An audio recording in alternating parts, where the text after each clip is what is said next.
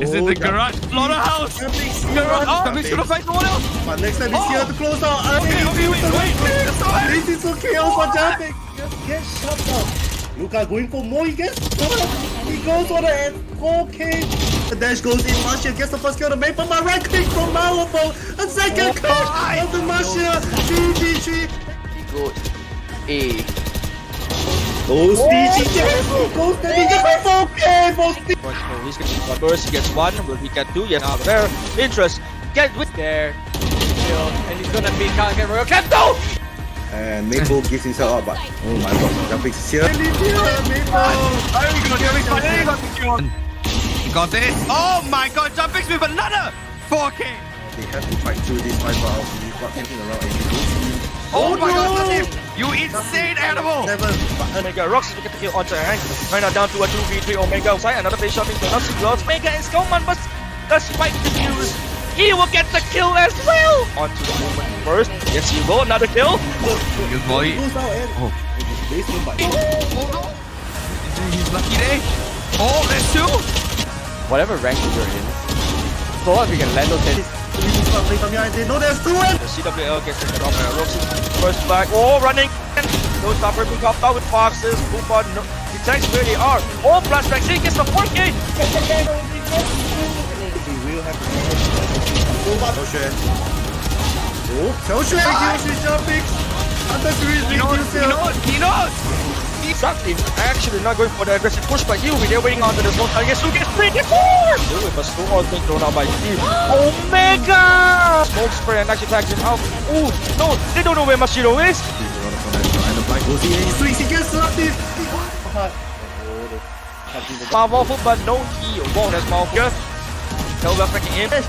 Gets a easily and Should prop in showers and right off Awada. Huge long down being popped out. Will he get the third? Yes. Will he get the kill? No, he won't. He misses the shot. No time for Sandra. This is just stealing lunch mines of Fossil. Will he get the kill onto the will? He get vision. Alright, showstopper is on Stewart. He goes right in his camp. Showstopper losing kill Sati. Much either one for them. And look at that. Oh my god, Blue Stars getting away. He can't check. But still, Sati comes to use the kill Milo. Did I use the touch? 1v1 scenario. Oh, can it break? 5 AJ there. He gets the clutch. 5 HP. And Blainstorm also no cybers. and right now, oh, begins the Roxy's.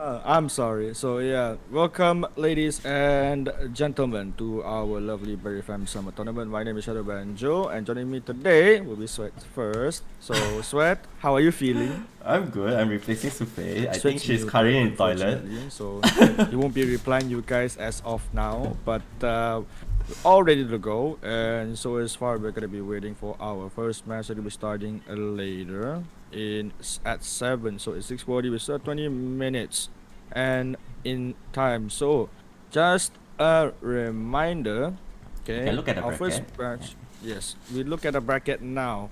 So we'll give you a brief run through on what's about to happen today. So we have Team Onigiri versus ESPRESSO on our first match, and then we're moving on to the second lower bracket, which is BINGSU versus Chocolate, and our third and final match will be a best of 3 series between Cake versus Cupcake. It's the battle of who is the best pastry of all on that final on that semi-final bracket to move on to that grand final bracket. But first we're going to be moving up. We're going to be playing on our Cake first and match. Cupcake will not be our last match today. They are still they're still Oh, round yeah, 5 sorry. BO1. Oh yeah, The yeah, winner yeah. from the round 4. Yeah. Yeah, sorry, that I missed out. So later on our match will be on the lower bracket as well. It's gonna be round 5 between the lower bracket winners who will be moving on forward. It's gonna be between Onigiri Espresso, BINGSU with Chocolate. Whoever wins will move on and play on our final match today. But Onigiri Espresso, really exciting match because we are gonna be witnessing Haste, Alpha Mu, Ben, Mr. Mac, and Bappy hit on Onigiri and so as Espresso. We'll be seeing It's Luck, Detsu's Dale, B-side player, and Wu Wu Cry again in the tournament. And this is gonna be a hell of a match. We are so excited. And you know, they're gonna be playing on split first. So split defender side of the map. Not gonna lie, if it goes well for the attackers, it really goes well. So right now, we're gonna be taking a short little break, a little transition. So we'll be right back with our first match, which is gonna be on 7 p.m. between Onigiri and Espresso. Catch you guys later.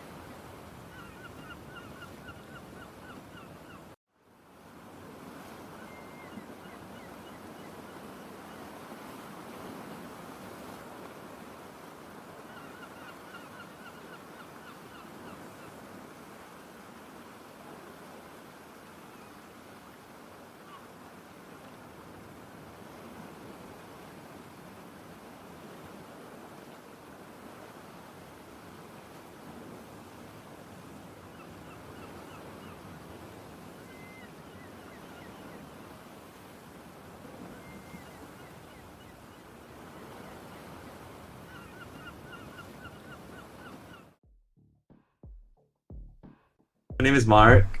In-game name is B-side player. I'm from Malaysia. My rank is Gold 2. When did Malaysia quarantine start? That's when I started playing Valorant. Sentinel. Not to die. Stay alive at the last second for defense. I don't know, we just kind of bond, you know? Dill's a hella chill guy. Dill is the coolest 11-year-old kid I ever met in my life. Yeah, and then Ditsu's pretty chill. Luck's pretty calm. Cry is just an idiot, so we just got along together very easily.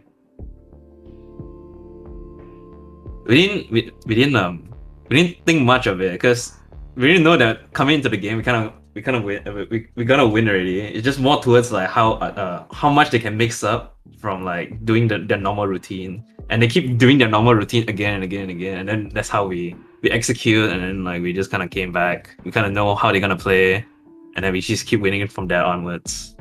But yeah, coming into that game, yeah, we kind of know we're gonna win anyways. MVP, I think I'm gonna give to Luck, man. Like Luck is a good in-game leader, and Luck actually have the patience to handle all our shit. Even though we're losing, Luck is like kind of like on the patient side, and we're like, yeah, it's okay, don't worry.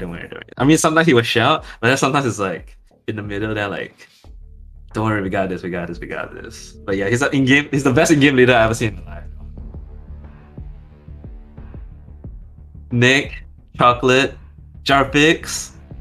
Although, you know, Jarpix gonna get easily mental damaged from losing back to back, but I think Team Chocolate or Lucas' team is gonna win, probably. They're both strong players as well. And my real life name is Ye. I'm from Malaysia. Current ranking is Diamond 2. I played Valorant since the beta, since release. My role in the squad is as the captain and the in-game leader as well. We all got together through like scrims, and then after that casual play. So basically, since we have like a WhatsApp group, first of all we train each other during our streams. Secondly, we played some unrated and some ranked games together, which helped us in our team bonding. As you can see from our screens, we all were like losing pretty badly because we were still trying to know each other, and there was still a certain level of skill disparity between all of us. For example, Bappy Head, which is my banana bracket, being a new player in FPS, everyone was once there, so he would always like panic, which causes his aim to like really go haywire. After all the screens, after all of them, and like what they could improve on, for example, Mac as well, which really improved his aim. I'm pretty proud of them. So first of all, we get well as a team because individual skills improve. Secondly, we played as a team, more of a team together after our scrims. Thirdly, everyone, even though we were losing quite bad, I think the most important thing was that the team spirit was always up. Like, there was always a next time, even though we lost like, the bracket round 3. Because Luca, which is like the star player of the team, like most of my bottom bracket players are pretty scared of him because of what he can do, basically. So I think first of all, one of the challenges that my team faced was definitely confidence level. And secondly, just decision making skills, I guess. I think I'll give the MVP of my team to Ben. I think Ben is also helped in my strat calling and also helped to like take care of my lower bracket players, which is quite nice. It's like it lightens the mood and helps to like keep the team spirit up. And team spirit is definitely most important, even though you're losing or winning. Cause I always tell my team that we win round by round, and from there on we can see how we do. Team Espresso or Team Chocolate. Espresso is a team that is very defense oriented, so their team can probably go around like one duelist and like 4 sentinels or something, which is pretty annoying for our duelists to entry in. And Team Chocolate, they have like their star player CUPCAKE, which is just a different beat. So yeah, these two teams I think we have a hard time against.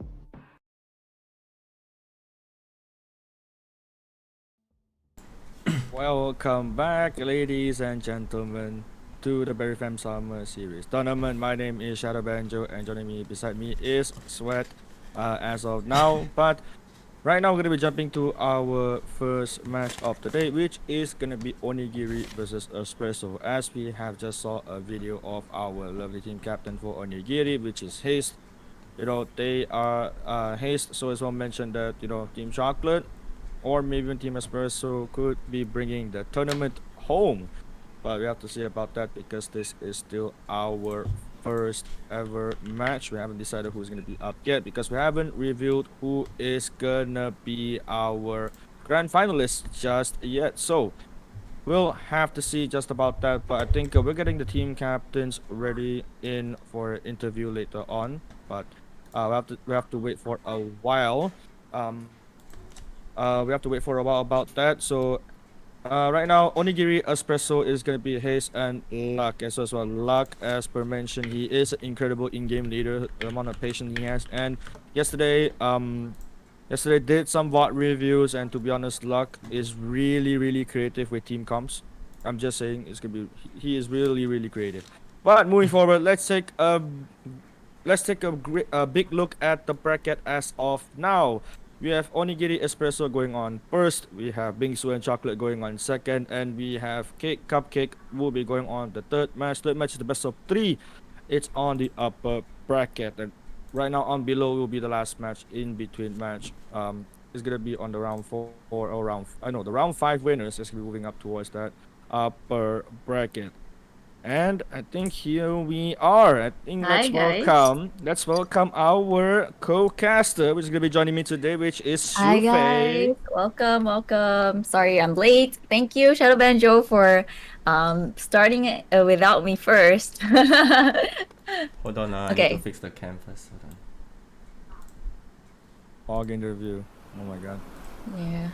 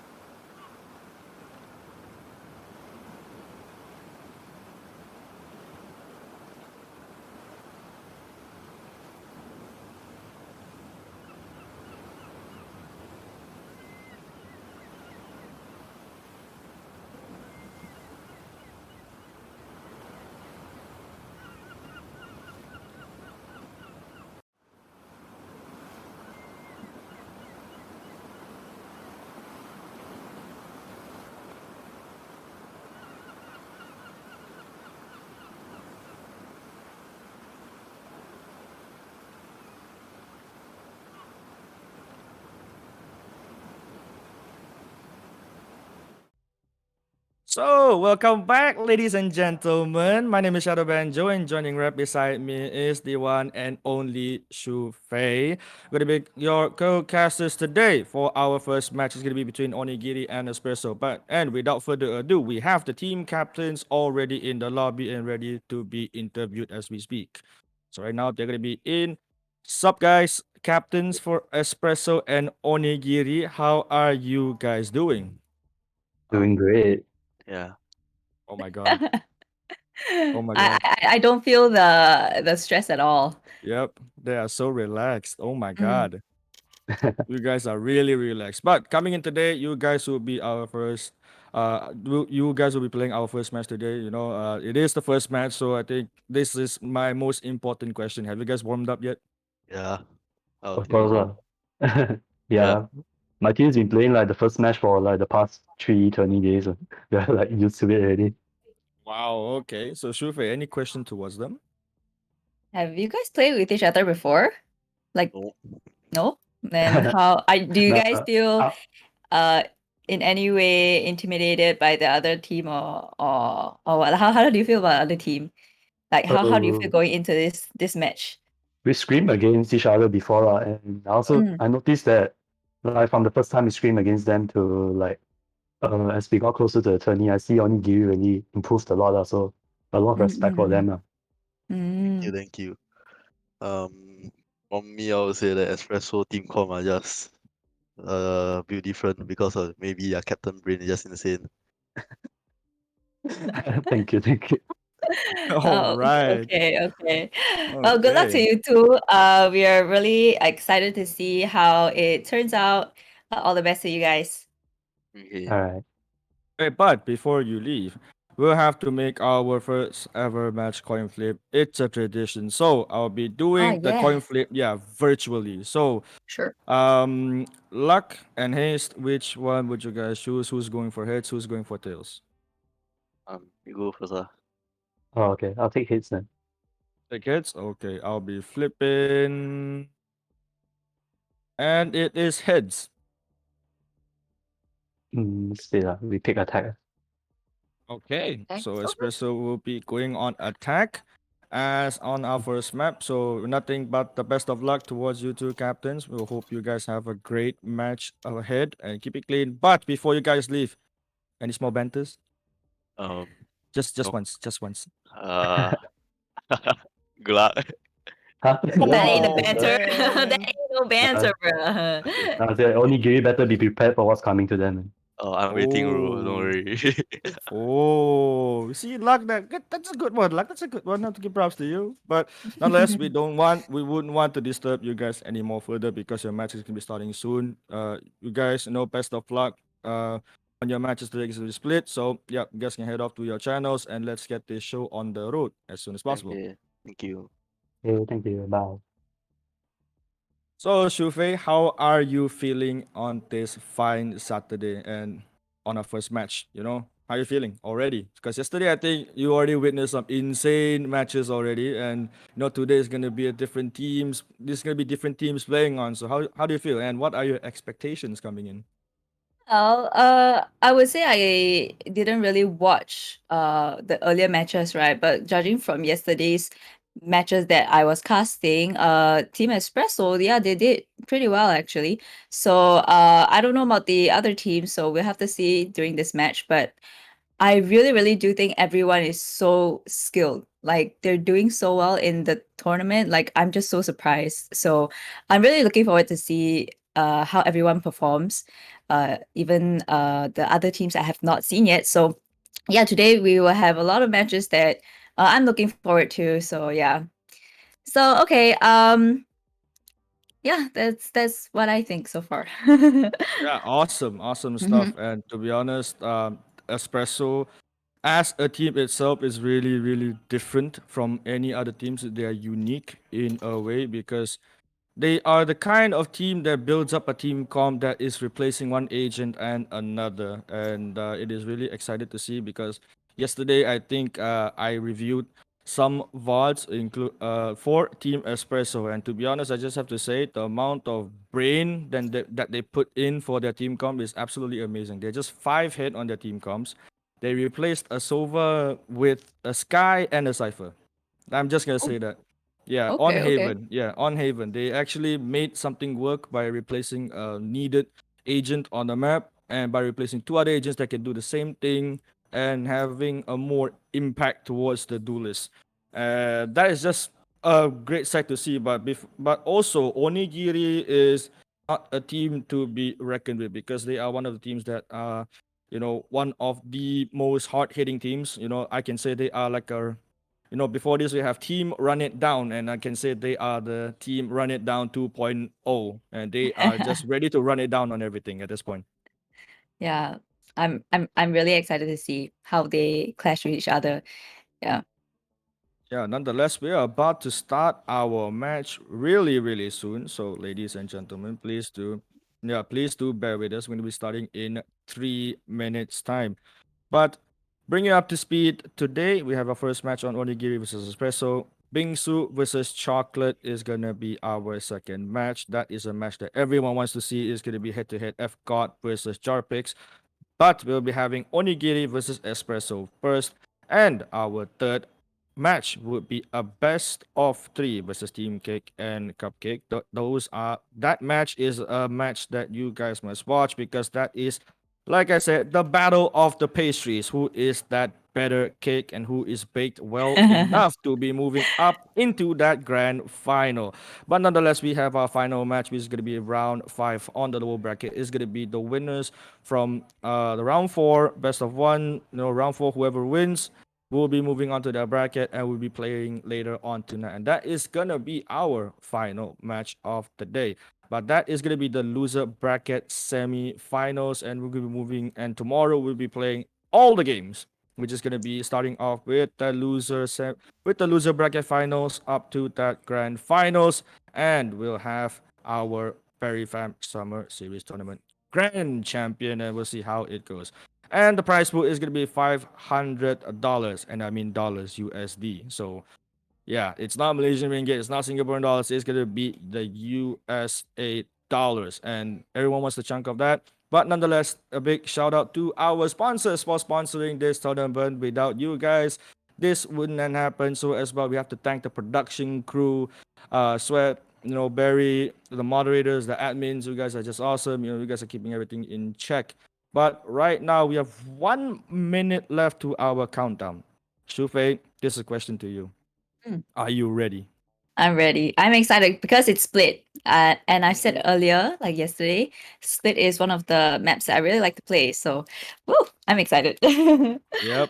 We're about to see things going down hard, and I mean really hard because yes, it is a defender-sided map. Okay, it is a defender-sided map. But if the attackers play it real well with coordination, it can go sideways for the defenders. Right now, we're going to be having our small little audio check coming up later on by our production crew, and we're going to be jumping right into game as soon as possible. Oh no, we're jumping into game right now actually, but we will be having our small little audio check first, just in case if anything is happening. Yep, there we go.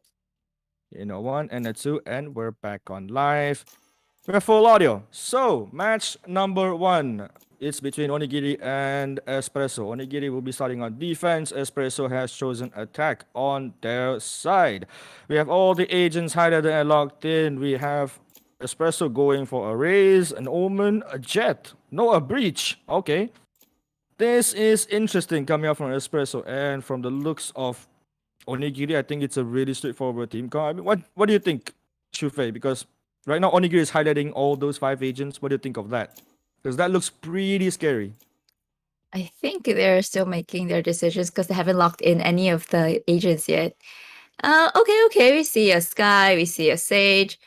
Oh, we see an Omen. Okay. I think an Omen for Split is a pretty important pick, at least for me.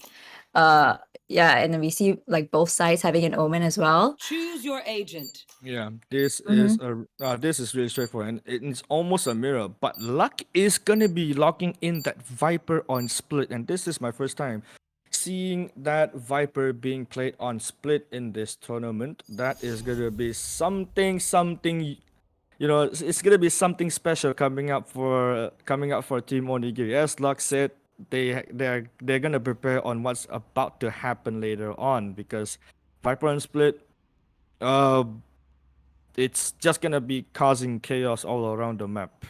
Yeah. I rarely see Viper in Split too. Sometimes it's like either Bind. Bind has a lot of Viper, and Icebox as well. Especially these two maps, but not really Split. But okay, you know we can't really judge their picks. If it works, it works. You know. Yep, right. As you know, as this match goes on, I think like you said, we are like really excited on like.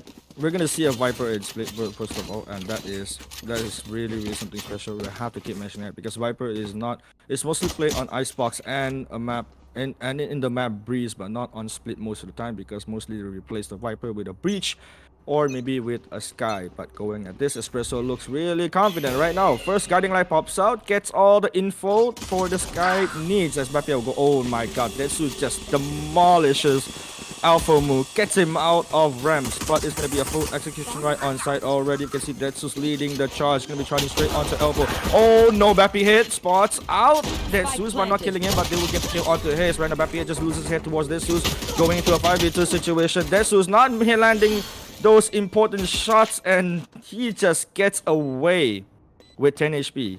So it's up to Ben, and that says to go for that retake right now. OP set player showing the head, gets dinged by Ben.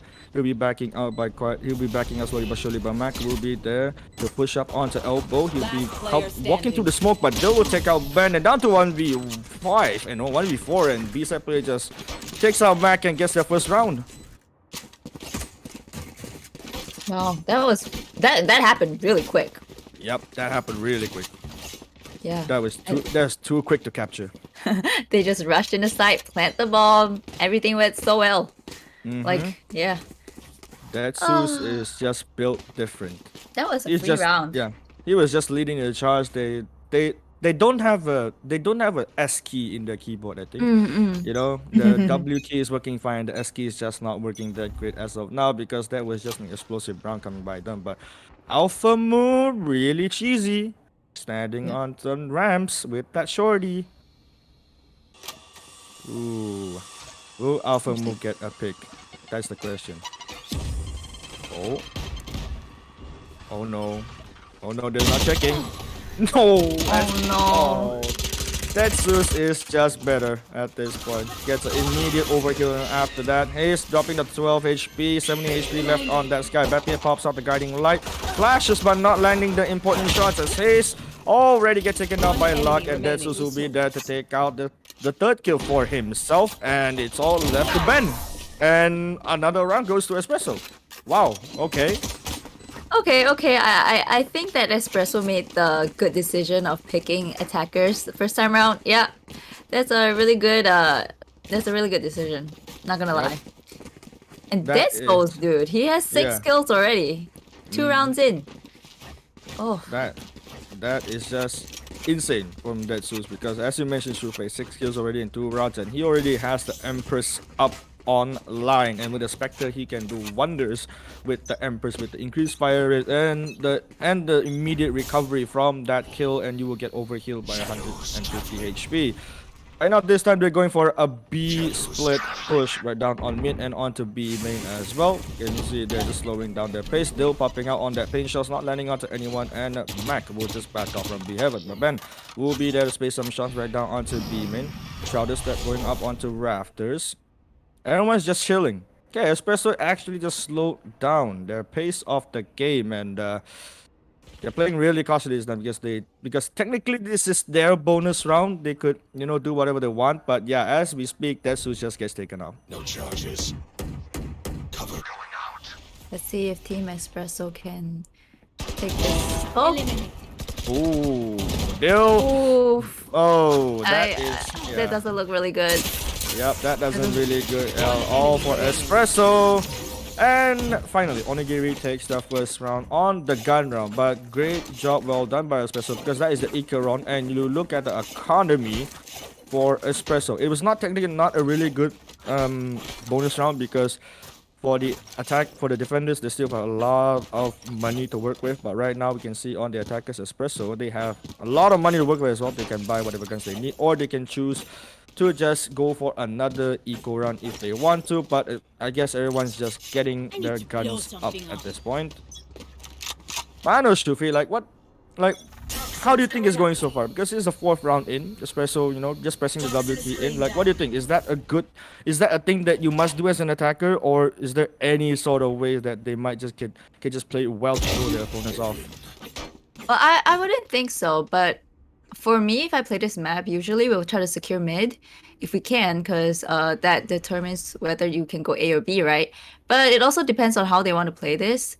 And I can see that Team Onigiri is slowly warming up to how Team ESPRESSO is playing. So, yeah, I don't really think you have to rush in this map per se. So I think that's what they're doing. They're trying to play the time, see which side they can go, make sure the wall is down, like, you know, just to make sure like the wall isn't utilized. They can take their time. They can just wait for the wall to go down first and then make the decision. Yeah, doesn't look really good right now. Team Onigiri, only 3 people left. I mean, Team ESPRESSO, sorry. Yeah. Ben is already stuck on CT, and ESPRESSO already down on the side walls of CT with that Sage wall, and Urukai will be down planting on the spike already. 3v4, ESPRESSO could make something work. Empress back. Empress is activated by that Zeus. Will he get the first kill? Yes, he will. As the Trailblazer gets the bite, concusses him, but to be honest, an overhealed Empress is really scary for anyone to be having those 1v1s. But Ben shoulder steps over, Urukai catches back off guard. Zeus gets another. Ben will be there for that trade, but never mind that, as that Zeus pops off with the 4K, closes out round number 4. Wow.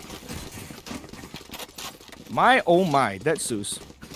As we all know, if you see Arena already activated her Empress, it is not a good thing to 1v1 her. You definitely have to pick it together because you don't want her to get away with that dismiss and reposition herself with those crazy, insane plays. And, you know, I think ESPRESSO is just having a good day at this point. You know, they choose attack. They want to, as an attacker on split, I think Shufe can relate to this. You want to get as much rounds as you can on attack. And you close out the game by going on defense. Just you need to have those couple of more securing rounds of defense. You'll eventually close out the game. But across the map, luck that Su is doing work already. Onigiri just not prepared of what ESPRESSO is coming in to do, as Detsu's already rushing into the side, dropping down. Luck is already inside. Snakebite going out onto CT. And right now, Sage wall boosted up. It's not gonna work for Haste, as Detsu will be checking him out. And right now, I think Onigiri is just split apart, no pun intended. It's not. I'm not saying that the other team, like the team members, are doing bad, but I can really see that Dead Souls is paving the way for them to secure a site. Like, and he's doing it really well too. Yep. He's doing superbly well, to be honest, because he is opening the site and creating those spaces that allows his teammates to move in.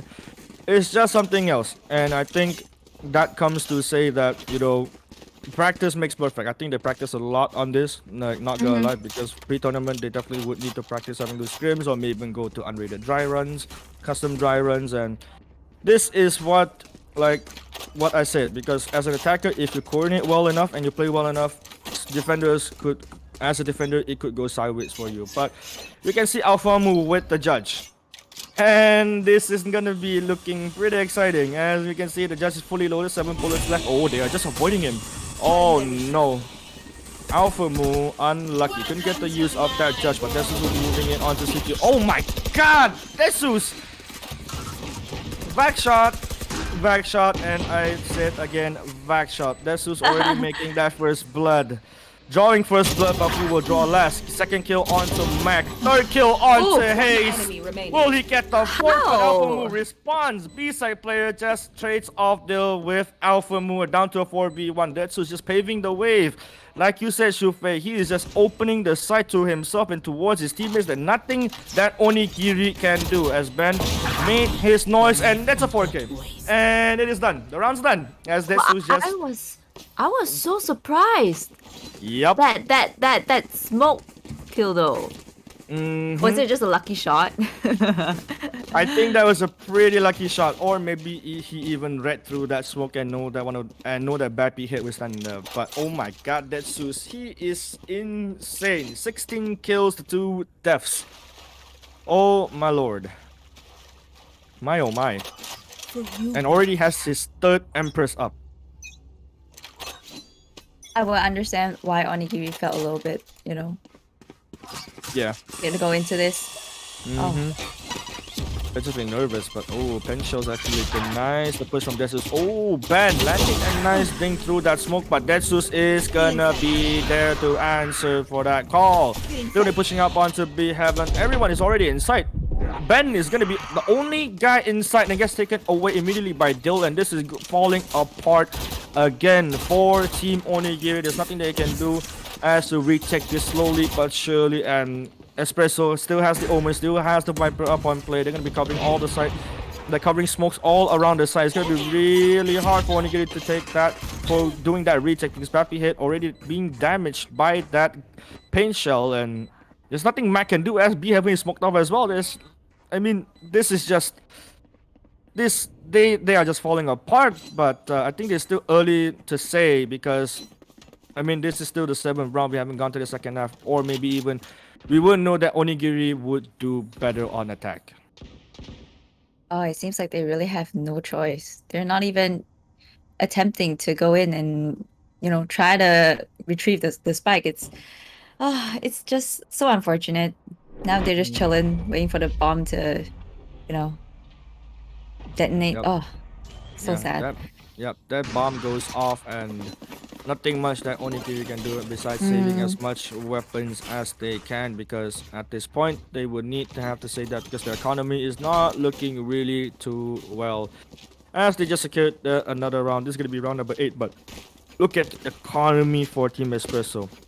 There is nothing that there's nothing Onigiri can do, but right now they have bought up the op.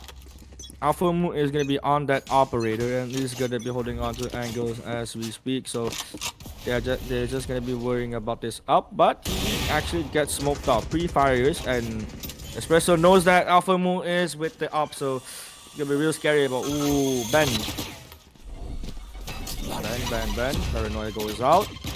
Oh, they actually backed off. ESPRESSO really respecting the post positions that is being held by Team Onigiri, and oh, Detsu's gonna be leading the way again. So, ooh, Alpha Moon will get the pick. He misses the shot, and that is a real crucial shot that he needed to land onto Detsu's, because they have gotten Vent's control as of now.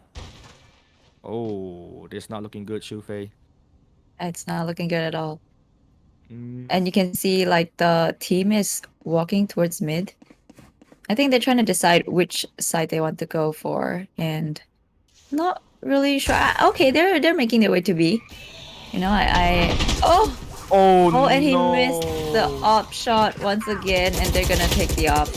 Yep. Oh, Ben showing up big. Gets a 3K to defend the site himself, but they will be there to take Ben off. But now, Resurrection comes in, and Alpha Moon is going to be back in action as he took the operator for himself.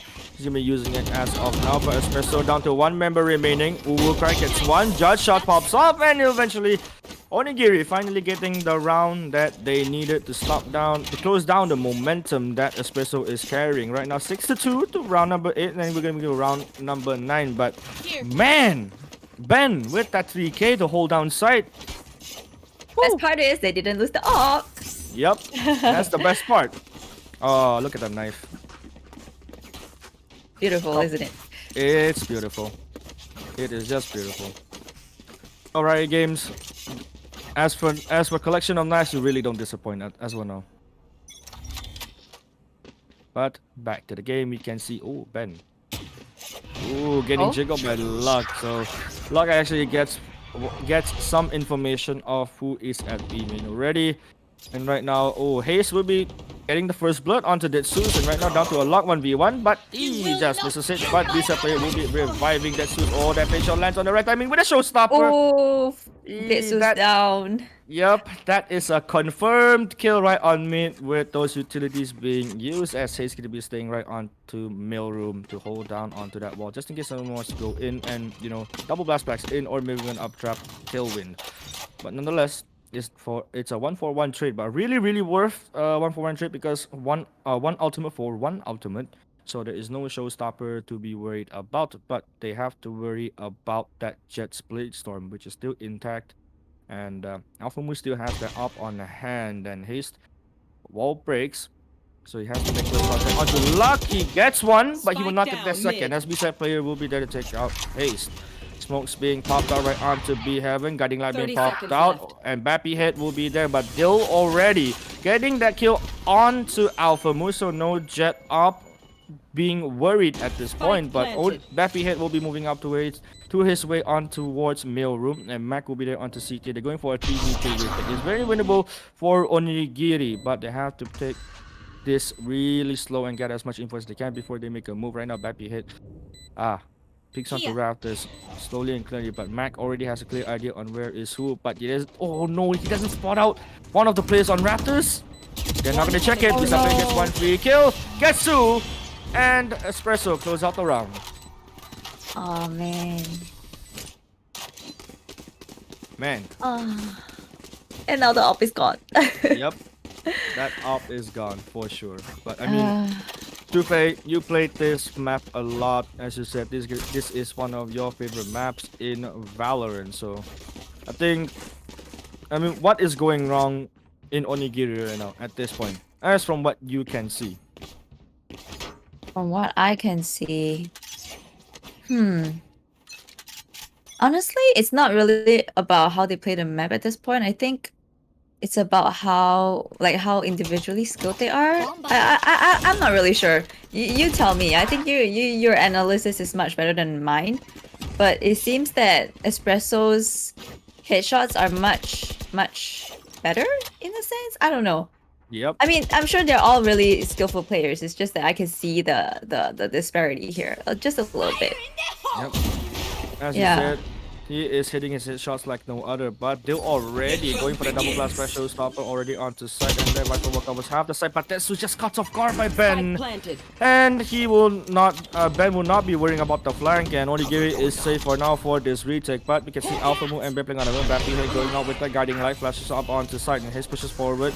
Dark covers being popped out, and he doesn't check B main. Hayes gets the first kill onto Dill. Will he get the second? No, Wukai trades him back, but Alphamu will be there for that trade again. Trades going back and forward. Ben will be holding on to B main. There's nothing that they can do as Alphamu and simply trades off. And ESPRESSO what? Alphamu will be there to save the day, to get the kill onto Luck, and closes out the round and gets another round for themselves. Slowly climbing back up, Onigiri. Oh, that was good. That was good. They really need the money. Yep. And they really needed the round too, because down 4 rounds is gonna be real hectic, and really it's a real fuss, because you have to go to attack on that next half, and you have to get those rounds as much as you can if you start on defense. And right now on the ESPRESSO side, they just have to close out the game with as much round as they can. So I don't know, like ESPRESSO is so far doing a real good job on attacking. They have not much mistakes being made. They're just executing well with the coordination, they have the communication, and Alphamu misses shot and kills wins away. Viper Pit goes out, and this is a free push right now down onto site. Luck making work. Look at that. Viper will actually make it sneak onto site. They're about to explode onto Bappy Head. What a strat, and what an ultimate coming out from Luck. And they just got site for free. ESPRESSO yet again having that perfect push. And look at that!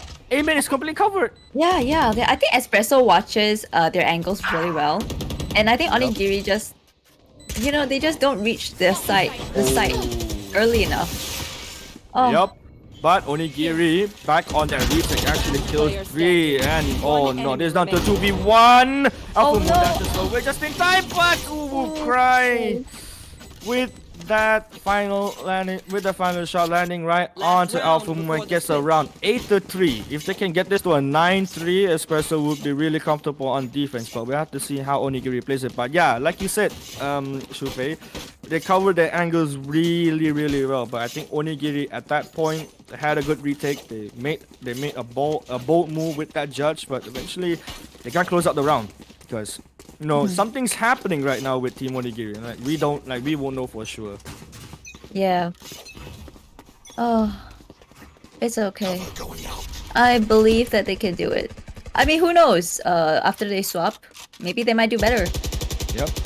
You know, who knows Onigiri? Yeah, who knows Onigiri is the attacking kind of team, so they would prefer to play on attack rather on defense. But we can see right now Sage Bomb being popped out onto B, Miss Lord being popped out as well. Boomba goes up ahead, not scanning anybody, but Ben will be there. Usually using the Shrouded Step to back away, but right now slow orbs being used. Second slow orb being used to slow down the push coming from Espresso. Right now Ben is going to be on those brown boxes holding on that cheeky angle. Dark cover goes out yet again. Right now Haze will be there on B Heaven with a judge to just stop anyone from Espresso to just come full W key push right onto Heaven. But nonetheless, we can see, what? The smoke went over to ramps. I think that was a misplaced smoke right across the map by the Omen. But nonetheless, we can see Onigiri already standing by for that aggressive push coming from Detsus onto mid because he has been doing a couple of rounds and it's not switching things up yet. But this is the last round and this is the round that Onigiri needs. And they need it as much as they can. They desperately need it, because you would want to close out the round with at least 4 rounds or maybe even 5 rounds in your favor when you're starting on defense. It seems like they have no choice. Yeah, Yup. no choice. Oh! Ooh. Oh! Haze. He's got lucky there. Yep. Oh, Showstopper pops out. Disappear goes up with the revive onto Luck, but Ben is there with the Spectre play. Runs and guns, but will never get the kill. Haze will be there to clean it off with that pin shell. And the defenders just won because the time favors the defenders. What a way to close out that half round. What a way to close it out. Espresso was so hesitant there. Did you see? They were like waiting for the right time to enter, but they couldn't. Yep. And time was on their hands. They just couldn't. They had to rush in. Mm-hmm. Oh. But Haze though. Yeah, Haze though. With that judge play onto mid. Yeah, that was really impactful play coming up from Haze because they needed that kills.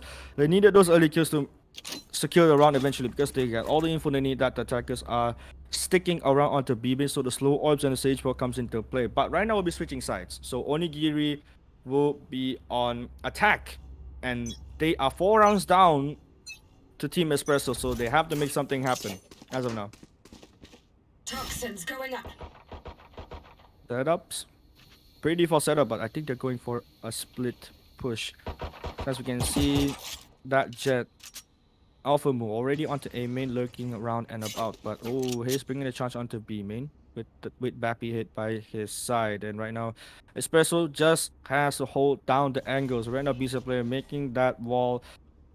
Holding on to these off angles would definitely catch people off guard. But Max slowly goes up, missing the first shots. So first contact being made. They know Omen is going to be on mid, and he has to stay alive as long as he can because he wouldn't want to die at that early as an Omen because you need to have those smokes in place, get the use out of it to help your team out. But Espresso doing a good job holding on, and now 50 seconds left in that timer, and it is really favoring the defenders at this point because Onigiri has to make a move as soon as possible because right now down to 40 seconds, 10 seconds past, no movements being made. Wall going down onto bench, Paranoia being standed by right onto mid. It's gonna be blinding up onto B Heaven, and they're about to push this. The Snake Spike goes out, slows down his guiding light goes out, not flashing anybody. Right now BINGSU in big trouble. Cowburst goes in, and Onigiri has entered the site, going down onto hell, drops down, gets Uwu Cry, and no more Omen for Espresso. But that Zeus Espresso BINGSU gets onto Ben, but Detsus will be there, cleans out onto Mac. Will he get a second kill? Drops down onto Haze and gets a second kill and overheals himself. This is looking good for Espresso, but Alpha will be there to kill Obdil. Gets a third kill onto BINGSU, down to 1v1 as Detsus cleans out the round, and Detsus, my man, 21-8. Are you out of your mind? But the thing is, they couldn't even enter site because of Viper. Viper was just securing everything. Yep. Oh, that was so unfortunate.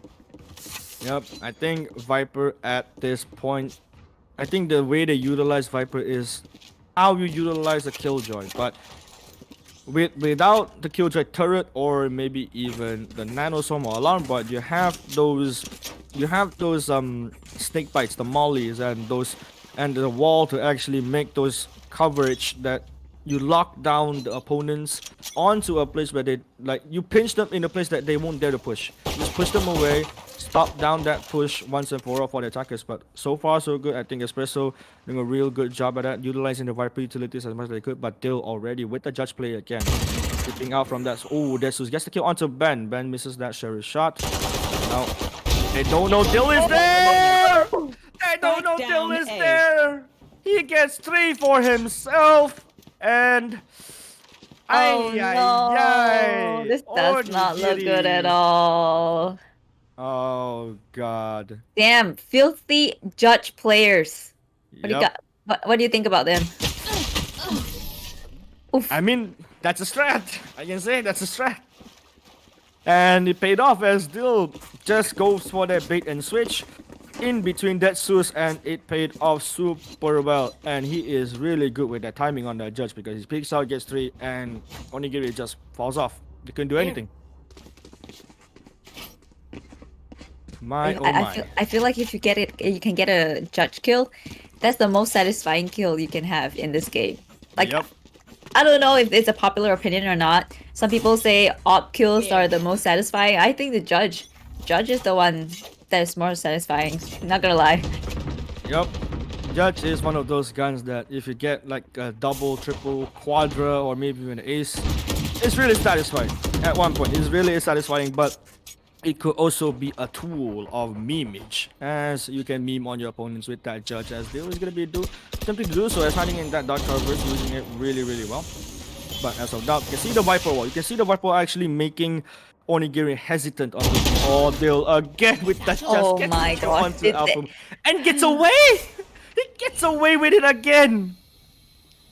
Do they ever learn? There is no way that Dill gets away with all these judge kills. There is no way that they can get away with it at this point. But oh no, Lux they are not checking the corners. Lux gets 2 for 1 with a spectacle. Bappy hit will be there for that trade. Bappy hit with that regrowth healing up Ben.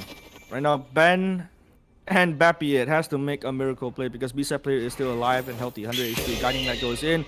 Flashes out B-side player, and Ben does not know that B-side player is right around in the smoke. And now they know. Oh, look at too late. Oh my god, that almost gave me a fright because Ben might actually miss that chance of getting a kill onto B-side player, but Uwukrai will be back onto site and no one spotted him. There's no, oh no, they don't know Uwukrai is inside. One enemy remaining. They don't know he's inside, and he gets the kill onto Bappy head right now. Ben has to plant, but there's no way he can plant as Dill will get the kill onto Ben. Closes out the round in 11-4. Dominating fashion coming out from ESPRESSO. Oh, like I said, man, ESPRESSO. Oh, they're doing so well. They're doing too well. Oh my lord. They're doing too well at this point. They're always watching the angles. It's crazy. Yeah. They're just feeling it today, I guess. They're really feeling it. They're hitting the shots, they're hitting everything, and especially Detsus, he's really, really feeling it, but not having a great start on defense. But eventually on the track, he paved the wave. He made all those things happen. Right now, it's up to Hayes is buying a judge now. So what we all, ladies and gentlemen, what we're all about to witness is that double blast back into side. Bunny hops in. He does not. He gets a kill onto that. Finally, but Uwukrai will be there for that trade. Alpha will gets a kill onto Uwukrai for a trade. Now down to a 3v4 as ESPRESSO has to come for that retake. Blade Storm being used up. That Zeus does not check that corner. He checks it and he gets the kill, but Ben will be there to trade off Dill as well. But Detsu's just landing his shots. Now down to a 2v2. He does not know where is the player on B main. They're playing a ring around the rosy with them. B-side player checking backside, checking B main. Now he gets the kill, but right now Detsu's just sticking on to that spike. He gets it off. He will get the kill, but no. Ben will finish off the round 11-5. Ooh, that almost gave me a small fright. 5-11. Possible, but difficult. Yeah, possible and difficult.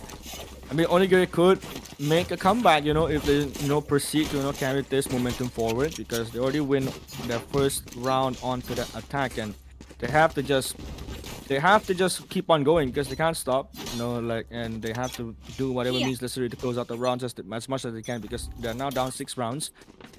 But they have to answer to luck and on to Tetsu. So right now, Snake Bite goes out, Guiding Light goes out, and right now Empress is up alive on the side for ESPRESSO. Right now Onigiri, Devil Showstopper and Scatter the Weak to work with.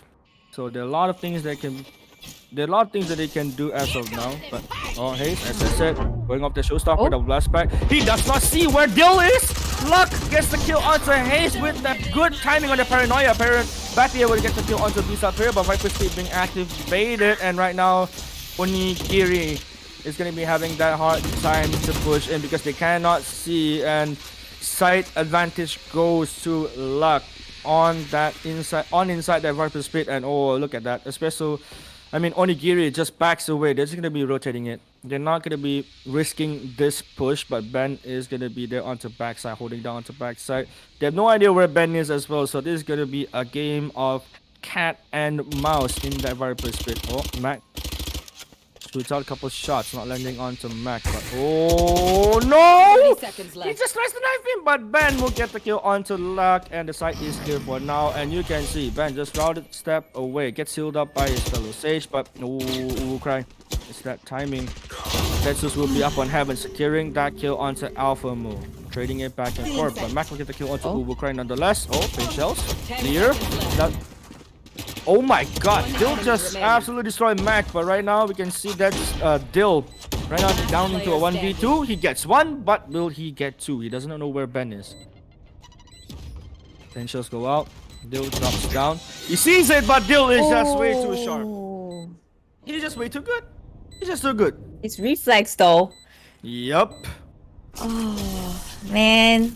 Well, it seems like this game is gonna be ending pretty fast, not gonna lie, unless they can live to see another day, Team Onigiri.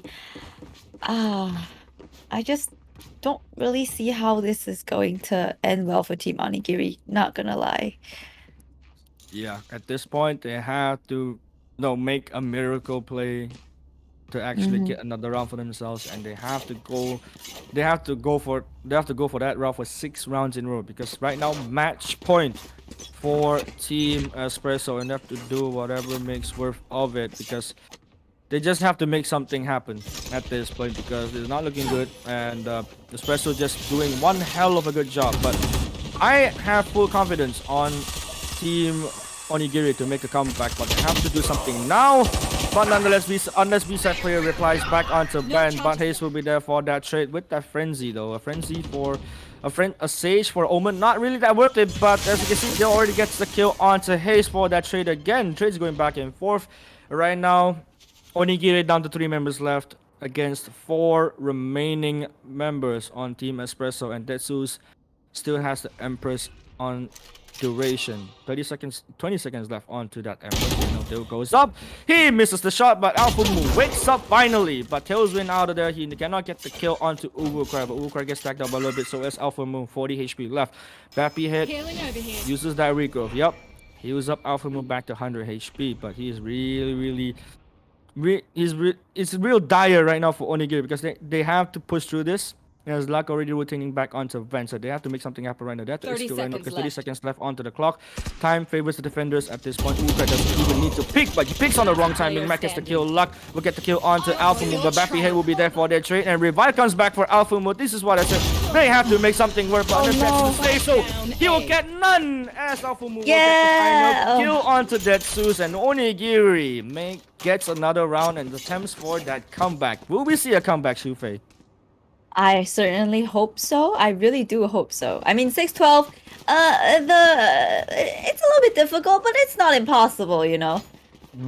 It's not impossible. Judging by what we saw the last round, I think it's definitely doable. We just have to see how they play. I mean, maybe they do better under pressure. We don't know that. Yep.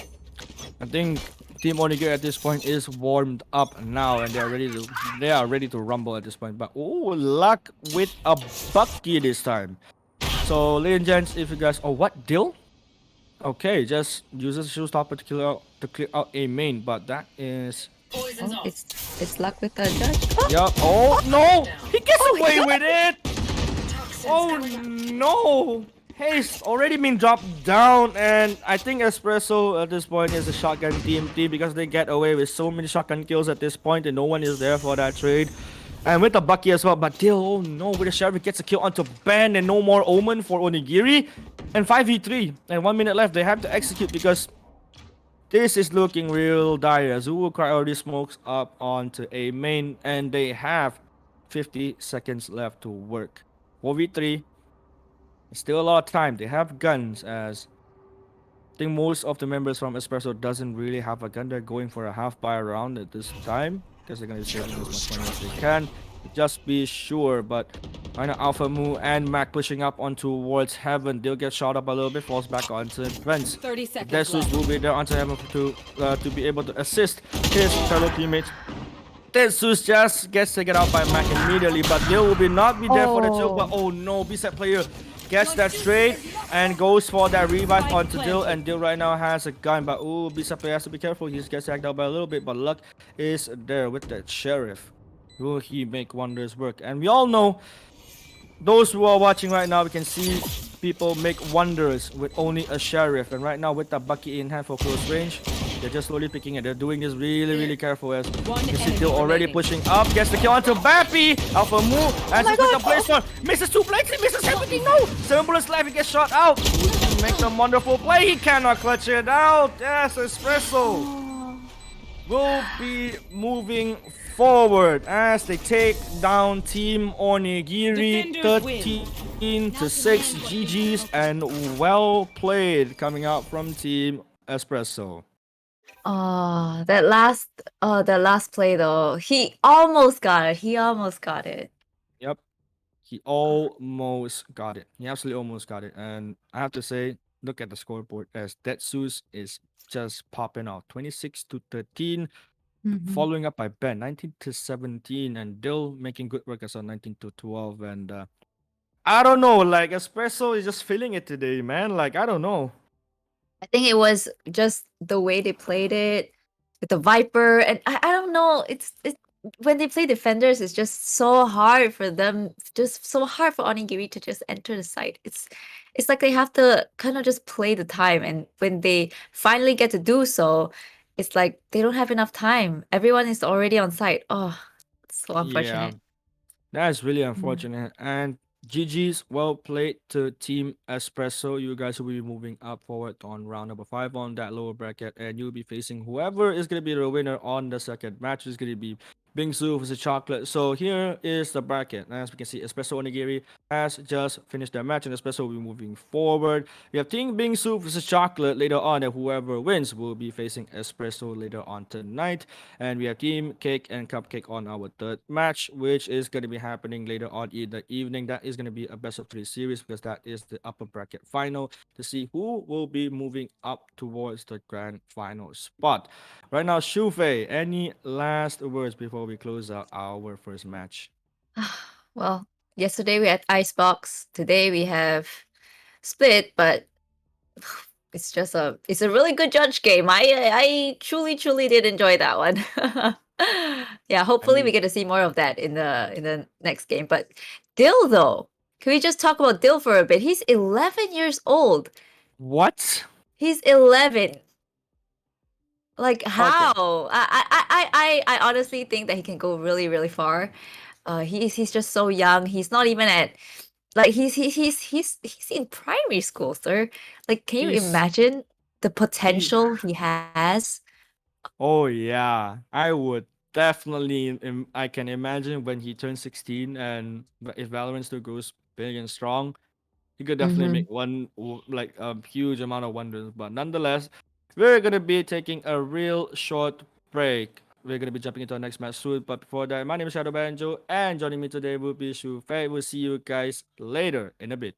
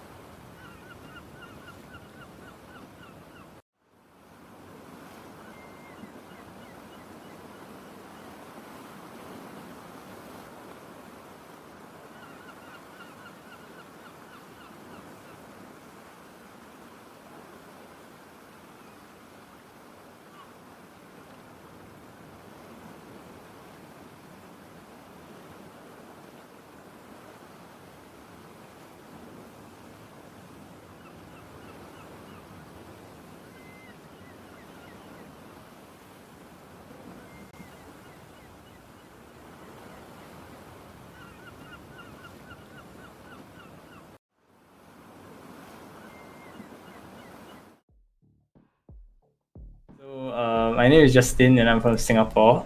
And my current rank in Valorant is Radiant. And I played Valorant since it's officially been released. I'm the Jet player.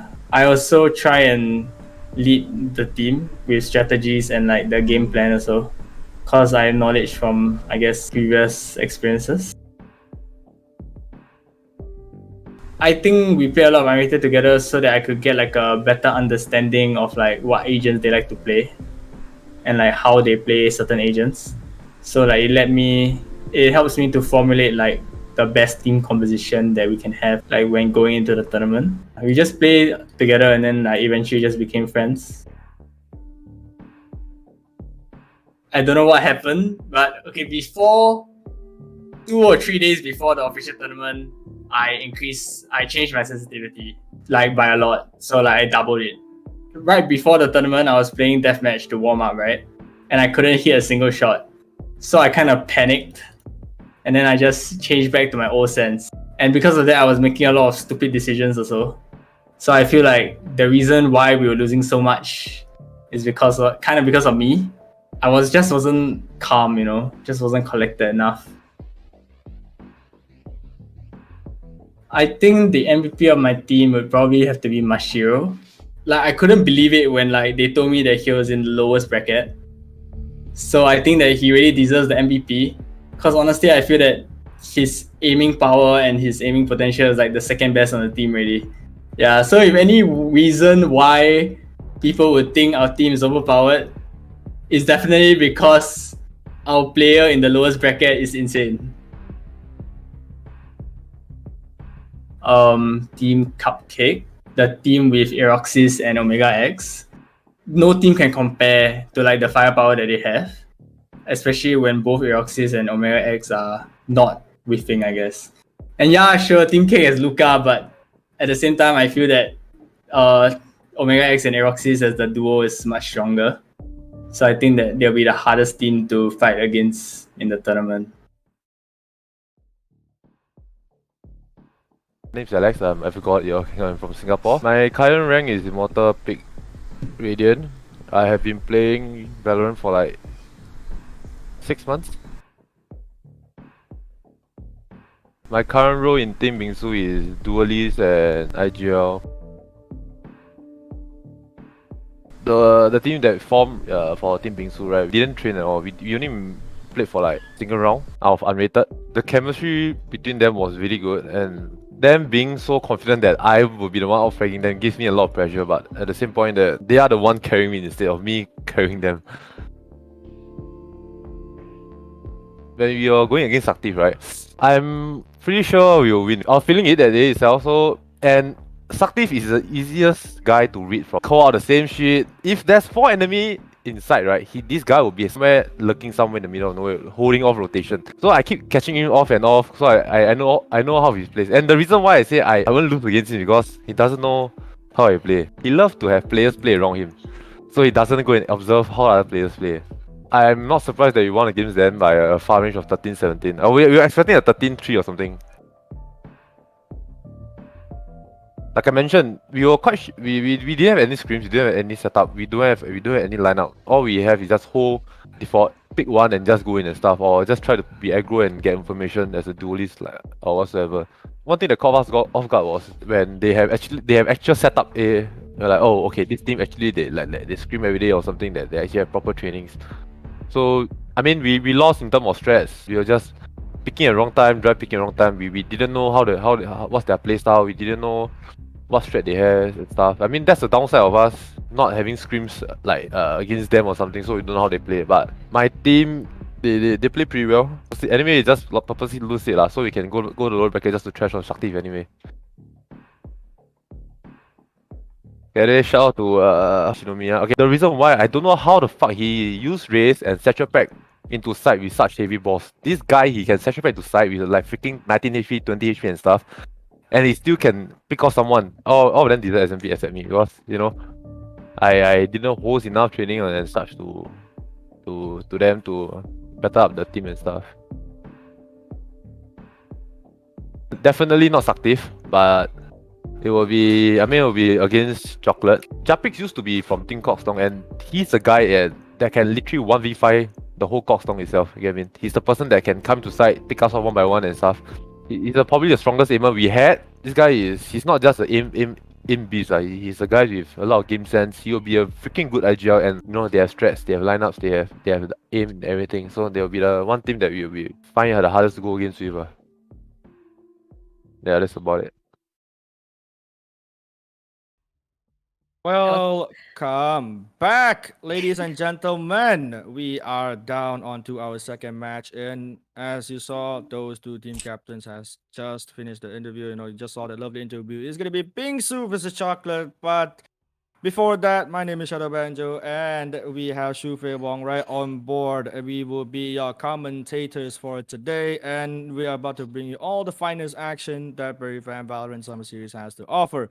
Right now, BINGSU, Chocolate, Shufei, Jarpix versus FGod. So this is gonna be a wild run through. But before we jump into that, we have our brackets up. We can see right now it's gonna be Team BINGSU versus Chocolate. Whoever wins, we're moving on to face Team ESPRESSO later tonight. That will be on our final match. But after this, we'll be having our best of 3 series versus Team Cake and versus Team Cupcake. And that is a match to be watched. But back to the topic. Shufei, Jarpix, FGod. Both really solid aimers, really good, Okay. really good players. Well, I've seen Jarpix play yesterday. I thought he was insane. Like, I instantly became a fan, but I don't want to be biased at this point because I haven't really watched Team BINGSU play that much. And I do have a friend in Team BINGSU. So, you know, I don't want to be biased. You know, we just have to see. But I do think that Jarpix is a very good player. Like, instant fan. FGod, I guess I'll have to see how he does this game. Woo! Yep, as you all heard from Shufei, Jarpix and FGod are totally insane, and individually skill-wise, they are both really good and talented individuals in a game like Valorant. But nonetheless, we have them in our Discord chat. I'm gonna pull them in for a real short interview as of now. But right now, we do hear the beeps and FGod, Jarpix, welcome. And first of all, I'm gonna ask you, how are you two feeling today? Feeling good. I'm feeling okay. It's always a good day for Valorant, guys. Am I right? Yep. Just that I haven't eaten my dinner yet. That's probably gonna eat Japix for same. dinner. Oh. Wait, can I ask FGod? Yeah. What's up with the suctive shade though? I know, he's just my current teammate. I just throwing shits at him. Oh, that was so funny. I was like thinking to myself, do they have beef? Or like, are they really close friends? Because it's either one of the two, you know? He's just part of Team Cockstong, and you know, it's fun to throw around shit within your teammates and stuff. Understand. I do this to my friends all the time. Okay. Yep. Understandable, but yeah, that was a really interesting interview video, FGod, I have to say. By Jarpix and FGod, you two will be facing each other in this lower bracket. And after that, you'll be moving up ahead to be facing Team ESPRESSO. So one of you will be joining them. So nonetheless, I think both of you are already ready in set and all warmed up. But here is the main question. Who is choosing heads and who is choosing tails? I'll take tails. Take tails? Okay, so for everyone in the chat, I'm not going to be using virtual. I have myself a 50-cent coin, you know. So, okay, I don't know which is head and which is tails, but I think this part is heads. The one with the number is the head. Tails. Oh, the one with the number is heads. Okay. So we have to see. So it's heads or tails. Okay, it is heads. It landed on heads. Oh, we choose defender. Yeah, let's start defending. Okay, Chocolate will be starting on defense on bind, and BINGSU will be on attack. But before that, gents, before you two are gonna go head off in your channel. So right now, it's the lower brackets. You know, it's you guys came a long way. So how do you guys are feeling it right now? You know, are you guys feeling your shots today, or is it still like a nervous day, some sort? You know. I just woke up and I just woke up an hour ago. Yeah, I haven't played today. Yeah. So you know, just let the fate bring me on. Yeah, we'll see how it Okay. goes. Okay, but Jarpix, here's my question to you first before you go up. Will Mashiro pop off today? Of course. Why not? Alright. He popped up yesterday, you know? Yeah. Alright. Because the best say Mashiro is one of the best players I've ever seen in your team, and so is you. You are insane as well. But I've got right now I have to ask you, Yeah. is Arif gonna pop off today? Dude, what do you mean? None of them are always popped off.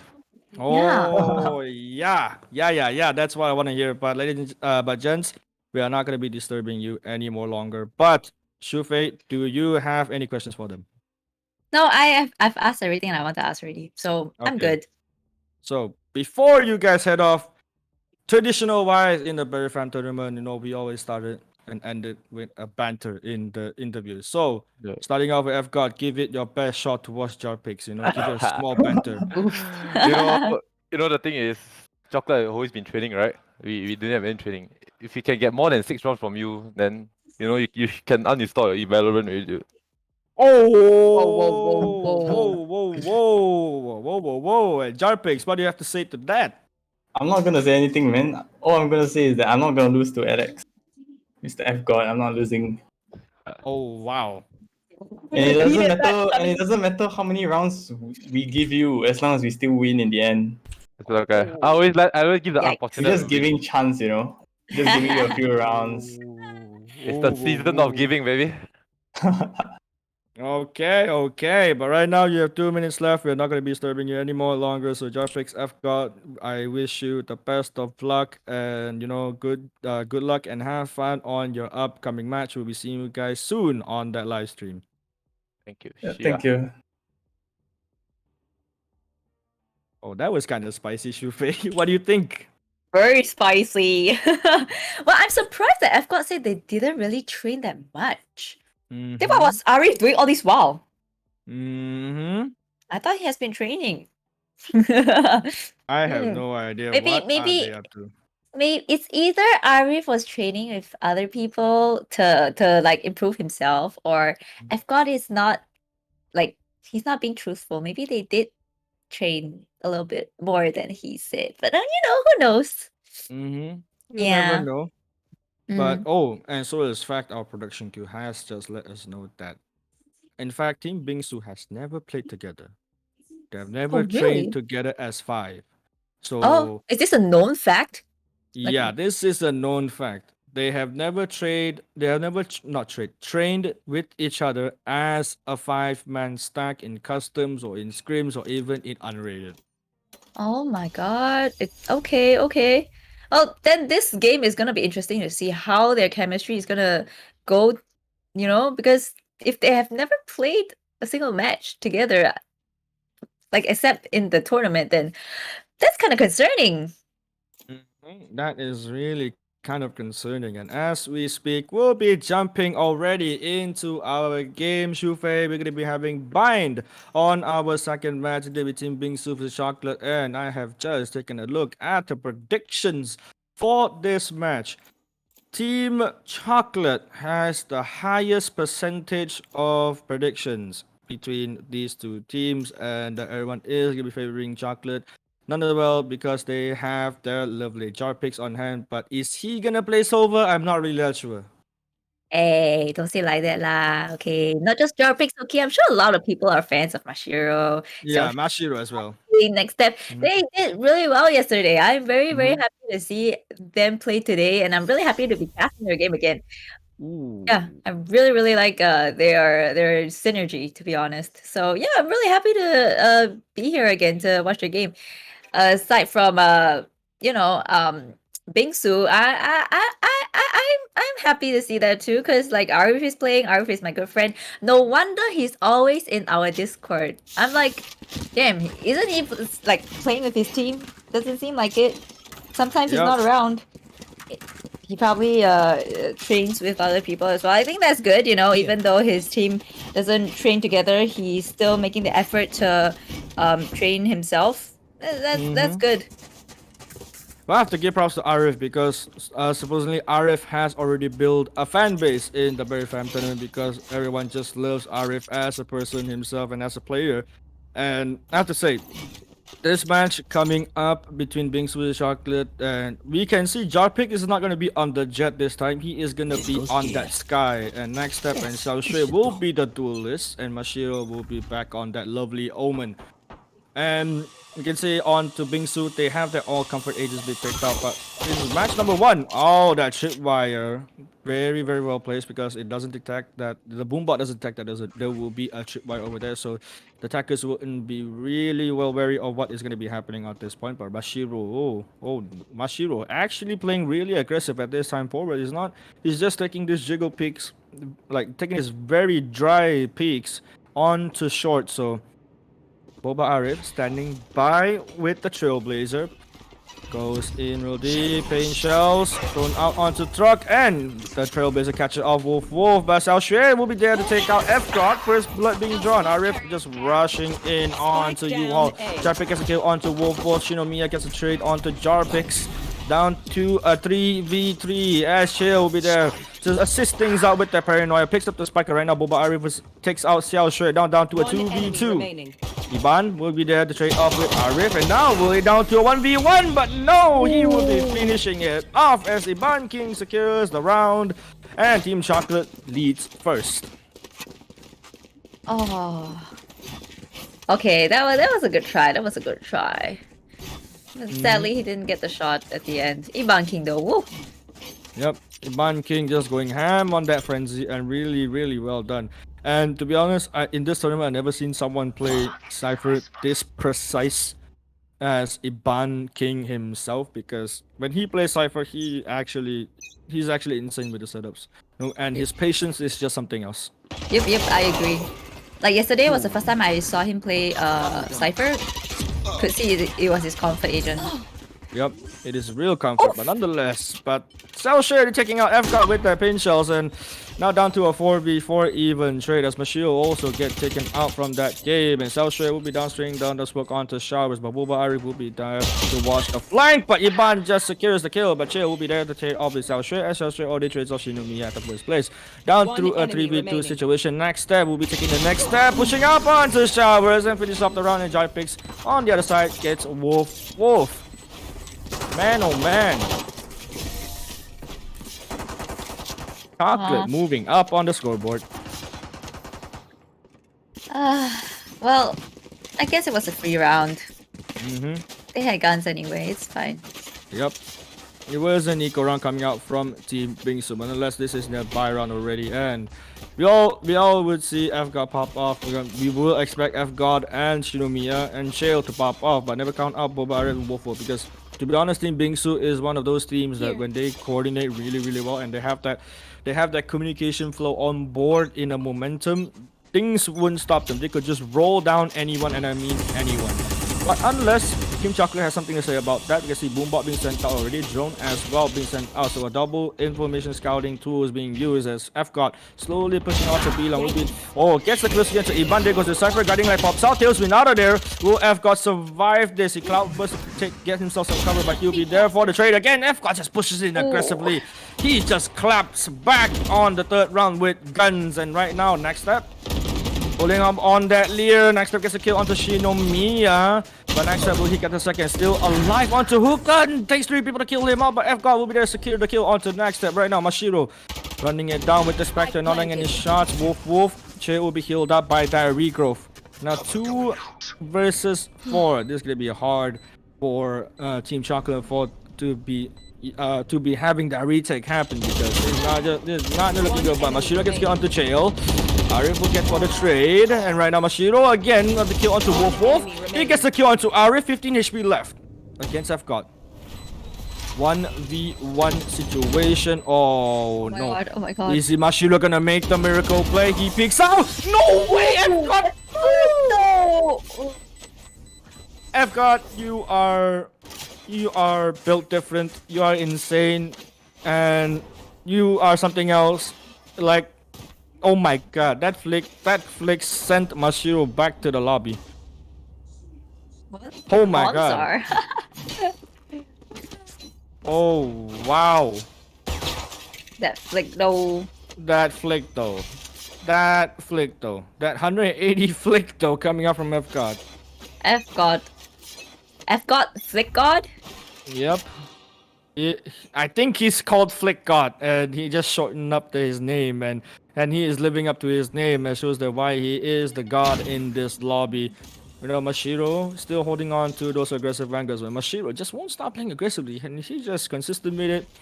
But so far, it's not worked out for him just yet, but I think it will, and yes, it will, because he takes a Shinomiya. That raise is out of the picture, and now down to a 5v4. Chill, still holding on to his ground, but F God slowly looks into shower, slowly, and slowly. But surely he will get a pick. Xiaoshui is not paying attention onto showers, but he is already smoked off. There's nothing he can do but play in the smoke. Those dark covers on really good timing, F God! Oh my god, F God just gets a kill onto Xiaoshui through the smoke. Jar picks with the other answer back. Chill will get the kill onto Mashiro. Trades going back and forth, Seekers being popped out, and they know where they are as Wolfo will be initiating that spike plan. Guiding light goes out. Second guiding light goes out. Flashes onto Chill. You cannot see. But Arif will be there to trade Jar Pigs off. And next step, going for the flank, and it works out. Now do a 2v1. Wolfo stuck onto Kabi and not looking at next step. And next step just finishes off. Takes down Wolf immediately and gets that 4th round secured. Oh, I'm just a fanboy of F God right now. No matter what, I'm a fanboy already. Really? Enough said. F God, I became a fan. I became a Jar Pix fan yesterday, and right now I'm an F God fan as well. I can't. Like, these players are just too good. Okay, I gotta be on your opposing end though. Okay. But nonetheless, I won't be biased. I love these two players. Yeah, of course. I love Mashiro as well. Okay, so Mashiro, if you hear this, I love you, and you are just insane. Right? Nonetheless, you are making big amount of plays, and here we are, round number 5. You can see the dark carpet is being popped up. Owl drone already being thrown out. Not sure who will be taken out, but the blade store. Oh my god, F God just gets shot in that crossfire, and Xiaoshui will get the kill onto Arif with the pin shells, with the spray through that box. Oh, but never mind. Shail answers back with a shorty. That is a complete bloodbath. Everyone just went berserk at A short. Oh. Yep. Everyone just went full war mode onto short, and now down to a 3v2. As next step is still healthy. Like, oh, they don't know where next step is. Oh no, next step is a shot. They know where Wolf is. Will he spray to it? Yes, he will. He dismisses out of the way. He gets away with it, and he knows where Cha-Il is. He's gonna be waiting for the team. SL will be there to take out Cha-Il. 5th round secured for the side of Team Chocolate. They're looking really good at this point. Ladies and gentlemen, this is what happens when you don't play together. Yep. That certainly went sideways for Team BINGSU. As I said, Shupei, they're not playing together, and to be honest, Wolfo shouldn't be alone on site planting, and Cha-Il should have went in and helped instead of staying on hookah, but maybe they have a plan, but I think that plan was not really that executed at this point, and it cost them the round. So, I mean, Shupei, what could have been done better on that previous round? I don't know, man. Maybe the coordination. I got a feeling that their communications were all over the place. I cannot imagine what is going on in their Discord, but I don't think it's anything good. I'm sure there are a lot of disagreements on how they want to play that route, to be honest. Yep, so as do. But next step, I think they pulled it back. As next step already, the first one get taken. Now they're bringing back the momentum, back to speed. They're focused, and right now, F God pushing up onto U-Haul. Oh no, Xiaoshui just doesn't know where F God is. Party's over. That scat of the week. That scat of the week bait is substantially perfectly well played by Chill and F God. Right now, F God taking those first on fights. Gets tired out by Mashiro, down to 46 HP, and right now Chill. Ooh, he's there. He is there. Oh? He is just holding. Oh no! As Iban just slings out wide and gets shit on board. Neuro Theft being popped out, and they know where are they. With that rotate, but Jarpic gets the kill onto Wolf. Seekers being popped out as well. Seekers tags too, and Arif will be there. Throwing out those guiding lights to blind as much opponents as he can, but Jarpic throws out one of his own, and he gets taken out by Mashiro. Now down to a 4v2 situation. Shinomiya gets the kill onto Jarpix. Showstopper being popped up. Will get double kill and will land on both of them and secures a round. Shinomiya with that heroic Showstopper to save the round. Oh. That was really impressive. I like that one. Yep. Man's cracked. I'm surprised though. No one picked Sage in this this map at all. Yep. So if you go down with a low HP, you don't really have a choice. Yep. Sage is definitely a necessary pick. I have to 100% agree with you, Shufei, on this. Because on bind, Sage is definitely one of the picks that can really throw people off, and the slow orbs usage, if you really time it well, you can really slow down a lot of rotation and maybe even cut down rotation coming up from the attackers, or maybe even catch people off guard when they're on defense. But yeah, I mean, no one is picking Sage, but they're replacing it with that Sky, I think, because both of them has heals, and Sky definitely heals more and heals with an AoE. So at this point, we can see a slow start coming up from the attackers as Team BINGSU making a slow push. They are not really doing anything major. So they're just gonna be slowly pushing in left and right, checking all the corners. They need to gather as much info as they can because they don't know who is playing where just yet. But next step already with the Empress. Just uses it and wasted it because he didn't get any kills out of it. So there goes the Empress. And they have one less ultimate to worry if you're on Team BINGSU. It seems like BINGSU is having commitment issues. They don't know where to go yet. Oh! I've got... Goes down. Yep, he goes down and Xiaoxue gets away with 5 HP. Potentials perfectly landed on that opponent, but Mashiro will get taken out by Shinomiya. Xiaoxue with the showstopper himself will get a trade onto Chell with 5 HP remaining. That is a really good trade coming out from him. Right now, Shinomiya jumping classic, but never mind. Jumping is just way too sharp. And he's just going ham, and Seekers goes out, and this is going dire for Team BINGSU. Jarpix takes out Wolf. Second Seeker spots out with RF. He looks away just in time. Still gets taken out as Jarpix finishes off the round. As Jarpix making great usage of those guiding lights and the Seekers and communicating with the team to coordinate them well to clear the round. 5-2. Okay, I mean 5-2 doesn't sound that bad. Yep. Yeah, Not that bad. Yeah, not just yet. Yep. Because we have to see how BINGSU will be playing on defense but I mean technically and most generic the generic comments that goes out there that bind is a defense sided map nonetheless.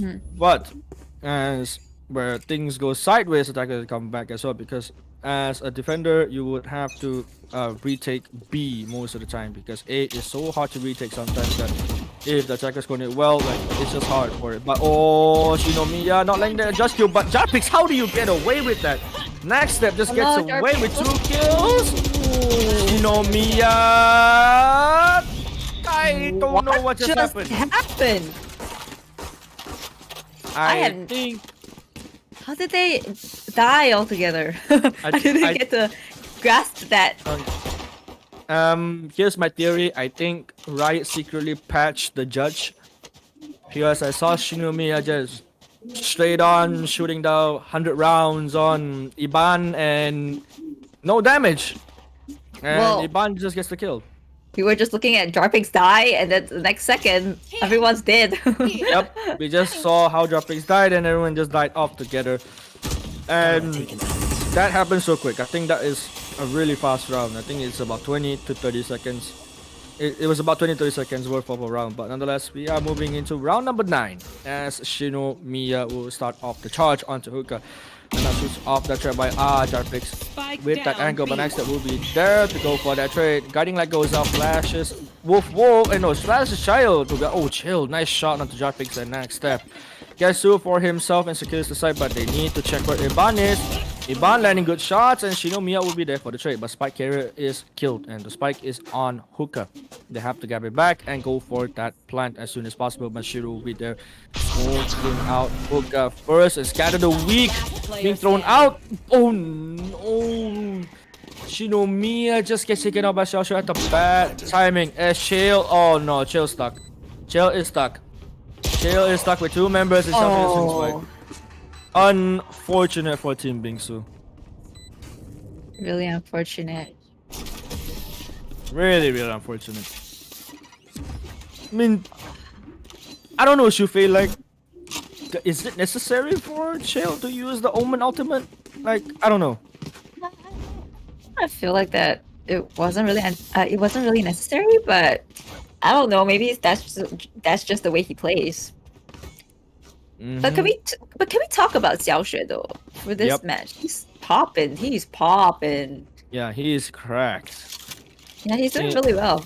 Yep, he is 12-6 as of now, and he is just leading the charge on. He's leading the charge for the team, but oh, look at that. He has a boom bot lineup, man. On to Xiaoxue every single corner of it, but look at Iban. Already, he's being pushed by multiple angles at this point, and they have to be wary of it. Next step onto B long, just dropped by FGod. FGod draws first blood onto this match. Will Team Chocolate draw last, or FGod's team will consistently sustain it? And Shinomiya takes out Iban. Now down to a 5v3. Guiding Light pops out. FGod being flashed again by the Guiding Light, but Jarpix will be there to take out Wolf. Shinomiya gets the kill on the trade onto Jarpix, and Narif gets the kill onto Xiaoxue, and this is not going too well for Team Chocolate, and Mashiro gets 2, but Shinomiya will finish out with that pin shells. And this is just a fast round. Yeah, it is. And FGod, he has his ult up too. So yeah, he didn't need to use it the last round. And as you can see, like on the BINGSU side, I think most, if not all of them, has their ult ready. So I hopefully they'll get this round, make it even a little bit. But you know, let's see.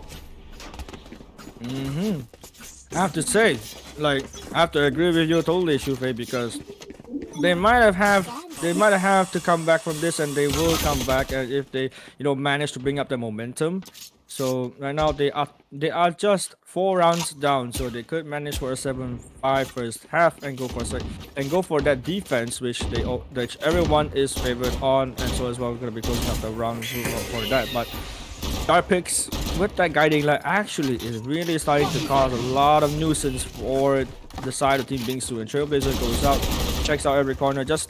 Okay, he already has a lot of info on where all the players from BINGSU are with that Trailblazer only, because the amount of people that shot that Trailblazer, it's enough info for Jarpix already, and send the team, you know, back onto their post positions, because they have no idea who's gonna lurk, who's gonna flank, but Trail will be there for that lurk. Tripwire is gonna be stopping him from proceeding further into showers. Right now, Seeker's being popped out by Bobaru. Guiding Light gets thrown out. FGod gets flashed. Full flashed, in fact. And right now he has the burst storm in hand. Chill gets first kill onto the next step. Right click lands on the Jarpix. Shinomiya gets the kill onto Iban King. Doing great work with the updraft and tailwind. Kills off Xiaoxue. He just cleans things up as Mashiro is the only man left alive on that B side. And I think he'll do whatever it takes to just save the gun, or maybe even go for the fights, because sometimes you just have to die in order to get as much money as you can.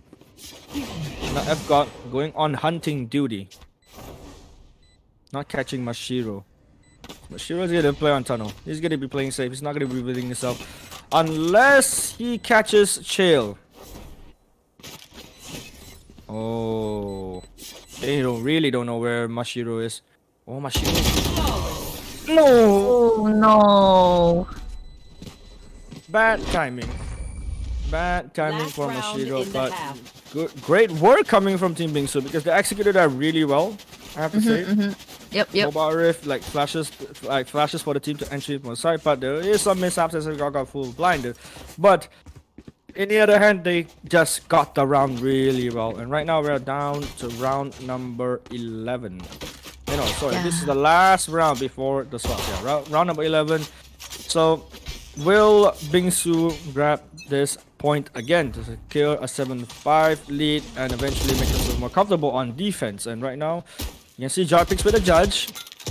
Xiaoxue jiggling onto hookah. Blast back thrown out. Pin shots being thrown out as well. Gets tagged out by a little bit. Tagged out by the Aldrone as well. Hunter's Fury is available, but we don't see Wolf use it just yet, as FGod just jiggle peeking everything. But Jarpix gets a kill onto Shinomiya. No! But Xiaoxue gets a kill onto FGod. With that showstopper, Jarpix just flashes out aggressively and goes for the judge play. Shoots out Ara, tags him by a little bit. First gets destroyed. Another bird gets destroyed. He has to. Oh my god, what was that shot? What was that? Iban, what was that? Guys, we are playing a tournament, not Spike Rush. I didn't even have time to process what happened. I just laughed. Oh no, shoot! Oh no, shoot, man! You have no idea. Like even I myself, I am in the same position as you am because I can't process everything at the same time. With the amount of stuff that's happening on the screen.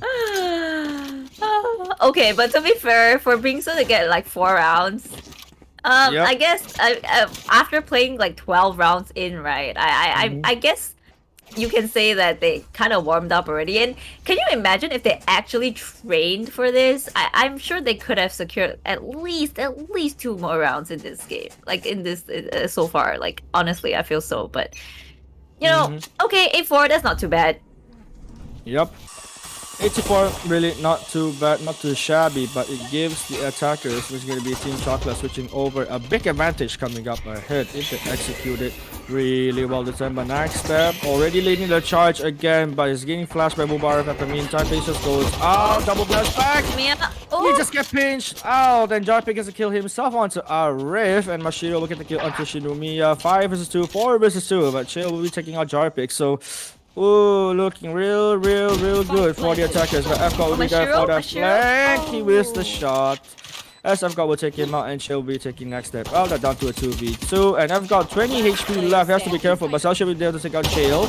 Right now, there's nothing that FGOT can do as he's 22 HP. And Iban King will be landing his final shots with that frenzy. Man, it seems like they're not closing the gap anytime soon. 9-4.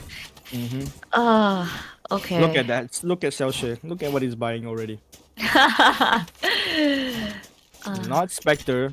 Not a Spectre. Not a Bulldog. Not a Guardian. Not a Marshall. Not a Bucky.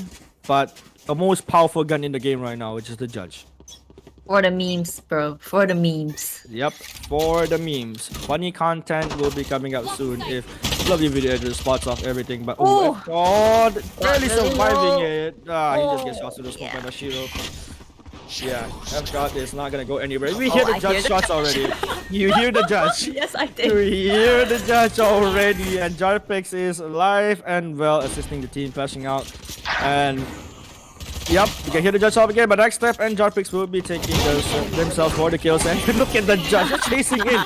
They're not giving any breathers for Shinomiya, but Shinomiya eventually right-click trades off Jarpix. And right now, next step, just runs and guns with the Spectre, which is one of the best guns in the game as well at this point. And Xiaoxue just gets away with 32 HP, and the judge really paid off. I think the judge scares people off at this point, Shufei. Yes, it does. I can't believe it. It's funny though. Like the first thing that we hear is the judge, and we're like, "Oh, judge!" Oh, judge! No, the judge coming! Oh no, we're about to get judged real hard. Not like this. Oh my god. Right now, Jarpix and Xiaoxue definitely doing a lot of great work, but can't count out this whole team as well because next time Mashiro definitely has some impactful rounds coming up. But right now, 10-4. Right now, we're now down to round 15 and see who secures the round. Oh, FGOT just get pushed back by the offensials. Got to retreat back onto the blue hall. Xiaoxue really using the abilities well. And to be honest, Xiaoxue is one of those players that really learns every lineup that he can on all the agents. That's a fun fact because he plays Sova, he plays everything that has lineups at this point. Right now, as he's talking about Xiaoxue gets taken out by FGOT. FGOT gets 3 for himself as it's just left to Iban and Mashiro for the kill. Oh, yep. FGOT. Just whiffs that shot, but he tags out Iban down 30 HP. Shinomiya just takes out Mashiro's head right off the board. And right now, Iban down to a 1v4. Iban King, FGOT. I guess we know who is built different. Sometimes FGOT just has these moments of that one-man army. He's like John Rambo at this point. He goes peak, he goes wide, and he just kills everyone. But at this point, we can see Iban just holding on to the Spectre. There's nothing he can do, but he has to make a move somehow because you wouldn't want to be saving a Spectre. But it would be definitely optional because this is a force buy round from them after that pistol round. Never mind. Chill will be there to take out Iban. And so bringing that round back 10-5. My oh my. Okay. it's still possible. Very much possible. Predictions in chat are going 13 to 11, so we'll have to see how will this go, because 13-11 it is a possibility of an 11-11 total or maybe even an OT. We would never know because these two teams are giving their all, and both of these teams are very well respected. They came a long way in the tournament and they definitely know what they're doing. But FGod, here's the Boomba, immediately backs away. Has that Blade Storm up and ready. Could be hiding onto Hooker, but someone has to shoot that Boombot for him. Yes, he will, and they do not know where FGod is. Oh, pain shots being thrown out. Pushes Mashiro and Sasha out. FGod. 1, 2. Korean Jet in play. Yeah. Boba Arif across the map gets a kill for himself. Right now, Jarpix gets a kill onto FGod. FGod unfortunately not checking that corner. He gets 2. Will he get 3? He's down to 10 HP left. And if he gets the 3rd kill, I'm gonna lose my mind. I'm losing my mind. Oh no, Wolf doesn't join him out. Jarpix. Oh, Arif? Arif? In. Arif not spotting him out. Oh, just barely misses Jarpix. Jarpix! Never mind that, as Wolf and Boba Arif will be there to save that day. 10 to 6, winning 2 rounds already in a row. They are looking good, they are looking strong, and they're about to bring it back into a 10-10 if possible. Right now, Team Chocolate is gonna be going for an eco round, and we can see FGod already has an up in hand. Oh, will he buy the up? No, someone actually buys it for him, and he has full armor on the up. So this is gonna be really scary for Team Chocolate.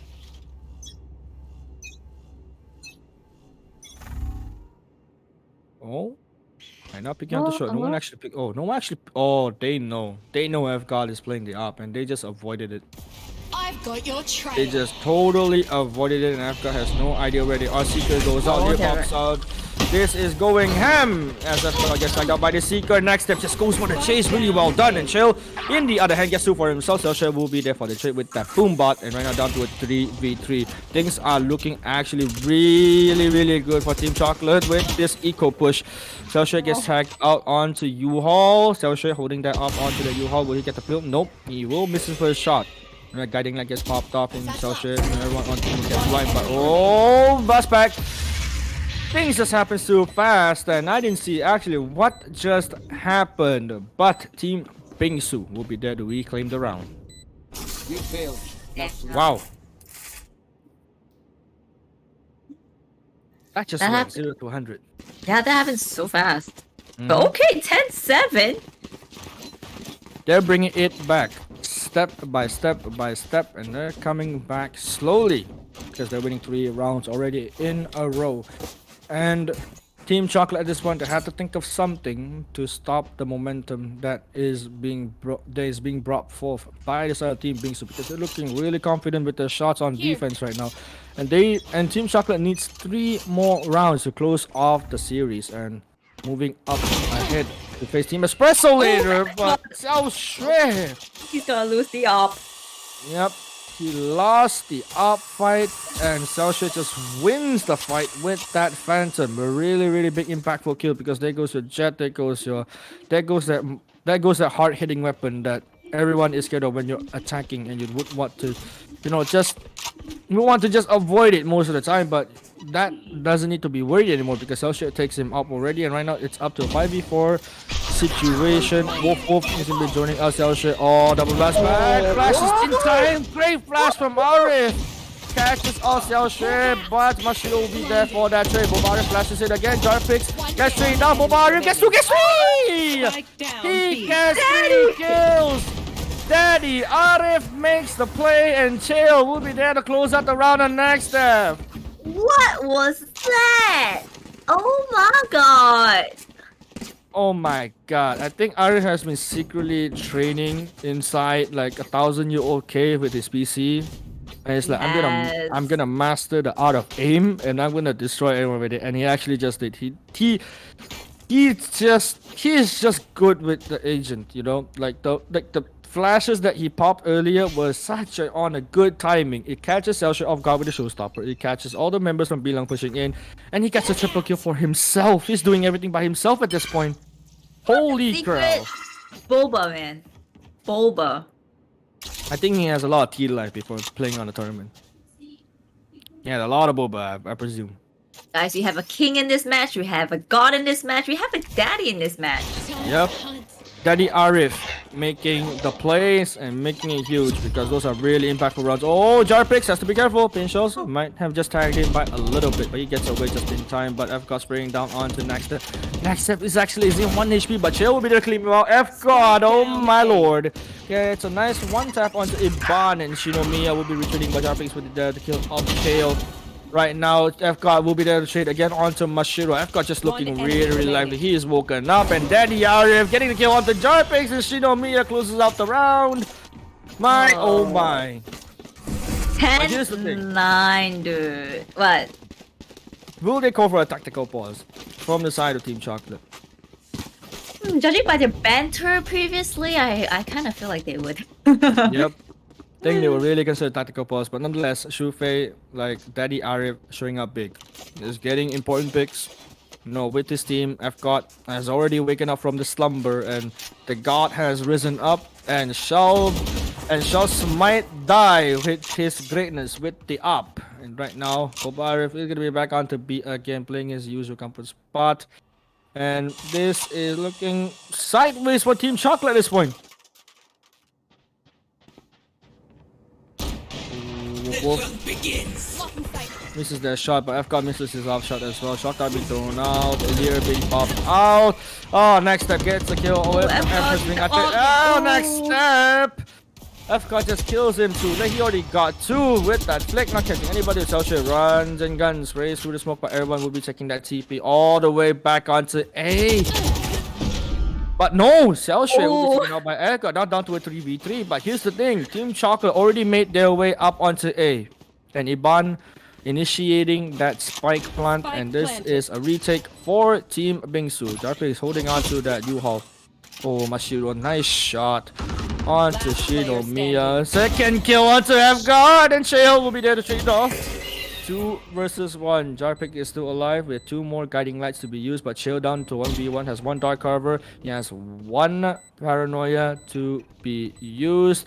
Shrouded Step will be available there right now. This is down to 2v1 situation for Chill. He just catches out on a bad timing as Iban will be there to spray him down, as they don't need attack pause because they already got themselves the round that they needed to bring themselves 1 step closer from closing out the round and moving forward to fight Team ESPRESSO later on tonight. Thanks. Yep. Hey, that's Daddy Arif gracing us with his presence. So we have to respect that. And to be honest, Arif has really built up a real good following on the community, because he showed that, you know, even though no one notices me, I'll make you guys notice me. No matter what the cause is. Nothing's really making that happen. But oh, FGod. Oh, FGod. Oh. First Onto blood the yet again. Mashiro. There goes the Omen, and one of the most important agents to be staying alive towards the game. And Shale will respond onto Jarpix. And right now, Recon Dot actually will be spotting on Nextstep. And everyone. And we have a small negation, but nevertheless, Wolf with the Odin kills off Xiaoshui. Next up, we're taken out by Shinomiya. Right now, all left to Iban King for the 1v1. Shinomiya, double blast packs, checks out B-Long. Iban holding on to that angle onto B-Long, but nonetheless, FGod will be finishing off that kill. 11 to 10. Okay, this is going really close. It's gonna be a close game. Very close. But look at the round differential, because right now we have seen Team BINGSU win 5 rounds in a row, dropping 1 and winning again. So Team Chocolate, 2 more rounds to go, or maybe even BINGSU could close it out 3 rounds straight, or maybe they could go for that overtime, because 12 to 12 will be our first overtime of the day. Let's start off for FGod. Right click, no, actually left click, misses that first dagger. He'll be backing on with that Phantom, playing really aggressive this time. FGod showing, asserting some dominance right onto Hookah right now. It seems like deja vu. Boba Arif at the same angle, the same spot he was previously. Is he gonna get that quad kill again? Ooh. Oh no, it's checking F-God! F-God! Xiao Shui will be getting the kill onto Wolfo, but answers back with Jarpix, kills on F-God, but Arif! There's the kill of Jarpix, and right now Arif! Will he make no? He didn't check the corner. Neural Theft gets popped out. 3v2 retake. Chill with the up. Really hard. There's nothing he can do. He misses the first up shot. He will not get the second.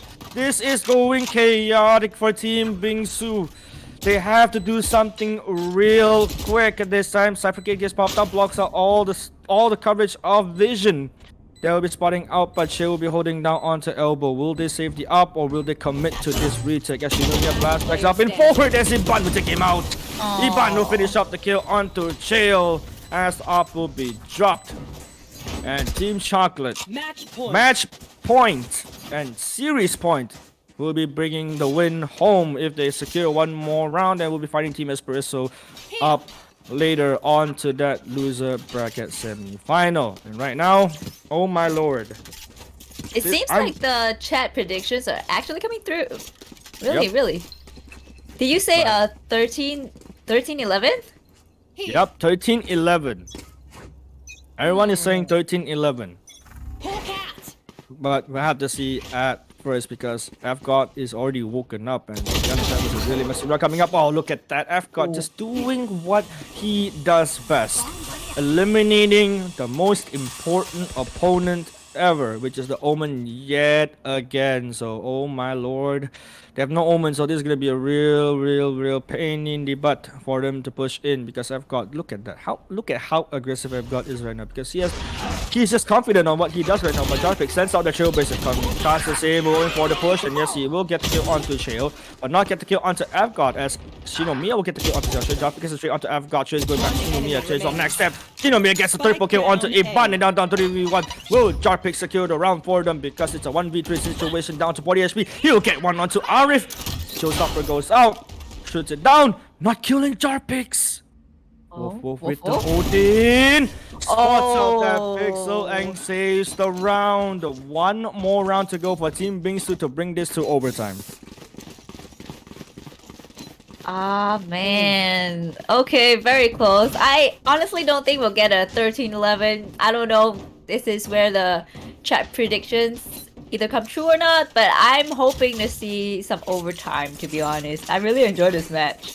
Yep. Some of the closest match I've seen so far in this tournament. And to be honest, I'm really nervous about this because these two teams are my favorite teams.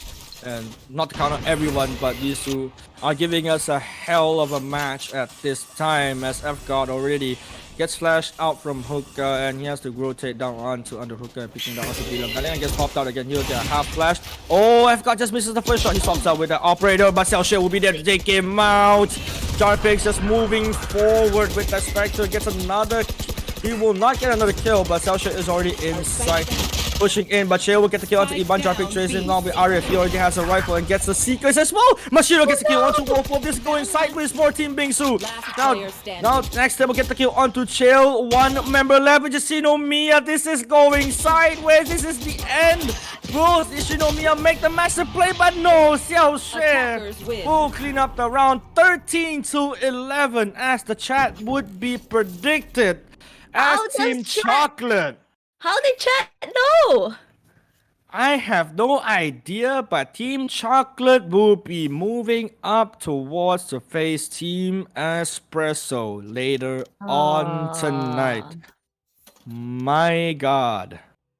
Oh, this game is very nice. Like, I love it. I love it. I love it as well. Yeah. This is just insane. Add on the banter that makes it even spicier, you know? Yep. With that banter coming up and with these two teams fighting each other as well, F-God head to head with Jarpix. Both team captains really were respected and they gave it their all and it was a hell of a match. I mean, this match, to be honest, in my heart, there are no losers in this match. Both of these teams just won the hearts and fans of all the people in chat and including us production crew because this is just one hell of a match that is provided by both of these teams. But nonetheless, congratulations, Team Chocolate. You'll be moving up to face against Team Espresso later on. But Shufei is a really close match. I have to say that, this is such an intense match. But what are your thoughts on that match itself? Boba Daddy, man. Now I'm Boba craving Daddy. boba. Now I'm Yeah, craving I'm craving boba. too. I'm craving boba too. I think I might actually just order some on Grab, but hey. Yeah, but I think judging from that match, Team Bingsu for a team that don't really play together, I'm very impressed with their performance today. Yeah, although they lost, but it's a very close match. Mm-hmm. Yeah, very impressed. Very impressed. Like, imagine if they trained together, oh, this would be a totally different outcome. This would Yep. be a head-to-head game coming up for these teams. But I have to say, uh, F God definitely showed up. He is doing all those first off picks and especially picking off Mashiro most of the time on the Omen, which is really, really detrimental because without an Omen, you have no smokes, and without smokes, you are totally screwed over because technically, like, you need the smokes to have yourself some cover to actually enter into sight. But nonetheless, that was a pretty darn good job from F God, having all those head-to-head picks, but can't count the rest that Cellshare really showed up in this match. He is absolutely insane. Mashiro is welcome to clutch. But nonetheless, MVP of the match will be Boba Arif. I have to say that. I just have to say that, Shufei, because that quad kill on elbow saved the round and Yes. and brought the momentum back in play and made Team Bingsu push more further into the match. But I'm speechless. So I was Shufei. speechless. Woo. Oh. Okay, let's just hope the next match is gonna be as exciting as the one that we just saw. Yep. Oh. Yep. But the next match is gonna be Team Cake versus CUPCAKE, and that, ladies and gentlemen, will not be a best of one. It would be a best of 3. And Mhm. finally, we'll get to see who will be the best cake in the tournament because these two cakes showed up really strong on the upper brackets on the very early days and definitely proved that they are one of the strong teams to beat. And everyone is saying Luca might just repeat itself and become a 2-time champion for the Berryfam Valorant tournament, and this time accomplishing it on the summer series. But nonetheless, any last words, Shufei, before we head off? Well, it's 8:44 p.m. So I think a lot of people are either eating their dinner right now or they're waiting for dinner or they ate dinner. But nonetheless, if you have not ate dinner yet, I would suggest maybe bringing your plates here and, watch while you eat. So yeah, we'll take a short break and then we'll come back for our next match.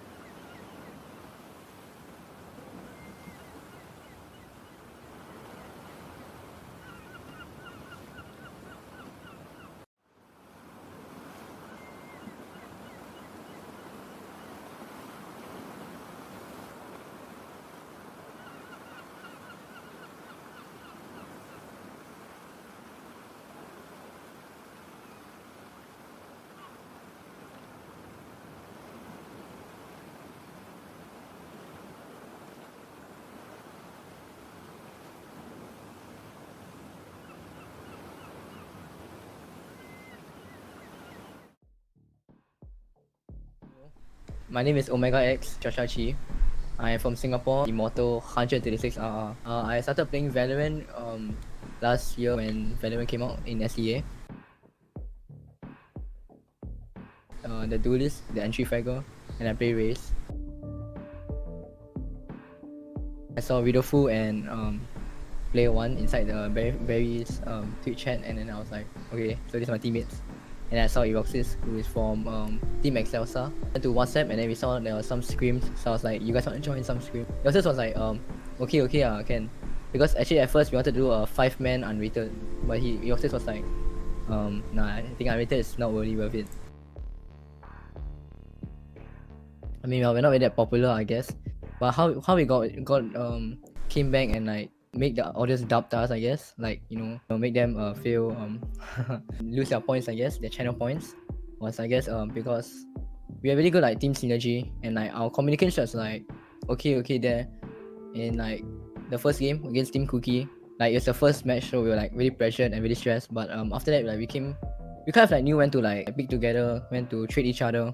Our utility users were like really good, you know, our Killjoy on like A or B, and our smokers on like B, you know, doing one way at A also.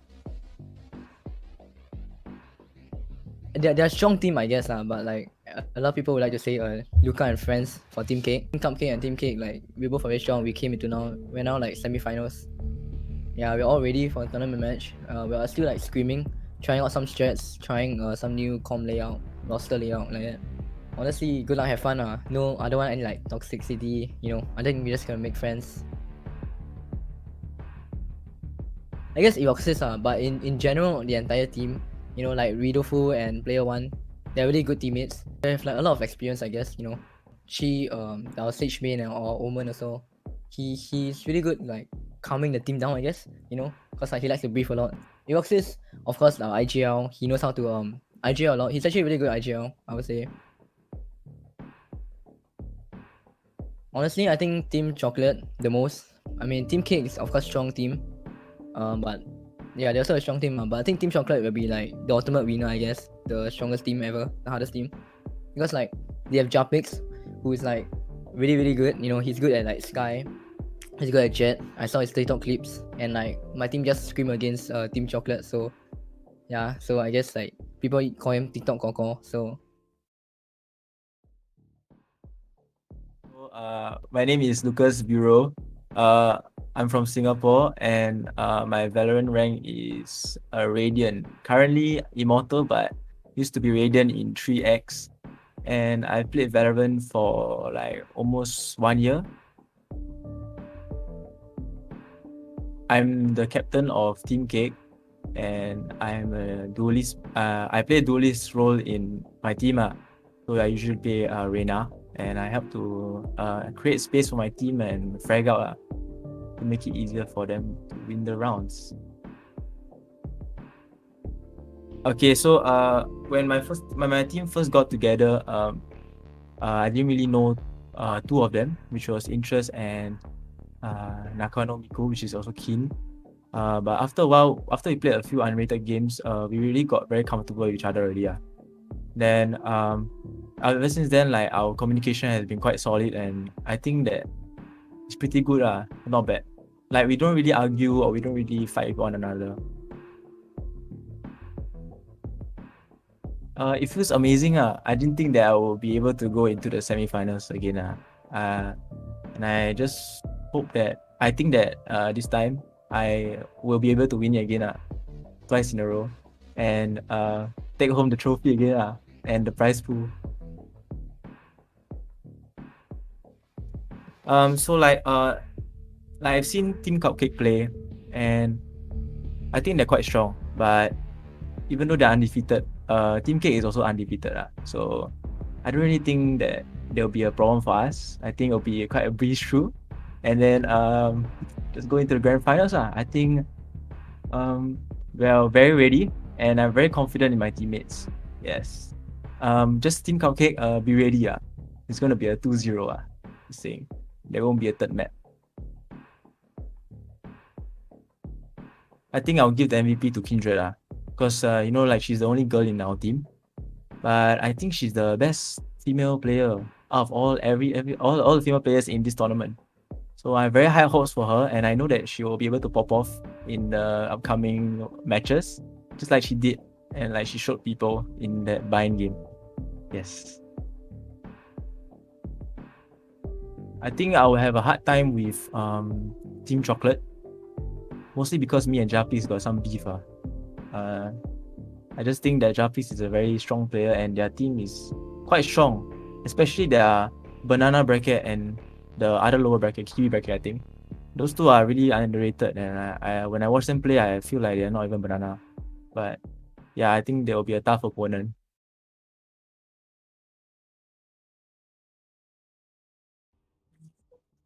Hello, ladies and gentlemen. Welcome back to the time of hour. My name is Shadow Banjo, and to my right is the lovely Shu Fei. Well, we're gonna be your commentators for today, and we are gonna be jumping right into our upper bracket final, which is gonna be a best of three series. But nonetheless, we'll have a breeze through of the bracket that is gonna be shown. It's gonna pop up real soon, but yeah, we're gonna be breezing through the bracket a little bit on recap on what's happened. We have a first match, Onigiri Espresso, as Espresso showed dominant and moved forward into that, moving one step forward for that lower bracket final, eventually finding themselves up to the grand final. Chocolate beat BINGSU in a hell of a match for those two teams. That both teams are insane and they are cracked. They just gave us a hell of a match to witness, and unfortunately, Team Chocolate will be moving up. And oh no, sorry, for Team Chocolate moving up. Unfortunately for Team Bingsu, they are eliminated from the tournament, and they will be fighting later on tonight. But it is the day of time that we'll be seeing Team Cake versus Cupcake in this best of three series. We'll be seeing who is the better cake. But at this point, we will be doing our map veto. But before that, let's invite our lovely captains in the lovely Discord. Hi guys. Hi, Luca, How y'all Omega. feeling? Hello. I'm feeling amazing. Have you guys had your dinner yet? Yes. Yes. Nice. Gotta get that extra energy, you know? Yeah. Yep. But Ah, nonetheless, you two are essentially insane. Like coming into this upper bracket final, you guys will be playing a best of three. So before we proceed to our map video, how are you guys feeling about this series in between? Because this is the best of three, it's not a best of one, so there will be three maps being played. So what are your thoughts and how do you feel going through this? I think Omega say first. What? Honestly, I have nothing to say. I guess like we're both really strong teams, so like it'll come down to like obviously who's a better kick, and like I guess who will prove the people, the viewers wrong or correct. I guess. Yeah, I agree. okay, I have a question for you, Omega X, because I have two friends in your team. And what do you think of them? Player one and Ritofu. How are they like behaving in your team? Obviously, player one. I mean, he's a really good guy. I mean, he's very funny, of course. By being Mhm. toxic and everything. But I mean, they're both sons of Barry, and also like really good friends with you. So they Mm, say. So I guess like actually really good. I guess they're really good. How to say assist teammates. I guess they're really good supports. mm. Okay. Well, I really hope to see a lot from your team today because I did watch like a few of your games before. I think you guys did like so good. Um, yeah, no surprise that you guys are in the upper bracket. So yeah, good luck to you guys, and also good luck to Team Cake too. I haven't seen you guys play, but I'm looking forward. Yep. Thank you. So my question to you for Luca first: Are you up for the task to become the two-time back-to-back champion for the Berryfam tournament? Um, I hope so. I think this will be one of the hardest matches. All right. Against Team CUPCAKE. I think they're quite strong, like as a team. In general. Yeah. So I think it's gonna be a tough match. But if we do pull through, I think we have the ability to win the tournament. If we win them. Nice. Mm. All right. But Omega, my question to you is, you are one of the youngest players in the tournament, and so as well, I think I think no one would expect you to be on that upper bracket undefeated and right now facing Luca. So what do you have to say towards those people who doubted you from the start? Honestly, like, um, I guess just like since I'm the youngest person, I guess no, not really the youngest person, but the younger players. I think you Mhm. guys shouldn't doubt because like we're technically like the future of the scene, the esports scene in Valorant and in Singapore. And like obviously, if you seen Espresso deal, the 11-year-old is like really good on race and Reina. So I guess like you guys can expect like actually just don't expect anything from us since like we actually like learning from like the old players, and actually we can actually come up with a lot of new strats and new plays. So yeah, just Mm. don't expect that much from us. All right. Okay. I love the answers from you both. You guys are just very, very lovely. But nonetheless, we'll be having our coin toss for the map veto because it's the best of three. It will be all 5 maps in the pool. So we'll be choosing first heads or tails from both of you. Because Rufe Yes. will do the honors of flipping the coin. So what do you guys choose? You choose first. Choose You a. choose. Are you sure? Okay. I pick hits. Hits. Yeah, Okay, tails. hits Okay. Yeah. Okay. Okay, let's do this. Hits. All right. So heads. First off, the winner will ban the first map. So heads, please ban the first map. And close reminder: the map pool is Ascent, Bind, Icebox, Split, and Haven. And Breeze will be excluded from the map pool because it's not available yet in the tournament. And yeah, so first ban map Cake. Ben cobblestone. Sorry. I'm Wait, what? icebox. Yeah, Oh wait. icebox. Okay, cobblestone. I'm like, wait, what? All right. Icebox is out of here. Okay. Now, Cupcake. What would you ban for the second map? Ascent. Ban Ascent. Ascent will be taken out. So the winner of that coin flip will pick the first map, which is Luca. You'll be picking the first map and the side for the tournament. So you'll be choosing the map and which side you want to start on. Haven attacking. Okay, Ooh. Haven and attack. And for Omega X, what would you choose? Split defense. Split on defense. All right.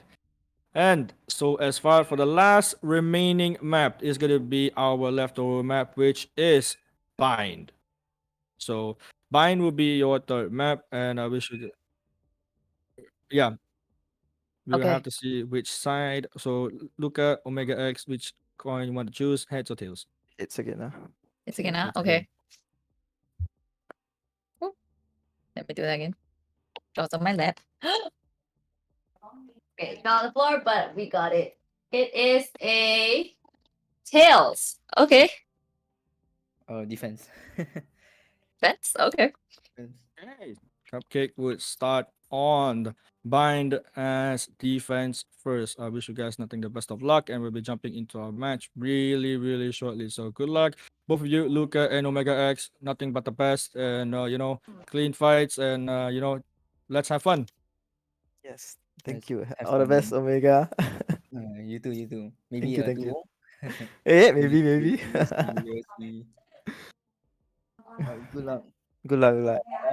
I hope you don't get the champion, I guess. I hope if you Maybe win, Chappies. help me win everything. Because your Of team course. is quite strong. Don't lose to Jumpies if you We won't win. lose Chappies. Okay, Must good, win good, the good. Wow. Good. I need someone else to help me win Jumpies if something for. Oh, You will Oh, send you know what they oh, say? An enemy of an enemy is a friend. Yeah. We can't lose to yeah. Jumpies, We can't lose to we Jumpies. also we must not. Both of us must not Can, lose. can, can, can. That's all. Good luck. Good luck. Good luck, good luck. Come on, Alright, thank guys. you. All Oh, that is right. so funny. Yeah, they're so funny and cute at the same time, but nonetheless, they are very, very lovely people. So, chat right now, put down your predictions. It's gonna be Team Cake versus Cupcake in our best of three series. This is our first map, which is gonna be on Haven. Team Omega X will be starting on defense first, which is gonna be Team Cupcake, and Cake will be starting on attack on the first map, which is on Haven. And nonetheless, we can see the predictions going up and down, up and down. Team Cupcake and Team Cake having a very, very even voting. Yeah, 43% on Cake. Mhm. Almost even. Almost even. And this is a match that we all been dying to watch. And these two teams will prove themselves who will be moving into that grand final spot. Shufei, like, after looking at these two teams, I think, what is your prediction on this? Well, it's very hard to say because I haven't seen Team Cake play. Team Cupcake, yes, and I know they play quite aggressively. So I don't know. I might be a little bit biased because I do have two friends over at Team Cupcake, right? But we'll never know because I Well, think they're quite evenly matched. I would feel like if not, they won't be at the upper bracket together. So yeah. True that. And Mm-hmm, nonetheless, mm-hmm. I mean, can't say that you're biased because you have two friends and teams. Basically, like you are supporting your friends, so there is no bias to it. But I have to say this match is going to be a really interesting because these two teams have been undefeated so far. They'll be coming into their first best of three series, which is the first best of three series in the tournament, and we'll be starting it right off the bat really soon. So, at this time, I think in terms of dueling capabilities, we have to see Aroxis and Luca right on board to have those duels. And so is Kankana Omega X as well. He is substantially insane. He has the brain of Einstein and the aim power of Shroud. I am just Wow. saying. Yeah, I mean Omega X is just. I mean he's young and he is young and he's proven that he can do what it takes, to beat all the Mm-hmm. veterans that has been playing the game so far so good and has more experience than him.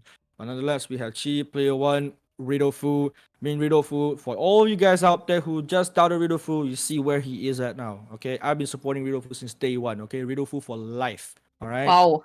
Beautiful Yes. for life. Yep, in the last tournament and so as this tournament, like Ridofu, you're my man, and you got to win this for me, all right? You got to win this, but can't count out Team Luca, Team Cake because, hey, like Luca nonetheless is really well respected because his potential in dueling and potential in having those aim fights, getting those 1v1s. He is substantially really good at it. Player one as well.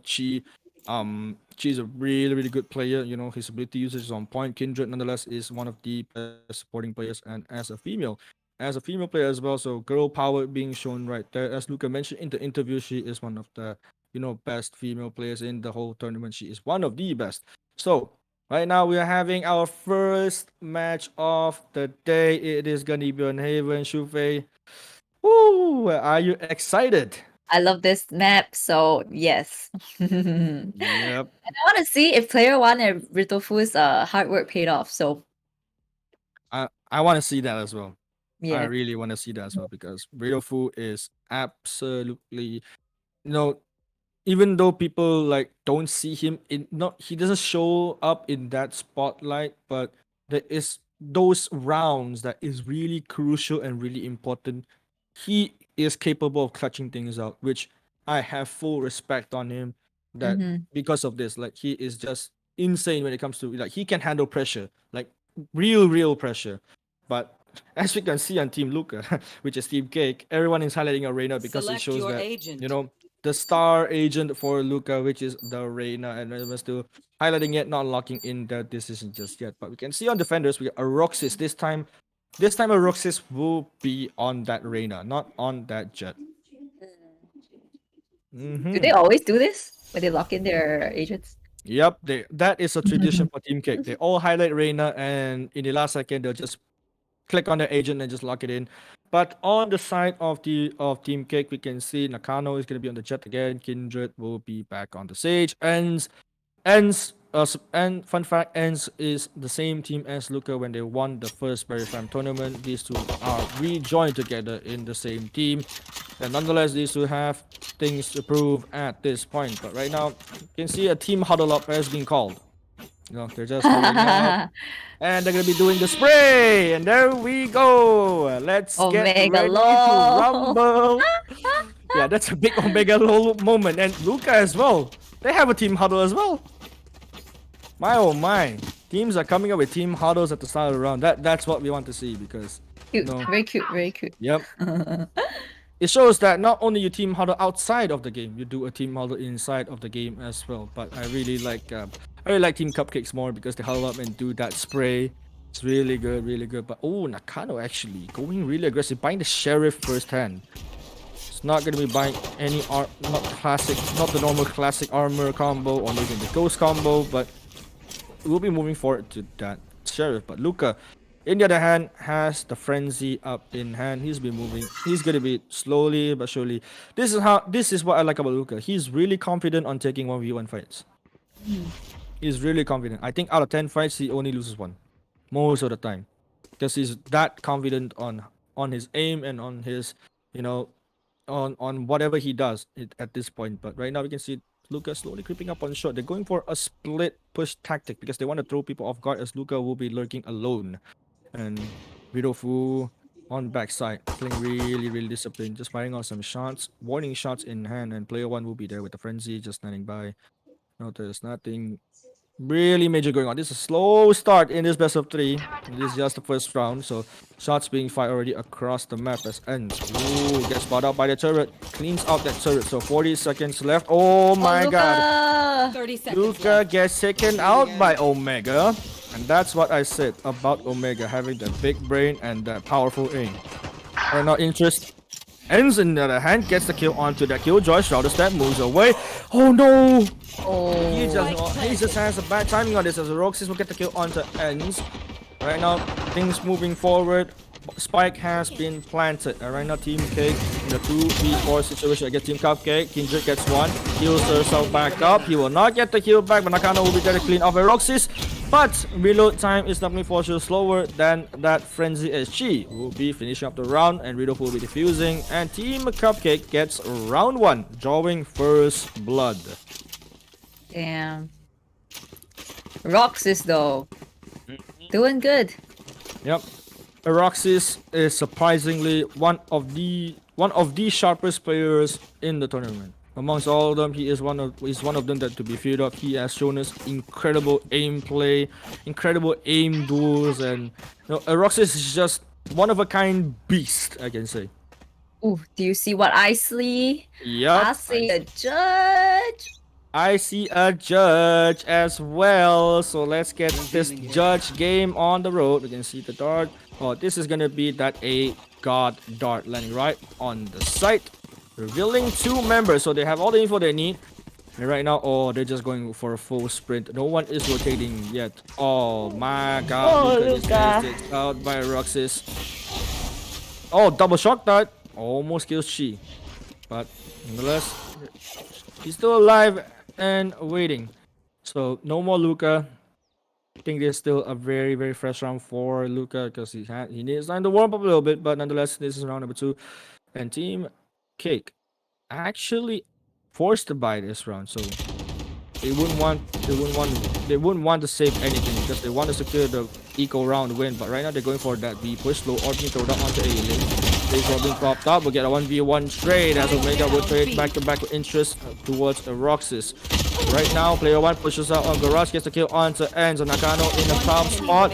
Up and down, Nakano gets the final kill, but nonetheless, Ridofu will be there to finish off the job as they secure 2 rounds in a row.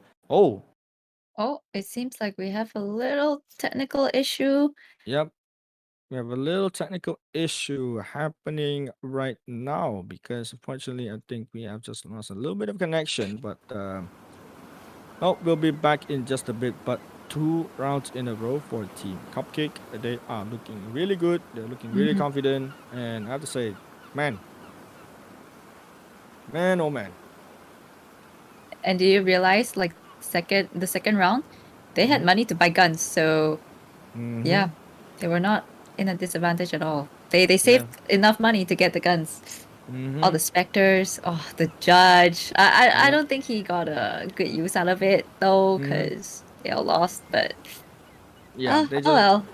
They lost some fights here and there, but nonetheless, I think Team Cupcake did a real good job on that eco round specifically. But they did lost 2 members, so 2 of those members will be, they don't have enough money for the next round because the next round certainly is a gut round already. But most of the time, I think players would already be sticking with the specters or maybe with the judge or maybe other guns because they forced by they have to save for that round and then Mhm. move forward to the next round. So I think this round would technically statistically saying would go towards Team Cake because that's their full buy round, but we never know what might happen because I think most of the time for Team Cupcake, the two remaining members that doesn't have guns will be asking for the specters and maybe going for the full buy. But I like to see how Team Cake and Cupcake play this specific tournament, play on those specific rounds because the way they play is really patient. They Mhm. they just they just hold their ground. They're really disciplined and they won't do anything extra. But we just came back from that disconnection. I already see round number 3 Team Cupcake. Oh, it seems like they don't really have the time to get the plant down. Yep, 7 seconds left, 4 seconds left. Yep, nothing that they can do. Team Cupcake gets another round for themselves. 3 rounds in a row. Woo!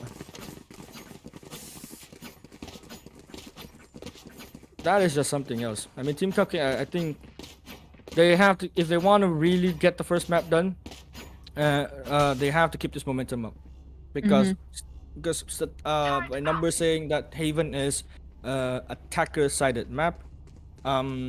This says otherwise because as the defenders they got 3 rounds in a row, but it is still too early to say because Arox is already leading the scoreboard by 6 kills, 3 deaths and 3 assists. But Luca already has his handy Vandal in play and will be leading the charge on to Garage. Nanoswarm being popped but not damaging him. He just shoots out the turret and there's info being gathered by C. 4 players at C, so Chi and Ridofu will be having those infos. Player 1. Player 1 gets punished by Luca. But nonetheless, that is a 1-for-1 trade. But Spike's being dropped onto Garage. This is a little... Team Cake is a little sticky situation. And right now, Ends gets checked out by a little bit. And right now, Nakano will be there to trade things out. Gets second kill onto Rido. Gets a third kill, which is Interest will be trading out. Rocks is for it. And right now, Chi down to 1v4. Spike planted. Team Cupcake on their first retake, but it is a 1v4 situation. She has the Vandal in play, but he has to make a miracle play out of this because everyone on Team Cake is looking alive and well. But I think Ends is fairly low on HP and so is Nakano as well. Oh, never mind. Interest just waits for the smoke and smoke waits away and he gets the kill onto Chi to get their first round in the lead. Okay, that was the round they definitely needed to take. Yep. Now they're closing the gap. That's good. That's good. They're closing the round. They're closing the gap by 1 round, and they need 2 more rounds to tie this up, and eventually moving up onto that scoreboard. Because onto defense, it will be a little harsh on the defense because as a defender on Haven, you have 3 sites to defend, and you only have 5 players, and there is so much stuff that you can do. But in the end of the day, I think all you have to do is just read your opponent's play. Nonetheless. It's sometimes really hard to read your opponents, and don't that recon actually get shot off immediately. Not scanning at the Roxas, look at that. He's just too confident again on these aim duels as we can't count Roxas out. And I forgot to mention Roxas has one of those moments where he's a one-man show. Because he would dare to take on 1v5 duels no matter what. I know a lot of people hate this map because there's 3 sites to go. But I personally like it. I don't know. I think it's just the way it's structured. It just makes it much more interesting to play on this map. Yeah, but I don't know. I have to fully agree with you again, Shafi, because like this map is really unique in its way because like you said, it has 3 sites. It's really hard for defenders to play around with it if a team actually pushes the site that you are not actually heavy stacking on it. There's a gap in the wall, but he missed it. That gap almost cost themselves body counts for the attacking round, but Roxas already popping out the Empress, going to be moving in the charge. Roxas gets the kill through the smoke onto Interest, and right now Empress reactivate again, but Luca will be there to win the fight. There's the Luca we want to see. Ends already taken out Chi, but Omega gets a double kill for himself. Ends goes for the trade, but Rido will be there to trade off Ends. Right now Luca in a 1v2. He gets 1, but he will not get 2 as player 1 will finish off Luca. 4-1, leading it strong. Damn. Oh, mamma mia, as player 1 saves the round on that last shot, but I have to say Luca almost clutched it out as well, because Luca, when it comes to clutching, can't count him out because like he's just built differently, but I think he needs his time to warm himself up. But unless you can see Rox is 8-3. Yeah, it was pretty unfortunate because Luca on the first 2 rounds he got killed like instantly. Couldn't do anything. Yeah. Yep. Oh, but look at Ridofu already ready for that Sova dart, but no one is. Oh, Roxas making that peak. Ooh, He's gonna catch anyone though. Yeah, I think he's gonna catch someone off guard, but they're just gonna be waiting for that smoke. Another dark cover pops out. Here pops out. Doesn't blind onto Roxas. He misses away after killing off Luca, but Nakano is there with the judge. Will he get a pick? No, he won't, as Roxas will get another one for another on Kindred ends. Just takes out Ridofu, and Nakano will be there to trade on to Roxas. Now down to a 3v3 situation. Omega Chi will be running back towards onto site to go for that retake. Player 1 still alive and healthy. Omega X still has Showstopper to work with, and Hunter's Fury is available for Team Cake.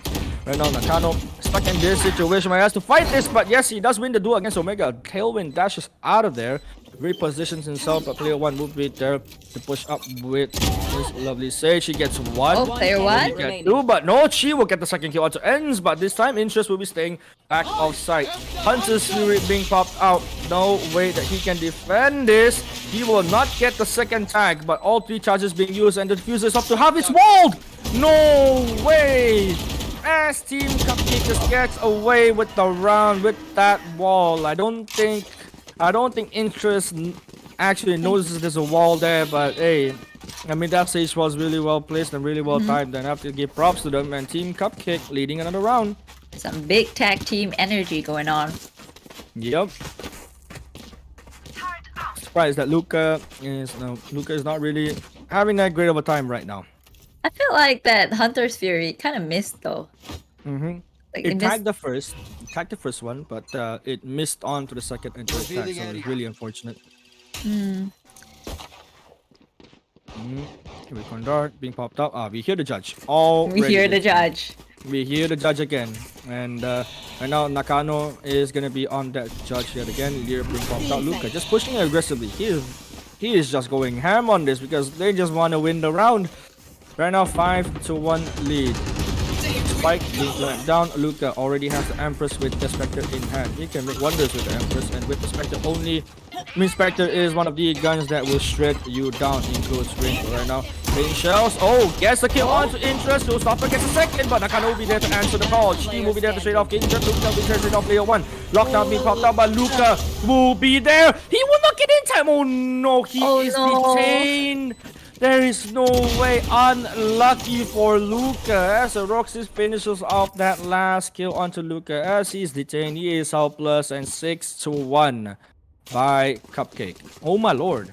Oh my gosh. That ulti though. 6-1.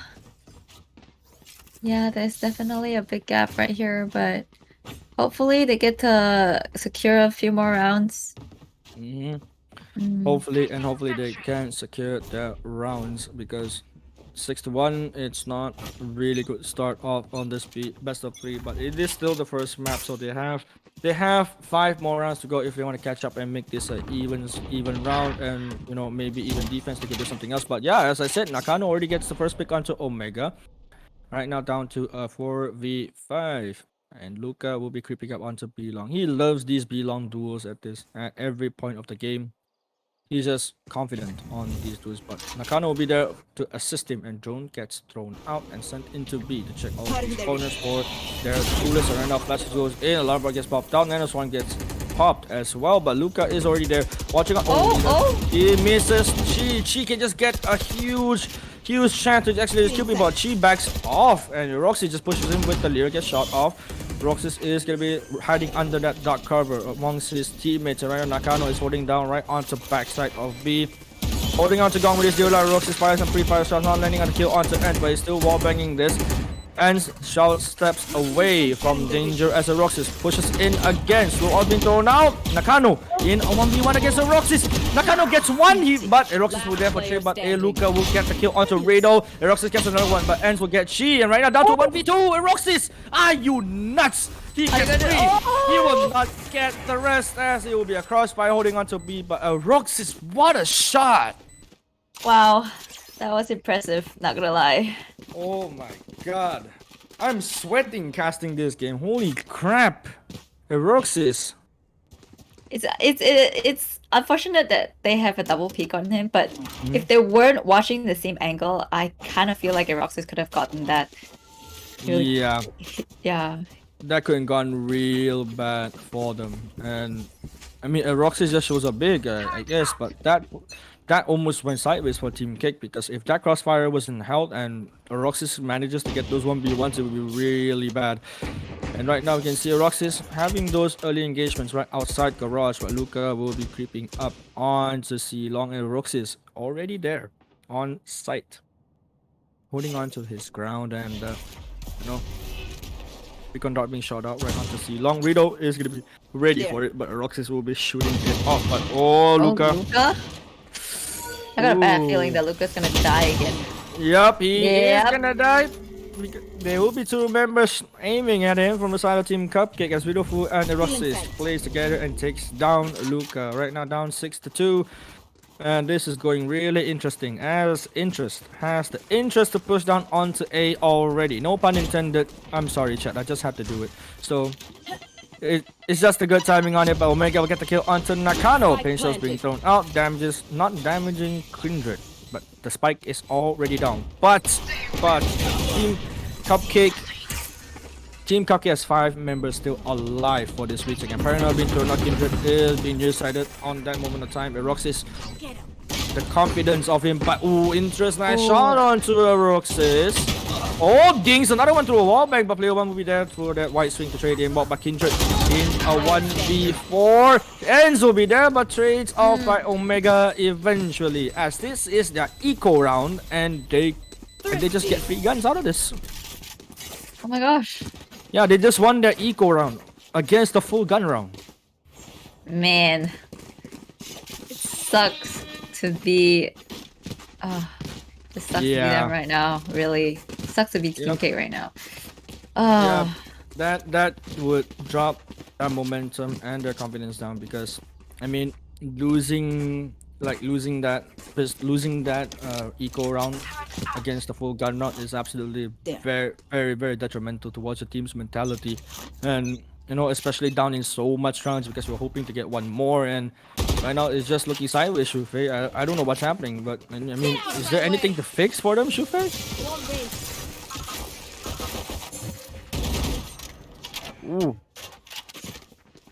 Chi actually looks away at the moment of time, but Roxas gets the kill onto Luca yet again. Drawing first. Who will draw last?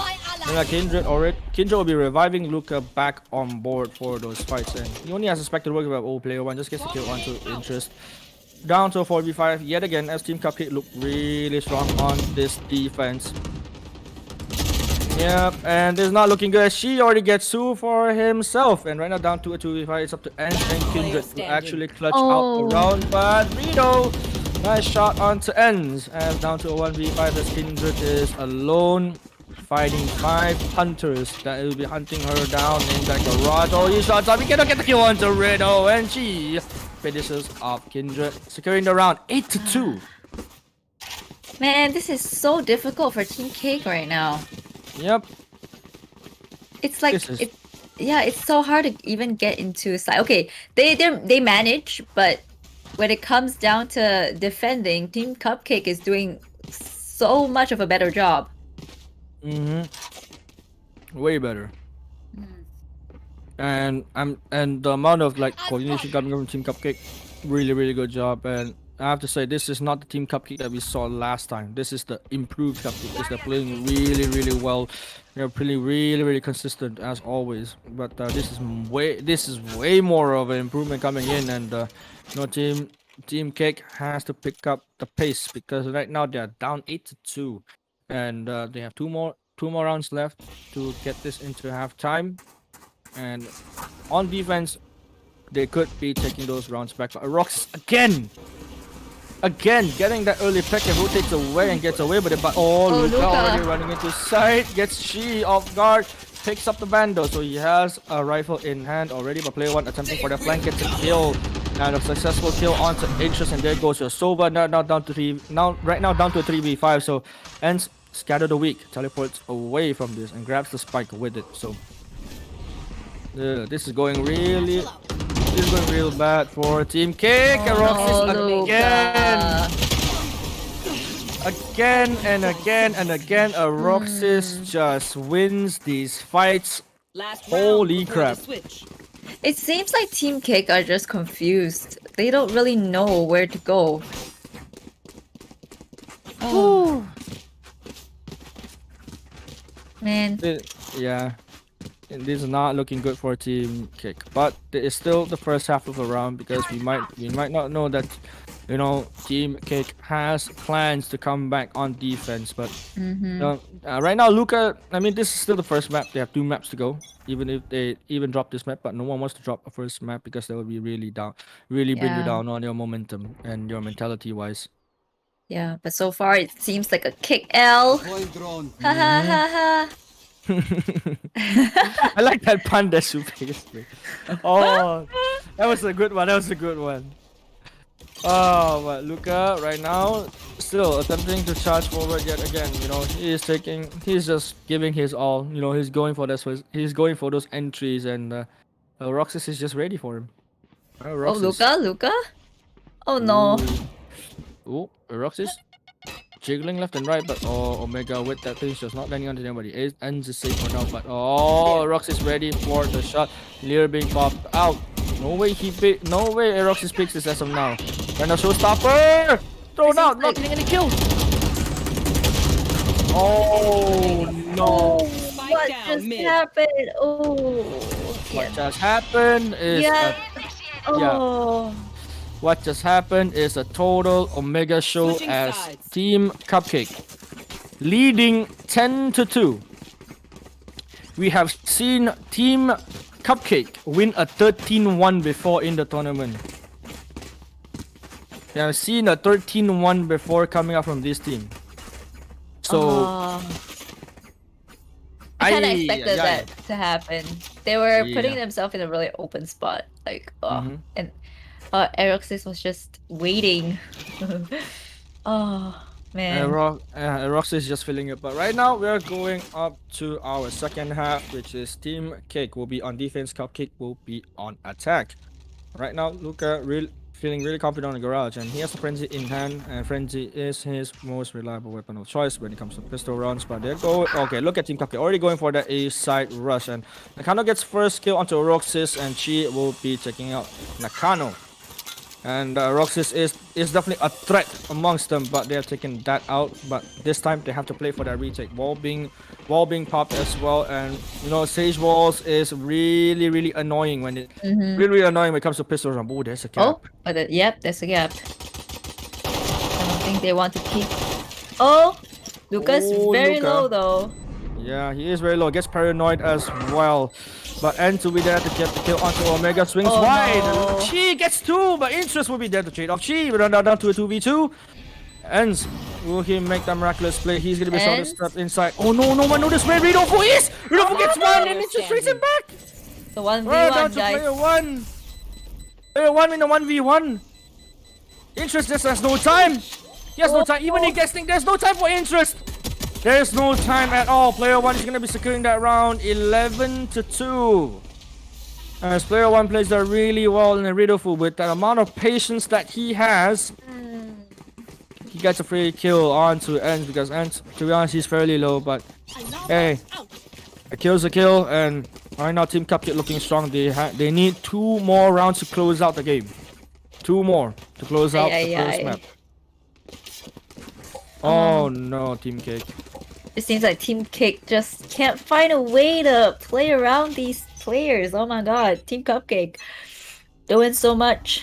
Yep, they're doing the best they can. Oh, Nakano missing the first shot. Will he get the second? No, he won't. He'll be dashing away. I think he tagged them by a little bit, but no one is tagged by that Marshall just said. But Omega will be there initiating the charge. Wall being popped up. Roxas gets one, and that is your Sage being gone, and the wall is popped. It's gonna be blocking the passage. Oh, Nakano with the nice kill onto Roxas, and she will get the trade onto Nakano. Luca will be there to kill off Vito, and with there following up with the trade. And right now, Interest will be there to trade Omega. Omega will get the kill onto Luca. Right now, fast forward to the back line. You can see a player one against the world has that Nano Swarm line up. You'll get one. Oh, one dropping fairly low. There He'll what? throw up another Nano Swarm. Oh, the turret edge is gonna be pushing up. He's gonna be shooting into the smoke and gets the kill and saves the day. 11-3. You know. Oh, this is going sideways. I think this is the round that Team Cake needs to follow it up. It's okay. 11-3. They're giving us more time to watch their games. It's good. It is real exciting at this point. But although like Team Cupcake has the advantage 11-3, but Team Cake might possibly just make that comeback happen because right now Team Cupcake, Team Cupcake, yes, they are on their eco round, but as for Team Cake, they're still on that Spectres and Marshals in together, so they wouldn't want to force fire yet. But they have full armor and Spectres, and it's really scary for the Spectre to be on close range because he will be shredded most of the time. And Omega, not buying anything actually, just holding on to that classic, pushing against Roxy, and they're going for a slow push this time. They're not, because they want to get as much picks as they possibly can. They don't want to mess things up. And so far, I think Team Cake is doing real good so far. Just holding their positions down. No one is making any noise. No one is making any sudden movements. No shots being fired. No one revealing the position. So yeah, I think this is gonna be a slow round. But 1 minute left in the clock. So time favors the defense. Just checks the wrong angle. But over on the rush, we can see Omega wins against Ends. But Luca showing up big, overhealing himself. Right now, will he get the kill? Yes, he will. Gets a 4K. Will he get the last kill onto Chi to make it an ace? But Chi just right behind him. He heard it. Luca, no! Chi denies it. She just denied his ace, but never mind that, as Nakano will be taken out. So Nakano will be taking out the last remaining member, which is Chi, to secure the round 11-4. Okay. My oh my. Slow but steady.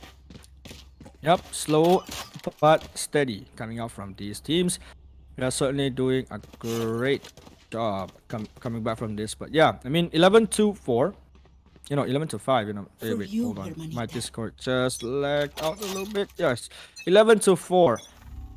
So I think Roxas and everyone has their guns already. So this is the round that Team Cupcake has to be really worried about. But they upgraded their guns, so they will not be using Spectres and Sheriffs anymore. They'll be having Vandals and Rifles. But Nakano Miku will be there with an up, standing by right on A long. But no one is even attempting to push A long at this point. Oh, they hear it. They hear the orb. They hear the orb, and they for a fact know that someone is going to be C. But Nakano, look at how disciplined Nakano is at this point, because he's not moving an inch from A long. He's just going to be holding that until someone actually crosses, and he's going to be waiting for it. Omega X. Oh, he's waiting for someone to come out from the garage, but it doesn't seem like anyone is going to make a move.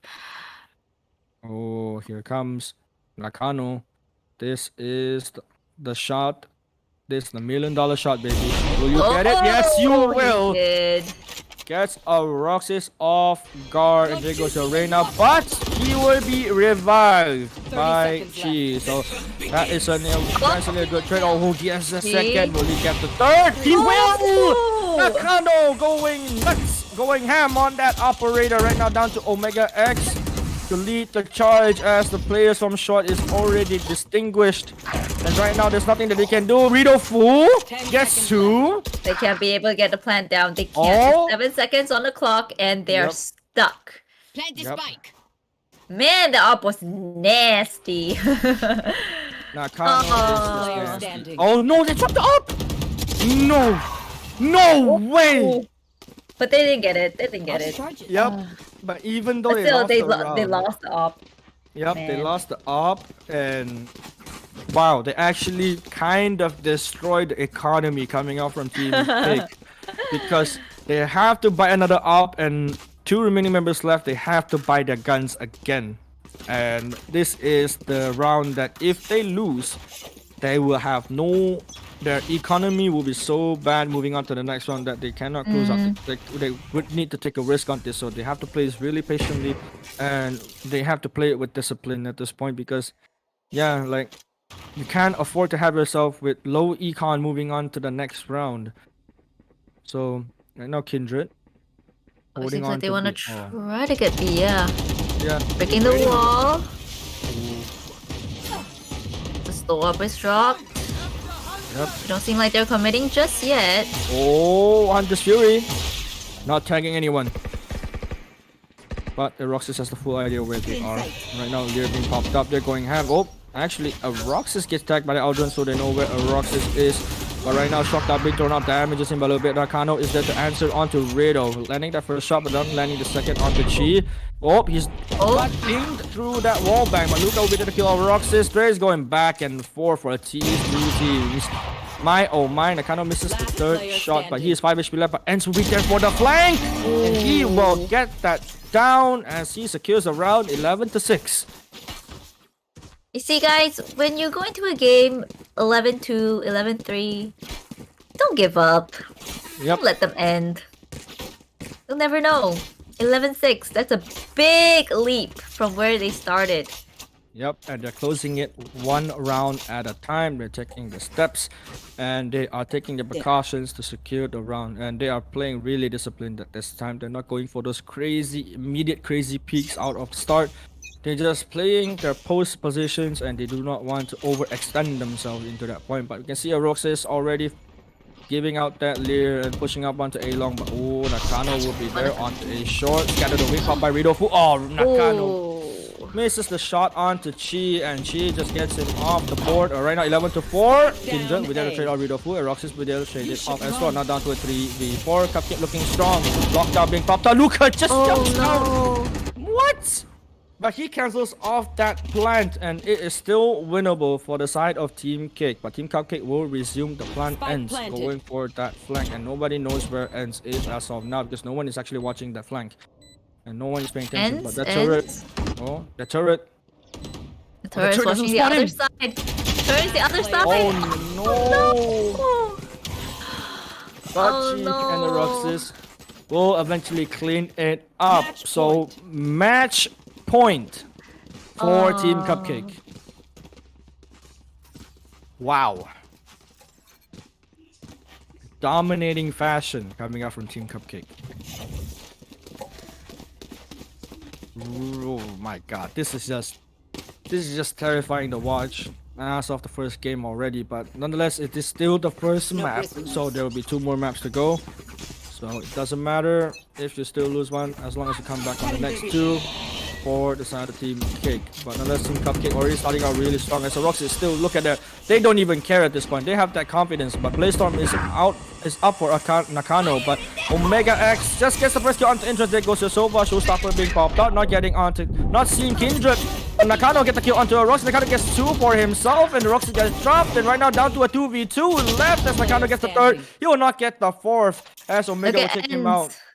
And Gren's making the flank again, but he's a little bit late to the party, as everyone has already died. Yep, and they know Enz is flanking. They just planted for themselves onto Hell and towards CT. So, oh, Enz, will he able to clutch this out? But we've seen time and time again he clutches things out when it comes to pure pressure. But oh no, please, no. Attackers win. Team Cupcake secures a map 1, 13-6 in a really dominating fashion. My oh my, Shufei, this is only the first map. I know, right? But yeah. But we gotta give it to Team Cake, okay? Like 11-2 to 11-6. That's not bad. That's not bad. Yep, that's not too shabby. Not really, not too shabby. And my oh my, I mean, Rox is just going ham again. Look at that, 8 first bloods. Who does that? Yeah. Who in National Mind does that? 8 first bloods. Oh, Luca gave away a lot of first bloods too. So, yeah, that's kind of unfortunate. Yeah, that was kind of fortunate because it's the battle of the Reinas at the start of Mhm. that match. But at this point, I think GG's. I mean, this is still the first map. Next map we will be moving on to Split, but this is the end of the day for us. For me and Shu Yes. Fei, we're so happy to be commentating for you guys, and the next match is gonna be coming up. The next map will be coming up real soon, but it is an honor, Shu Fei, for me to you to be casting alongside you today. It's a pleasure Yes. as well. But Shu Fei, anything you want to say before we close out our lovely game? Well, since I'm not gonna be casting for now, I wanna send my regards to Team Cupcake, Gary Tofu. Player 1, good luck. You know? Yeah, that's it. But have a good night, everyone. I will be watching in the stream. Even though I'm not gonna be casting, but yeah, I really do want to see who wins this best of 3. Yeah, Yep. so I'll be talking to you guys on the chat. Yep. So as for me, this is a goodbye. I'll see you guys tomorrow because tomorrow we'll have more and more and more games happening. But this is me, Shadow Banjo and Shu Fei Wong signing out, and we will introduce you to Barry and Xeno Viper in the next one. So see you guys in a bit. Bye.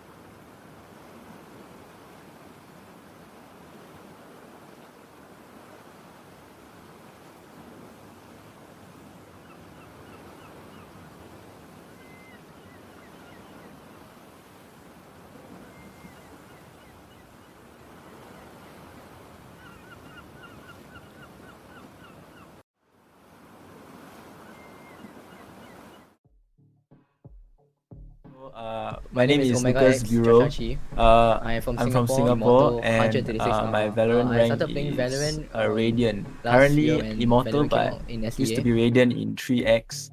And I played Valorant The for duelist, like the entry almost fragger, 1 and I year. play race. I saw Widowfu and player one inside the Berry's Twitch chat, and then I was like, okay, so these are my teammates.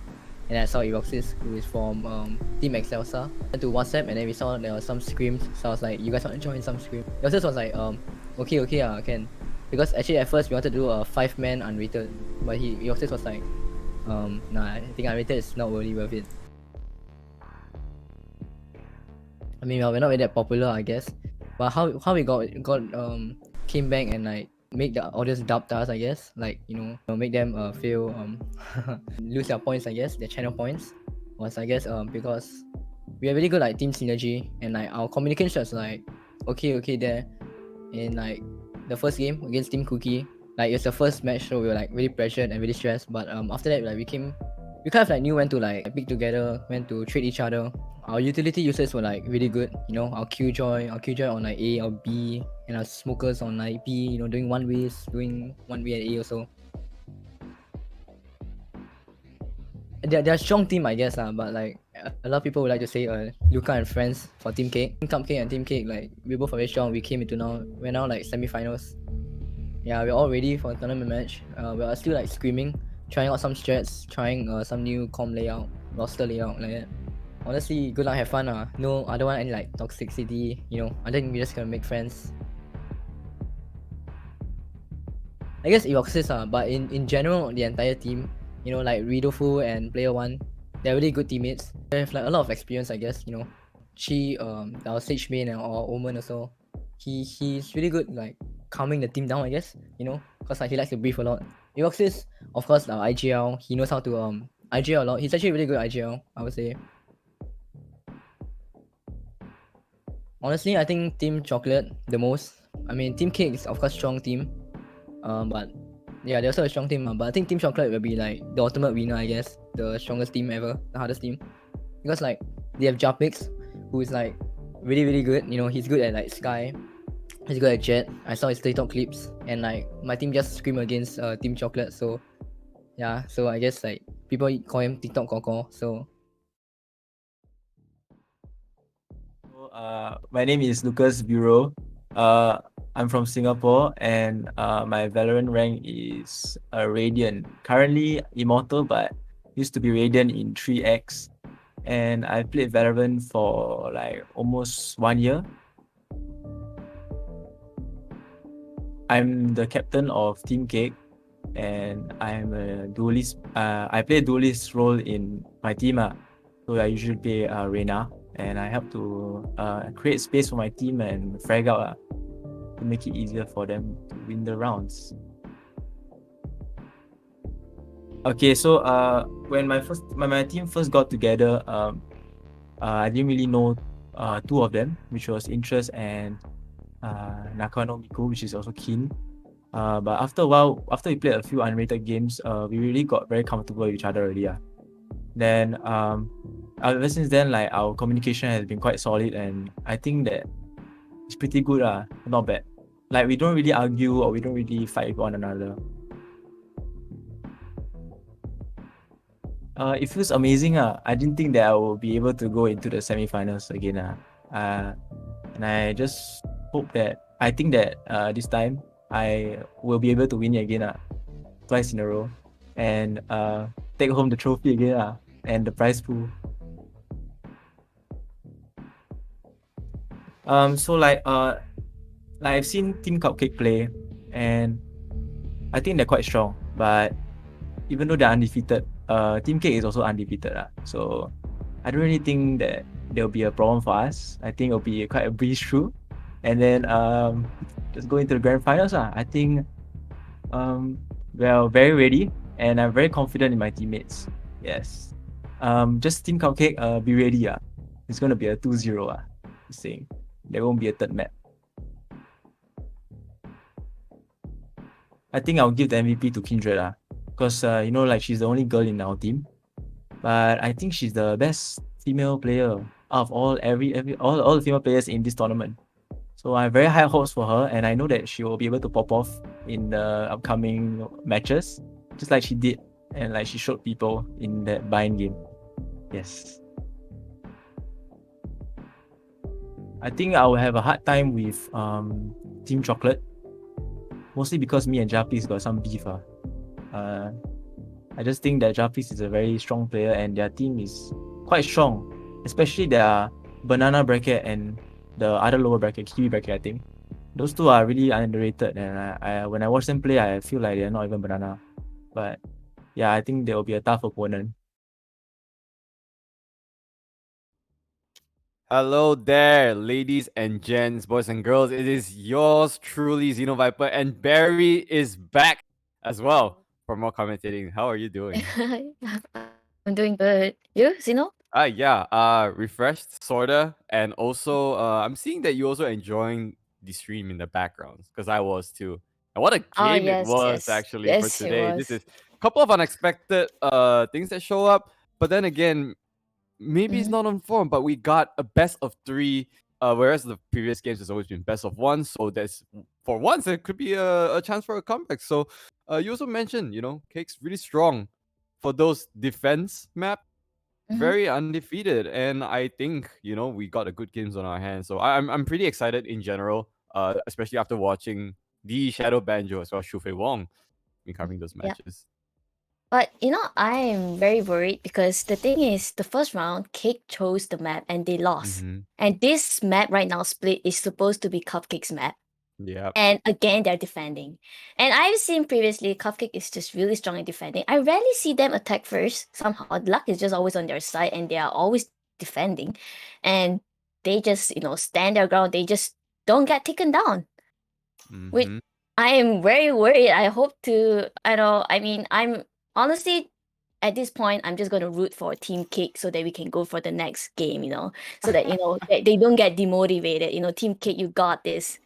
Yeah. But yeah, Viper, how about you? Well, one thing is that because I also know players from both sides, so it's hard to put a finger on them because both these teams are like legit fire, and I know their caliber and I know their play styles. But as you said, after Cupcake almost taking a very decisive game number 1, I would like to see Cake, just step it up a notch and maybe just bring it to game number 3. It's good for us, it's good for the viewers, but you can't possibly imagine what's going on in those players' heads right now, especially Luca. Yes, I agree. And look at them doing their ritual again with that hovering Reyna all the time for Team Cake. It's just probably hitting us from now, but I love this map in general, and a lot of plays can happen solely because of the mid vents. Whether or not they're going cookie cutters is a different question. They just might be. It's pretty much a mirror. Look, there's a Reyna versus a Raze. Reyna Raze. Okay, yeah. Yeah. That's a big two differences. That's it. So pretty much Cake has got the work cut out for them. And Kindred, also the only girl players in the game as well. We've seen her clutch out a couple of rounds. Very, very capable of his caliber. Nakano Miku as well. Cracked on a Jet. You've seen him on the operator. These players, they have what it takes. But whether they can execute it is different. I expected a close game right now. Oh, they have the rituals. Yeah, even for Team Cupcake. But I don't know. What do you expect to see? Because for me, I feel like Reyna in this map, especially in Split, is really good. So I'm not so sure. Yep. I mean, Raze is good too, but I feel Reyna seems to be much more like a better agent for this Split map. is filled with like angles where you need to clear, right? That's why Breach is so strong.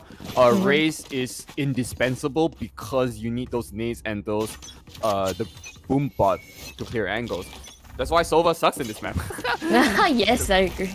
Everything. Sage also one of a very indispensable agent. Oh, you can hear everyone's actually rotating out mid. This Luca leading the charge. He's gonna get greeted with the wall with this little angle. Then sees the head and G. Starting off hot, takes out the main man himself. That's Luca. And with a really tight angle, that means that they cannot push forward there, and they will have to rotate out. But there's all two bends. I love to see if anyone tries to maybe just make a quick wrap around. But the decision making has to be strong. I see the nade throwing into vents. They hear the ropes, which means they're going to come back out there.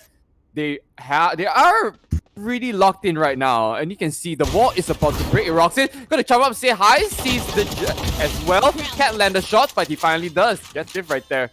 Kindred somehow still at full HP, and she doesn't have heal for another 20 seconds or so. 45 seconds left on the clock. They have to make a move. People out that B main himself. It is smoked off though, but the clock is ticking. Beautiful. Blind. Possibly coming out soon, but with another 7 seconds left on the smoke, he may just save it. It's $400 after all. 30 It's actually pretty seconds left. expensive. Look at those movements. That's ends interest. Finally making their way towards A, but they're gonna be greeted by a Killjoy's bot, and he's gonna hear it. Barn himself, player 1. He's gonna make it work, and he does. He takes out interest with 12 seconds left on the clock, and only got one way to go, and it's on site. Player 1 already takes out another one. He has to go back outside to actually get the plant down to the wall bang.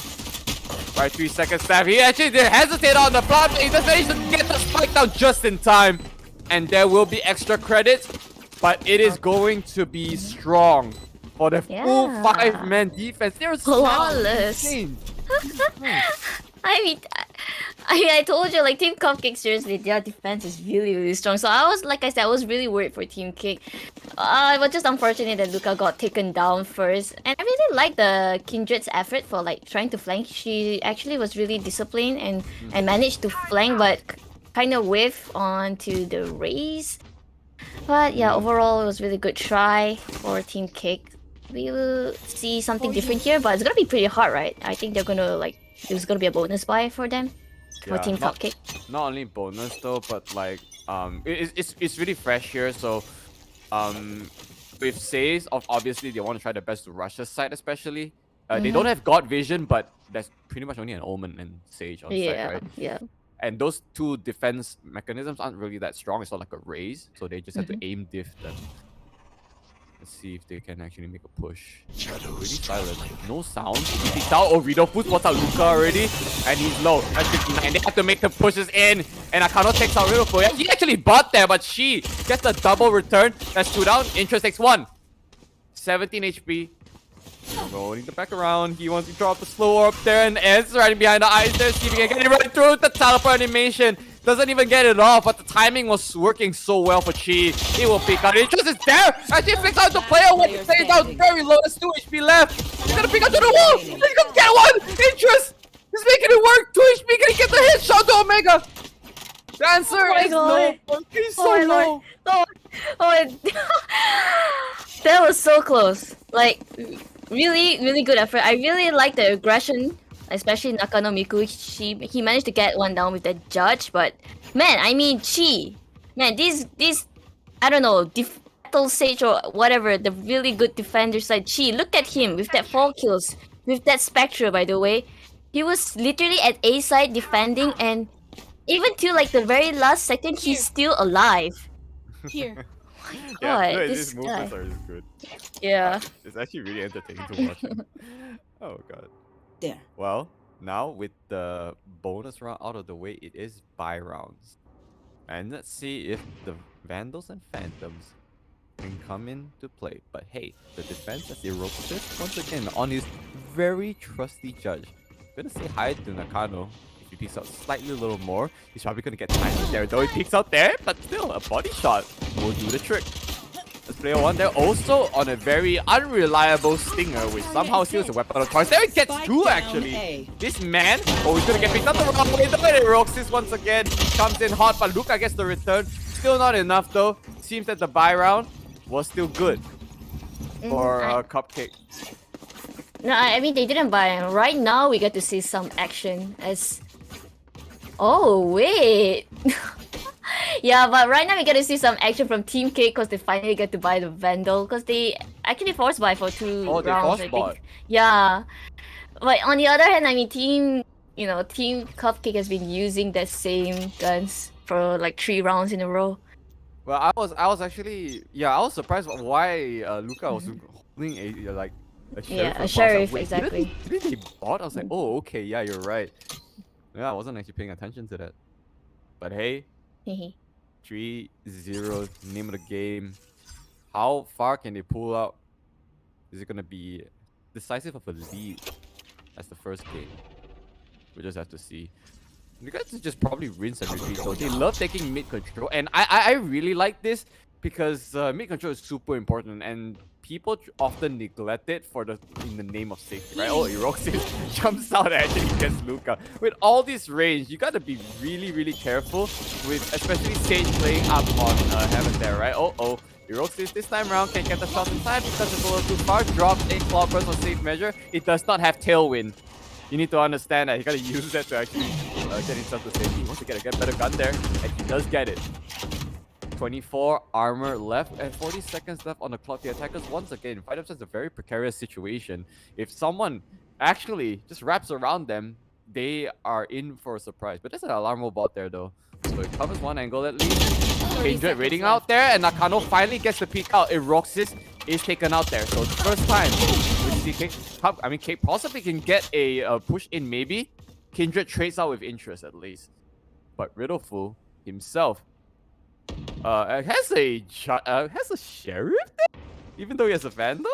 10 Opts him seconds up left. there. 9 seconds left on the clock. As Anti's ready right there. Player one, he picks up there. He actually gets two, and this is just Spectral War.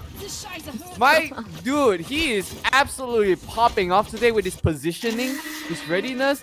Yeah, yeah. Eyes on him, guys. Yes, I totally agree. But I mean, Luca, you're making the same mistake twice in a row at that spot. You've been dying at that spot twice now. Like I think they should. What they could do is, like, I don't know, break the wall down first instead of trying to peek. You know, seeing if there's anyone standing onto the wall. Yeah, I mean, he kept dying first, which was really unfortunate. Yeah, I hope we see something different at round 5. Well, what's different here is the dishwasher. I just wanted to call it out. He got it out there. Let's see if he can put it one to death. And that's one. It's already Omega Low himself. He's down there. Gets triple peak is player one. And he is, I say the team has had enough of him. Alright. And Cake is in. They actually get the plant down with the full rush strat. And it works. So 3-man for the retake there. She picks up there and saves, bro. Look at the shot. It's gonna be an ace.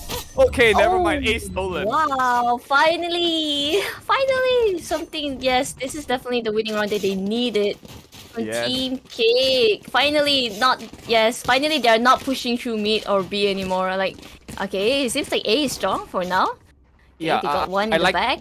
I like the switch up. They actually Yeah, really yeah. needed to do that, and it was greatly rewarded as well because suddenly because that cupcake, cake was thrown into cupcake was thrown into a loop. And it's like, okay, and then suddenly their stage looks a bit lost, right? Gets picked the wrong way, and Nakano gets a 4. Pretty awesome stuff. Let's see if they can switch it up again. So a pre-smoke actually coming out to B. Maybe I heard something, but there's pretty much 3 there. Riddleful with that one way. Now with 2 as well as the up top Heaven. Fires a couple of shots so he knows there. Gets the lineup. I don't even know if that's a lineup.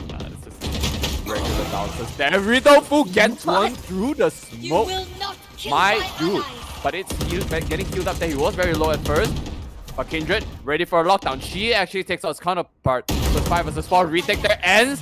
Wow, alright there. The movement. That's good. Eroxis is safe for now.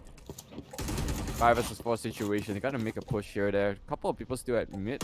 Killjoy still holding A. That's Barn himself. Player 1.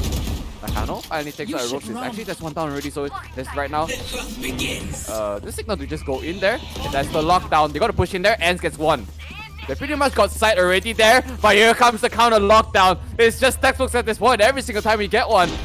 And you see, player 1. Can he get one there? Luca gets an aggressive push out there though. He might just get detained, maybe. But it's gonna take out the lockdown just in case now. Player 1 doesn't want to risk that.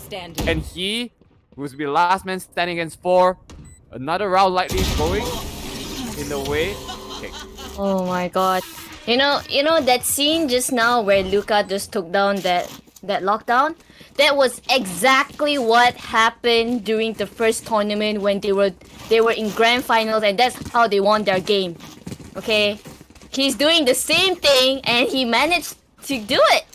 again and again. Like, props to this guy, Luca. Like, this guy just so not so brave, you know? Like, just going through and trying to pick them off and just, you know, shut the lockdown. It's really well played. I like this because it's like it's regular like pro plays, right? Because you expect them to actually go out, but there will be people who challenge you sometimes, and you have to be ready for that. And in that case, there, well, Cake just wasn't ready. Oh, sorry, Cupcake. There's too many cakes here. I think the cake's alive. Cakes and Cupcake. Player 1 moving out there. He's gonna get picked by interest though. Cannot land the shot. Just gets double peeked. And Neurosis this time right now, he does have the ult as well. And the showstopper comes in, he whiffs off his nice there. And the Moonbot, he runs into it actually. And it seems that Cake right now has got the momentum going for them. Yes, exactly. It's either the A side or the B side, you know, like, because it seems like mid is not, you know, going so much their way. Yeah, it's good I mean, to it was see. a safe round for them too. So Yes, that's true. you have to It seems like understand the timeout from... wait, since when do we have this It's a new UI? update. It's a new update, yeah, from Valorant. It's pretty cool, huh? Oh, I love it. Yeah, it looks so professional. Timeout active defenders. Do you know about the new updates in the future that they're gonna rework a couple of agents? Really? Like Breach, Yoru, someone else as well. Viper. The recent Viper change I wasn't even aware of. Like the instant decay was like 50. It was nerfed down to 30. I wasn't even aware of that. I see. Yeah. Let's see. Yeah, so basically I share the same sentiment where like I did call for Viper's skill sets to be completely reworked. Maybe you can keep the wall, but the poison cloud and the molly, maybe you can just change it out to something more impactful. The same with Yoru as well. Yoru's footsteps, known as fake out, does absolutely nothing.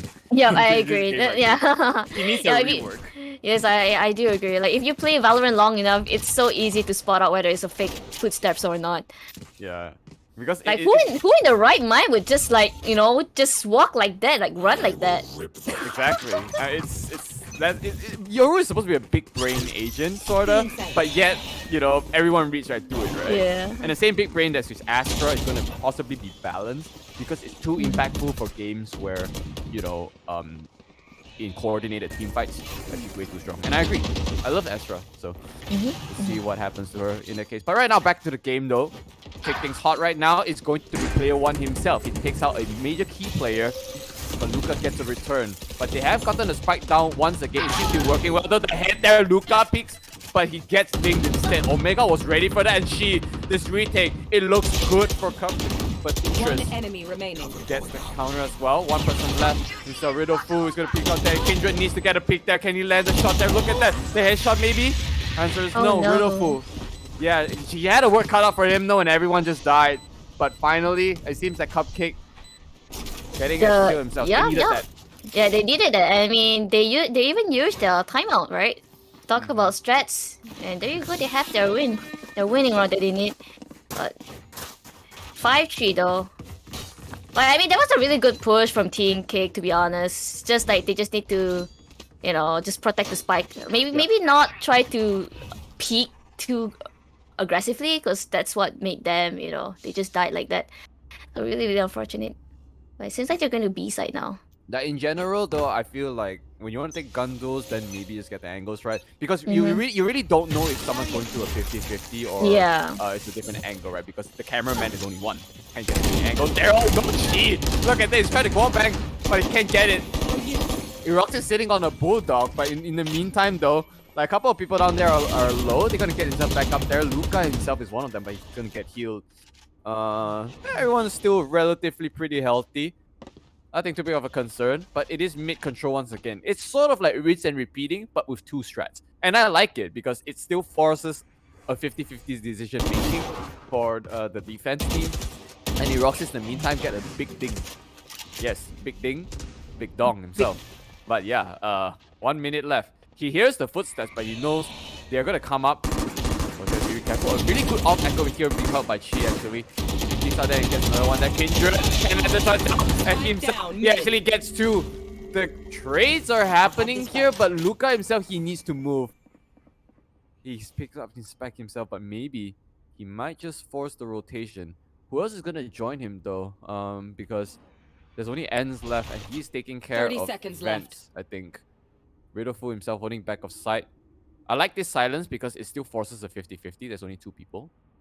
Player 1. He's got an angle. He spots the footstep from Luca, but he can't get the shot down. And Barn is down. That's pretty big. Because right now they can meet that outside though, and Luca, he will get it down. The big brain play for him is to toss the spike to him though. Maybe not. He's ready. Can he get a plan down? Alright, he's got enough time. And the last person left alive is Riddlefu himself. Wow. Cake pulling something out of your hats. Making this win somehow possible from a 3 versus 2. And now it's 2 versus 1. Riddlefu just cleared screens. Now they know he's there. I didn't exactly like that, but now they know everyone's gonna have their eyes on you though. Ends. Flower potting. If he peeks out a little bit careful, just right there. He actually gets a shot. He's spotted out already, so he needs to move. The plan is out in open.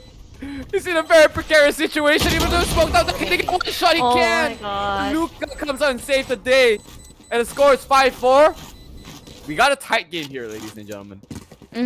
I feel like instead of like smoking Heaven, wouldn't it be better if you smoke the spike instead? I don't know, because it blocks the vision. Like, it's kind of obvious that, you know, if you plan, they're gonna go for open plan first of all, and obviously there will be definitely one at Haven. No, I wasn't so sure if like he had 2 smokes or not. If he had 1 smoke, then he had to decrease a 50-50, right? Which is one of them is gonna be Heaven. But you know, 1 versus 2, you probably have more than a 50-50 to worry about. So we have to take the team fight, which Riddlefu got 1, but Luca being last man standing is just expected. But it's just really well played on Cake's side. We cannot discount that play. You should remember it was a 2 versus 3 retake. Yep, I agree. Here comes the lockdown. There's no counter lockdown from their part just yet though. Okay, hey, what? She gets one with the little shorty! But hey, the boom, he goes off! 21 HPs as himself though, and they're not exactly on sight just yet. Omega still has the nade himself. He will use that to clear right there. Oh, of them says that they're gonna be enough. He does! He takes out ends! And the defense team, someone is doing it! Oh, what the thing! This Nakano. He's down 2 versus 2. Even up the odds once again! What a big thing again for Omega! This guy's on point! Oh god! It's just absolutely back and forth. That is no way. The 2 Cakes demonstrating why they are one of the strongest teams in this tournament themselves. The decision making, the movements, those shots himself. Nakano crashes into a bot. Wait. There's 2 players left alive. Doesn't want to peek him actually. So he's gonna use the timer to his advantage. Get the plant out and he's probably fine. Let's see if I can get one thing down. He heard a couple of shots there. Oh god, with the big plays. And here, the showstopper comes out. There's no more tailwind. My lord. And he goes down just like that. That was a thrifty round. This is a big defense starting strong with the big shotty play. You know, like when Team Kick, you know, just that the aggressive push onto B main, and she with that shorty, like everything there was so havoc. Like what the hell was going on? And also not to forget the 1-tap share from Omega X onto Luca. Not to forget. Wow. Yeah, I saw the nails going backside there. I was like, yeah, somebody is going to die. And he got the big thing there. Yes, yes.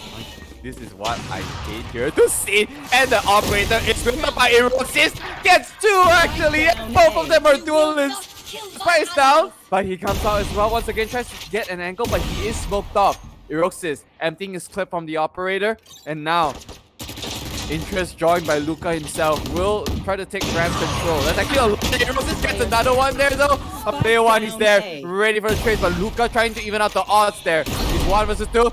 Missed the shot. Oh, the Lear just coming out. The animation was just about to happen for the blind. But he got the op shot just in time.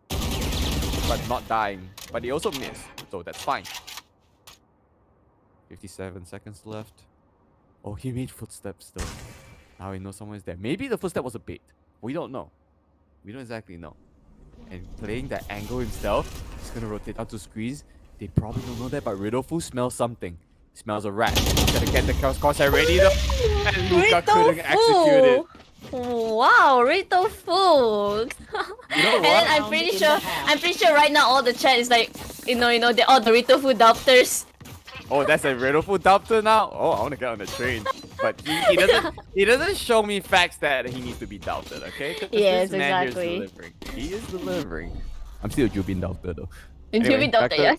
Back to this game. It is 7-4. Whether it's an 8-4, I think there's a higher chance for CUPCAKE to still take the game, even though it's a 4-point deficit. But if it's 7-5, it could go into an overtime there. Oh no, Eroxis with the shot once again.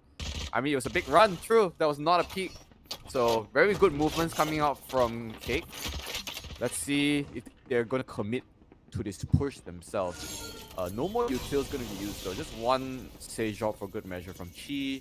Everyone here is probably going to rotate out. Yes, they are. Try to get Vents control maybe. The ends. They don't hear anyone else, but footsteps.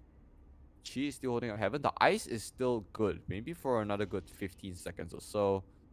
Yeah, they're ready for the big push out. If he peeks out, he's gonna say hi to a couple. Though no, they're actually all at Vents.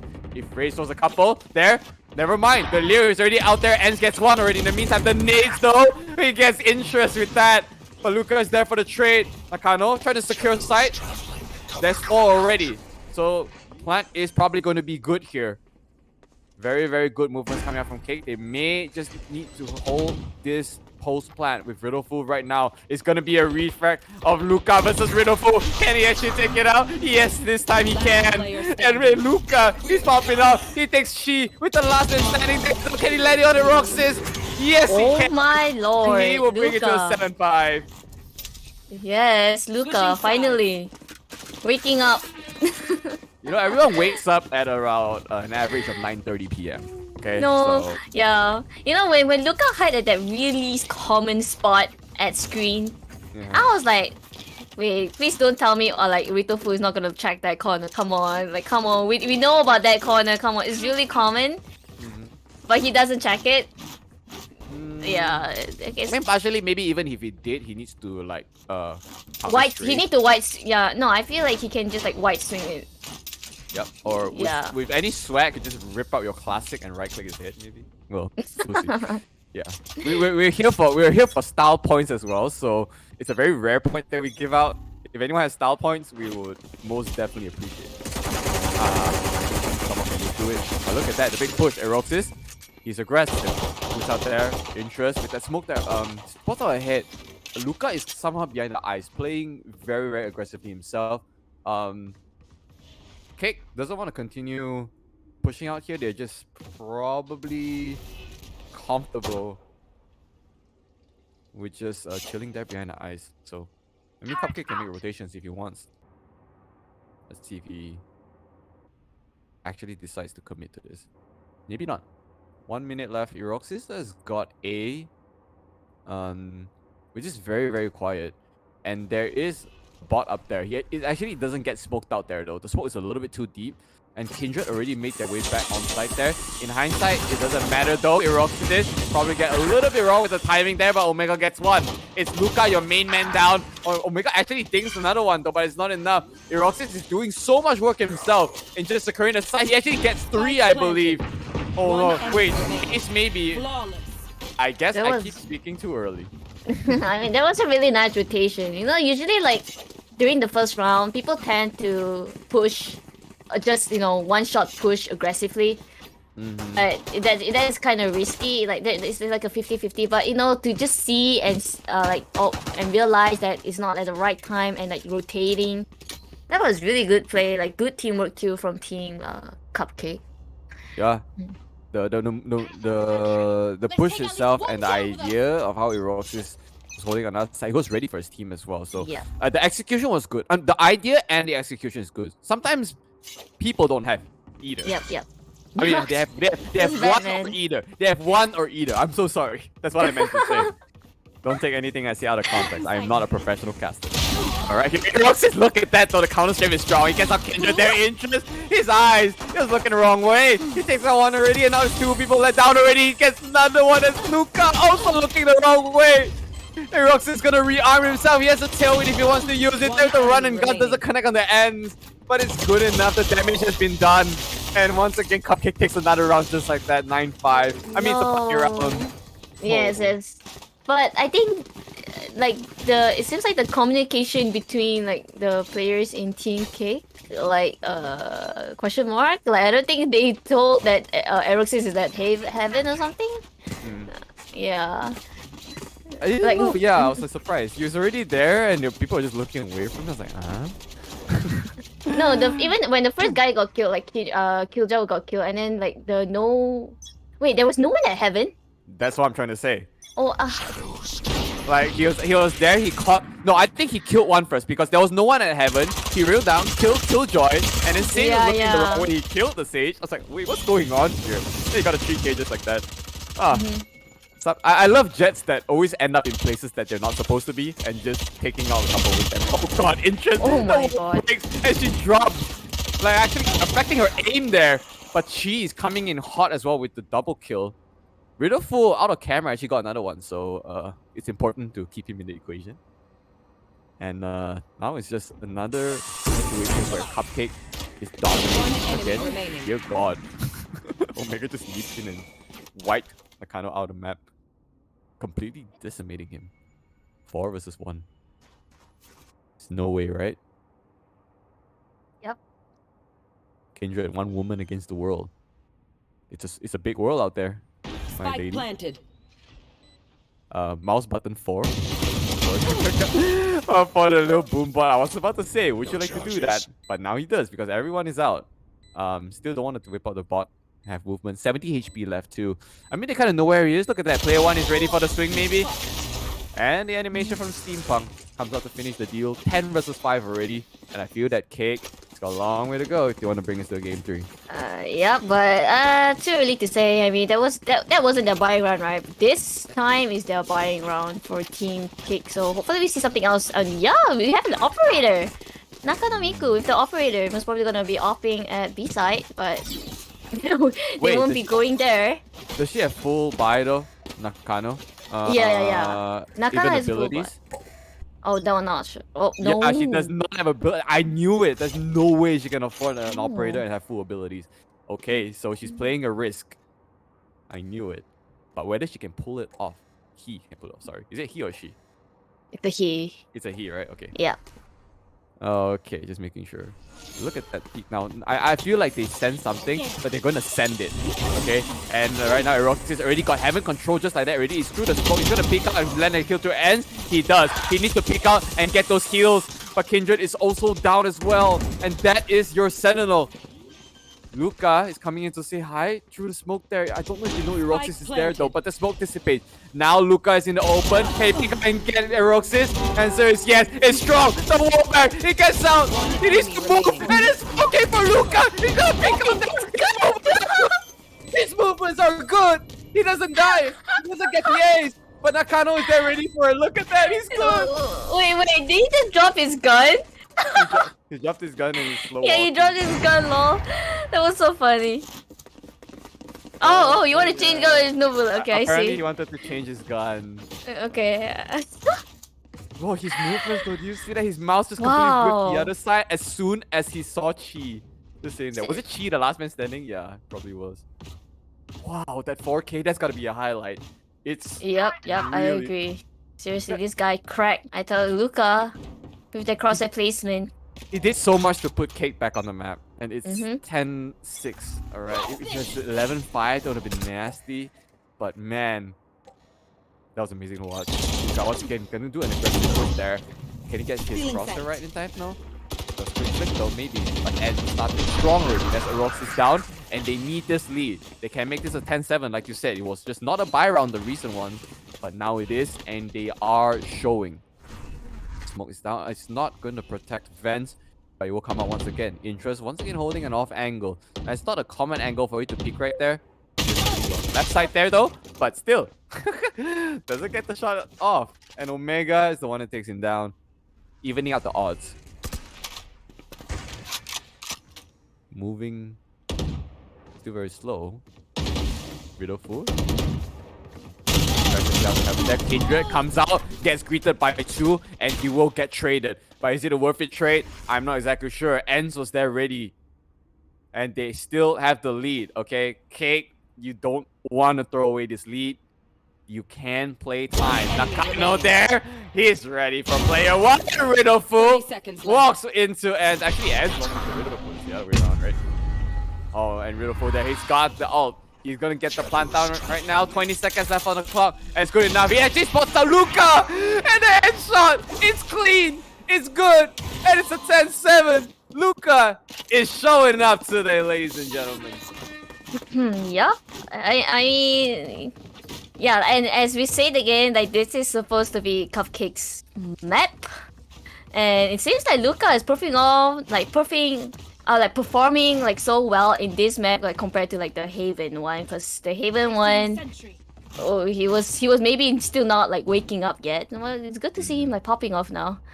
I mean, he's right now also MVP of the entire match. Yep. As you can see, it's just really keeping up is another thing, but I feel like suddenly CUPCAKE themselves are doing movements that's a little bit weird to me. Yes, I understand they're defending, so they're kind of split. So not really together as a unit, right? So if Cake just overwhelms them and takes them out by the number, then Cake can have this in the back. Yeah. Yeah. And they scored a significant amount of points at the start as well. So Cake can win this. Like, they actually can. Because there's no way they can go into a second overtime if you can just keep CUPCAKE at 10. Wow, just asking them to keep them at 10 is a lot of work. Huh? I mean, attacking is really hard, to be honest. Like, you really do need a good coordination. Oh, he's gonna get slowed there, but when he gets up a peek though, he just need to peek out. He's just gonna jump there, and it takes out Eroxis. Cake is just delivering. Look at that, he's gonna peek out, and he spots out Chi, but Eds was ready for the cross. And off camera, we got Nakano to finish out Omega. And the score is looking likely to catch up very, very soon. Also, there's one more thing I want to say. This is my first time I see CUPCAKE is finally going on attacking for a long time. Because usually, they are always defending. And once their defending side is over, it's really like 9-3. So they only got to win like a few rounds. Yep. They have been doing it for all of their matches so far. So this is the first time I see they're going like so many more rounds in attacking side. So yeah. Look at that, Nakano actually whips the shot. Oh no. That's actually a very important shot not to whip, so that he actually tailspin out. Repositions. And he's fine there though. But the bot, okay, it's possible. He's gonna get blinded for days. And he's gonna, okay, Roxin, he actually moves himself in. He's reaching the rush. He's there with the double there by player one, and Roxin as well. They got those kills. They're still evening out the odds, the defenders. They're still doing it. Cake, you got one job, and that is just a kill. Eroxis. Then the movements are pretty much limited. Okay, here comes the lockdown. It is pretty open though. If someone peeks out there, I mean, it's pretty open because they need to clear our backside as well, right? Okay, Enz is already teleporting in though. They know they have to rotate. They have to go out back to mid there though. Now I mean, they're on site now, so they just need to get the frags in Kindred. I know it's a lot to ask for. I'm not exactly sure why you're aiming there, but then he turns out he gets the flick. He gets the both as well. Both of them. That's so good. Enzi with the flick, just killing it. The two of them, the last. Wow. I mean, it helps. It also helps that he was this close, and he does have the vision advantage, right? Because the enemy had to peek out of smoke. But 10-9, all right. These guys. I mean, let's not discount the fact that Interest started things off with 2K. Yeah, that smoke criminal. He just went into the smoke and killed two people like that. They're gonna caught them off guard. Seriously, well played from that Sage. Let's go. There's no way that they can lose this, right? Look at the way they're playing. It's just a big comeback is real, and it is real. But now they're forcing CUPCAKE into a save round, of course. So understandable. Roxy just can't do anything. He gets big. That tweak from Luca. Can he get an ace? It's the beautiful time for an ace right now because he knows that it's a safe round. But the bot actually would discourage him, so he knows someone is there maybe though. Look at the aggression. He wants to take the fight. Can he land the shot? Probably an ace. He just needs to flick it. Oh, Enzi! Enzi, the funny pooper! He's pissed. It's a double. Oh, Lord. I just wanted to call a tactical timeout just for him to flame Enz. No, No, there's no way, right? Because Ans was also MVP for last round. Yes, so yes, I we'll just agree. keep him there. It's all in good faith, but that was like, they're just great shots. I mean, yes, we know that they're on a safe round, so maybe the shots were a bit easier, but still, 10-10, probably the first time I've ever seen in this tournament.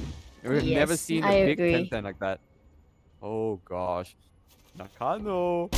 Peek out there though. The jiggle peek from Eroxis doesn't do much because of that peeker's advantage.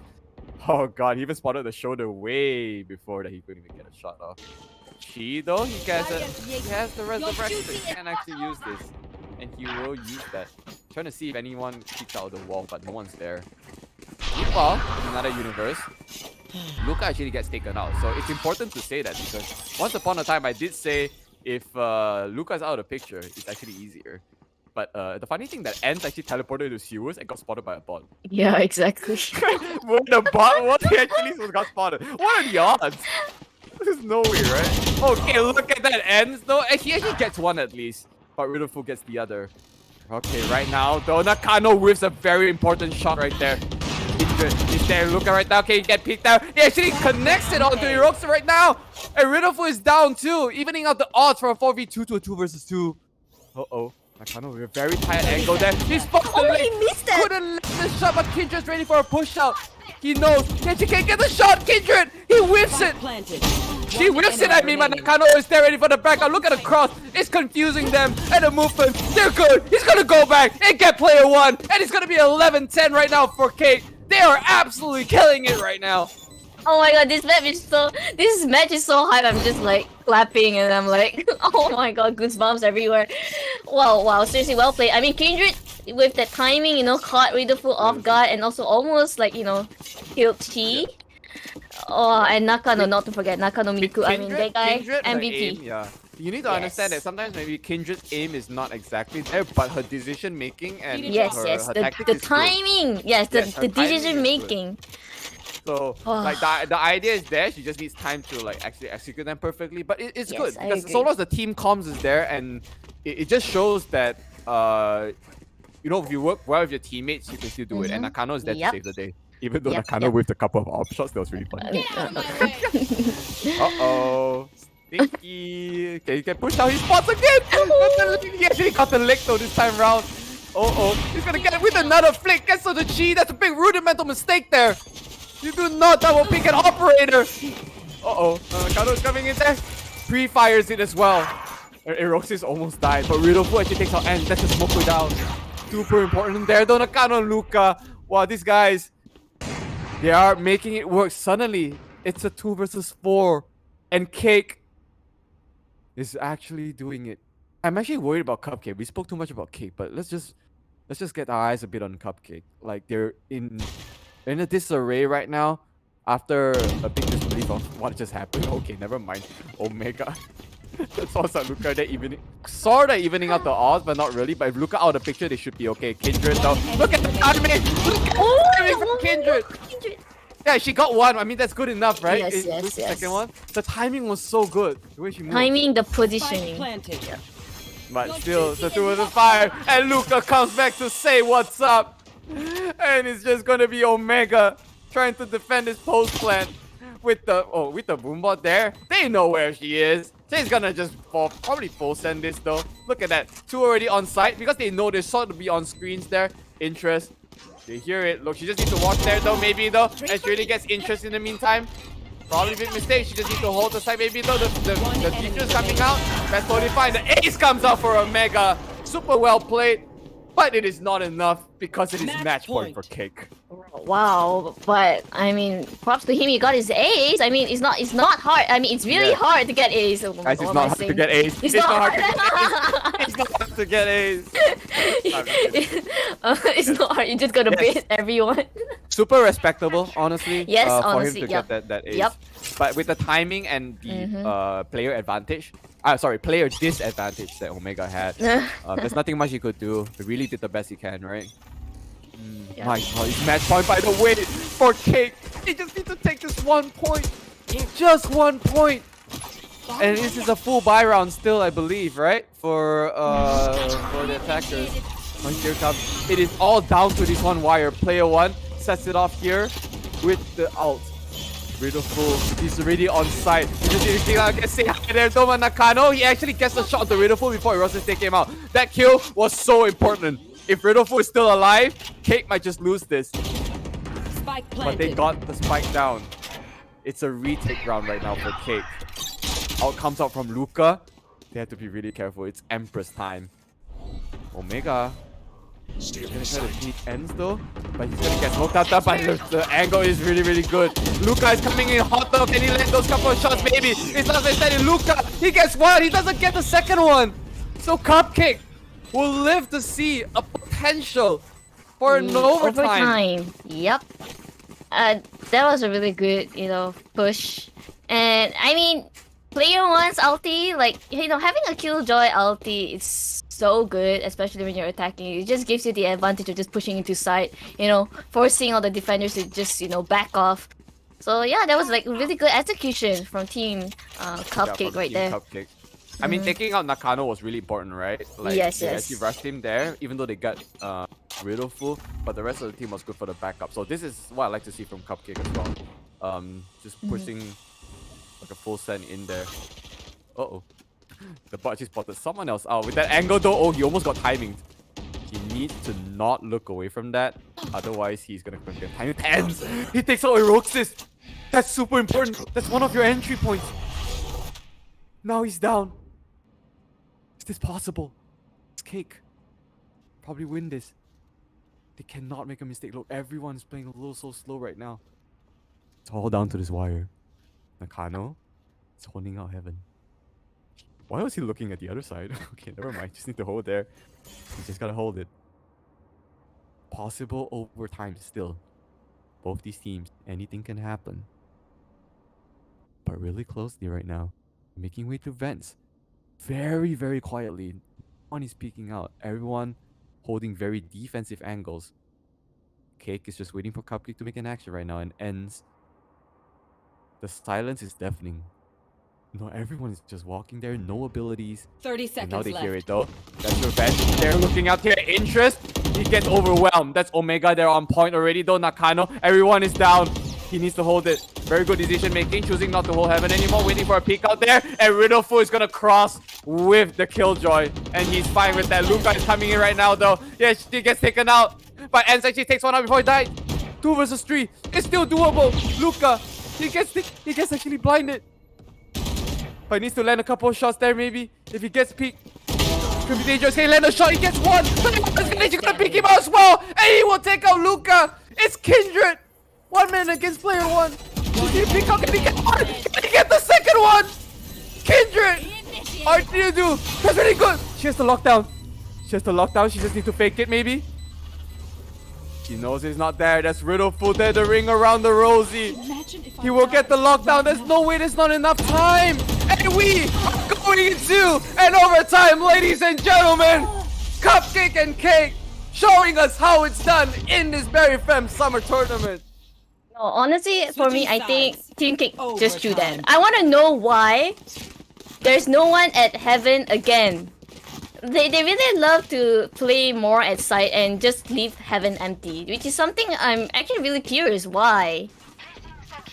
What do you think, Zeno? But I mean, well played to both teams. Like, oh my god, we finally get to see an overtime. I mean, it's good for us.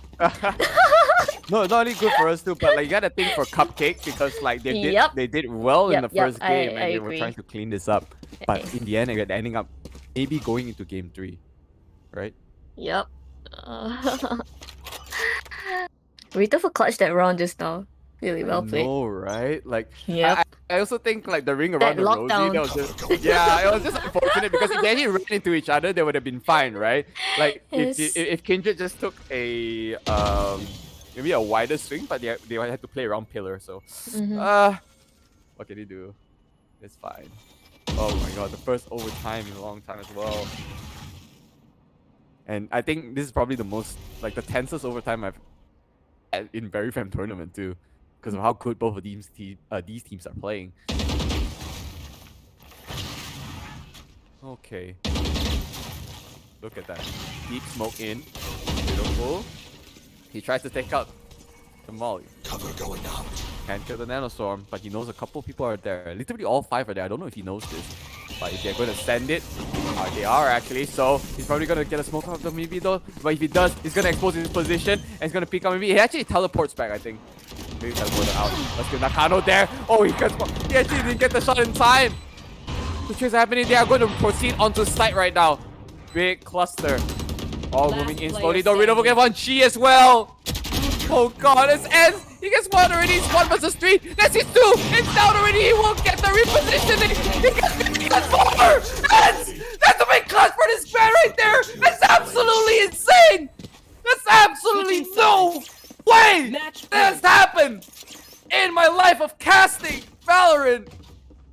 What a big play from Ends. And I believe right now my newfound respect for this guy is off the charts. Guys, this is not grand finals, guys. This is only semi-final. Oh my god. Oh my god. Seriously. Definitely well played to Enzi. Like, he deserved that round. Like, really MVP. Oh. I need to stop streaming because I'm gonna lose my voice for tomorrow. But there's just some pretty good plays happening here. I'm just saying.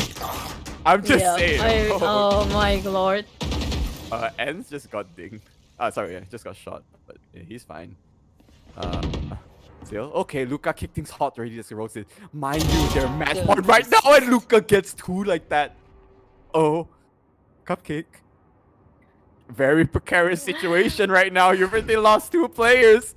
And then stakes player 1 himself. It is all but possibly done here. Unless a miracle comeback is gonna happen. And that's probably not. Because Ends is gonna come out and say hi to Chi. He will get taken out though in the meantime. But that means they know where she is.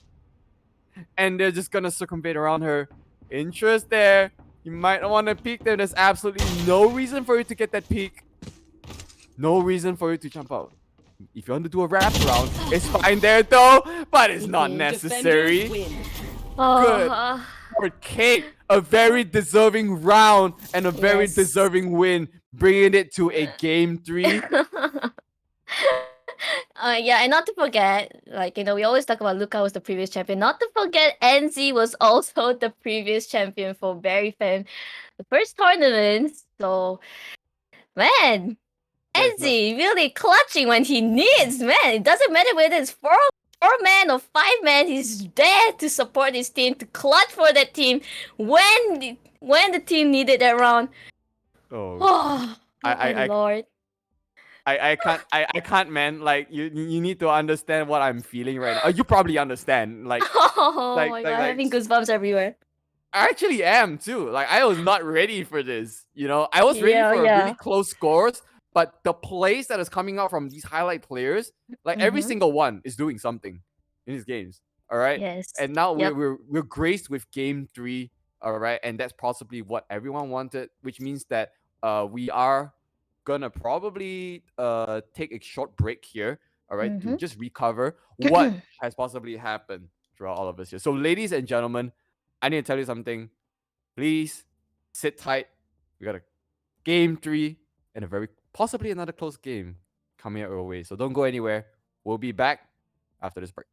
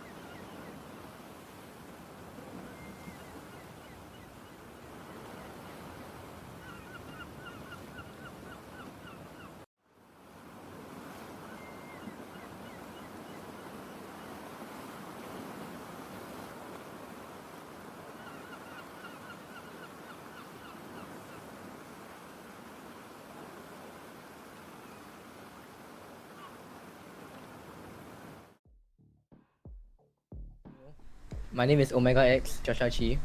I am from Singapore, Immortal 136RR. I started playing Valorant last year when Valorant came out in SEA. The Duelist, the entry fragger, and I play Race. I saw Widowfu and Player 1 inside the Berry's Twitch chat, and then I was like, okay, so these are my teammates. And I saw Eroxis, who is from Team Excelsa. Went to WhatsApp, and then we saw there were some screams, so I was like, you guys want to join some scream? Eroxis was like, okay, can. Because actually at first we wanted to do a 5-man unrated, but Eroxis was like, nah, I think unrated is not really worth it.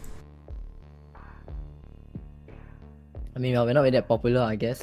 But how we got came back and like make the audience doubt us, I guess. Like, make them feel lose their points, I guess, their channel points. Was, I guess, because we have really good like team synergy, and like our communication was like okay there.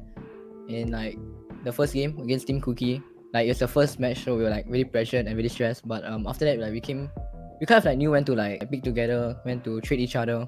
Our utility users were like really good, our Killjoy on like A or B, and our smokers on like B, doing one way at A also. They're a strong team, I guess, but like a lot of people would like to say Luca and friends for Team Cake. CUPCAKE and Team Cake, like we both are very strong. We're now like semi-finals. Yeah, we're all ready for a tournament match. We're still like screaming, trying out some strats, trying some new com layout, roster layout like that. Honestly, good luck, have fun. No, I don't want any like toxicity, I think we're just gonna make friends. I guess Eroxis, but in general, the entire team, like Ridofu and Player 1, they're really good teammates. They have like a lot of experience, I guess, She, our Sage main and our Omen also, he's really good like calming the team down, I guess, because like he likes to breathe a lot. Eroxis, of course, our IGL, he knows how to IGL a lot. He's actually really good at IGL, I would say. Honestly, I think Team Chocolate the most. I mean, Team Cake is of course strong team, but yeah, they're also a strong team. But I think Team Chocolate will be like the ultimate winner, I guess, the strongest team ever, the hardest team, because like they have Japix, who is like really good. He's good at like Sky, he's good at Jet. I saw his TikTok clips, and like my team just scream against Team Chocolate. So yeah, so I guess like people call him TikTok Koko. So. My name is Lucas Bureau. I'm from Singapore, and my Valorant rank is Radiant. Currently Immortal, but used to be Radiant in 3x. And I played Valorant for like almost 1 year. I'm the captain of Team Cake, and I'm a duelist. I play a duelist role in my team. So I usually play Reyna, and I help to create space for my team and frag out to make it easier for them to win the rounds. Okay, so when my team first got together, I didn't really know two of them, which was Interest and Nakano Miku, which is also Keen. But after a while, after we played a few unrated games, we really got very comfortable with each other already. Then ever since then, like our communication has been quite solid, and I think that it's pretty good, not bad. Like we don't really argue or we don't really fight with one another. It feels amazing. I didn't think that I will be able to go into the semi-finals again. And I just hope that I think that this time I will be able to win it again, twice in a row, and take home the trophy again, and the prize pool.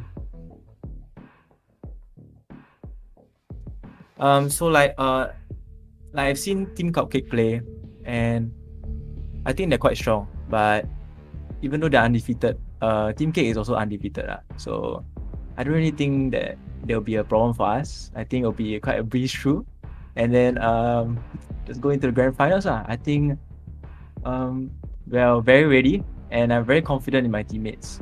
Yes. Just Team CUPCAKE, be ready. It's gonna be a 2-0. Just saying. There won't be a third map. I think I'll give the MVP to Kindred, because like she's the only girl in our team, but I think she's the best female player out of all the female players in this tournament. So I have very high hopes for her, and I know that she will be able to pop off in the upcoming matches, just like she did, and like she showed people in that bind game. Yes.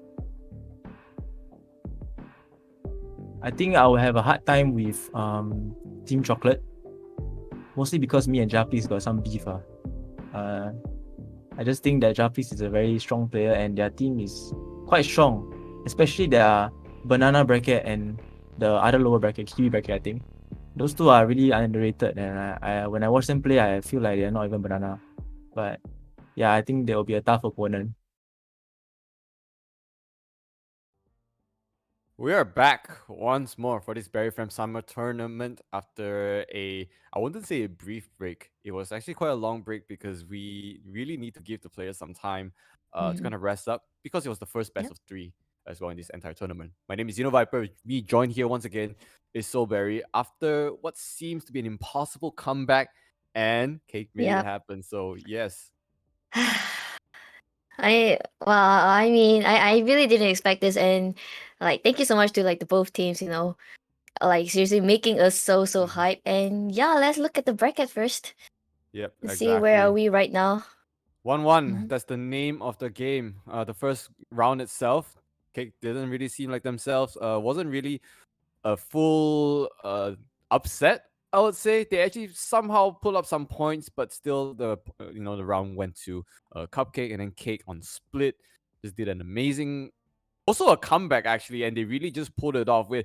Let's just talk about ends for a bit, okay? Because that's one of the latest clutch there. It is almost something impossible. The spray transfer, the teleportation, a lot of things could have happened. He could have gotten peaked. He could have gotten timing, but it just worked well for him. All right, bringing it to the first, the match point of the overtime, and then Lucas scored 2 of his own kills, and I felt that Cupcake just gave up and wanted to go for game 3. Yeah, definitely. And it makes me wonder, like, I've been talking about this, like, Phantom or Vandal, you know? And, you know, like, at that moment when Enzi was peeking, it was like 3 men peeking at him or something? 3 men and 1 behind. So Something like that. he was back of sight first, and then there was a killjoy that pushed out, and he died. And then I think Eroxis was also on an operator. I felt that if he wasn't on the op, he would have gotten the kill. But he gotten 1 kill, which was killjoy, and then another one. Then he got the teleport. Yes. Yeah. And then they were still looking back of sight, which was really funny because they heard the teleport. It's just right there. No, but it could be a fake teleport. Come on. Yeah. And you know, like during that second, like who know? I mean, of course, people would definitely check the backside first, you know, because that's like logical. It was a big brain. No, but no, yeah, honestly, yes, big brain. But they checked the backside, yes, and they looked at Omen. The 2 of them looked at Omen, and they just. I'm so sorry, but they just.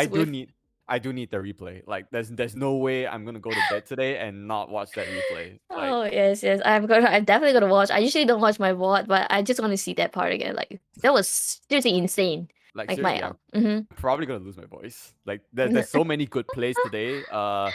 Some from Luca, of course, some from him, and then some from Eroxis himself. Yes. Player 1 also. Riddle Fu actually got one. Riddle Fu, yes.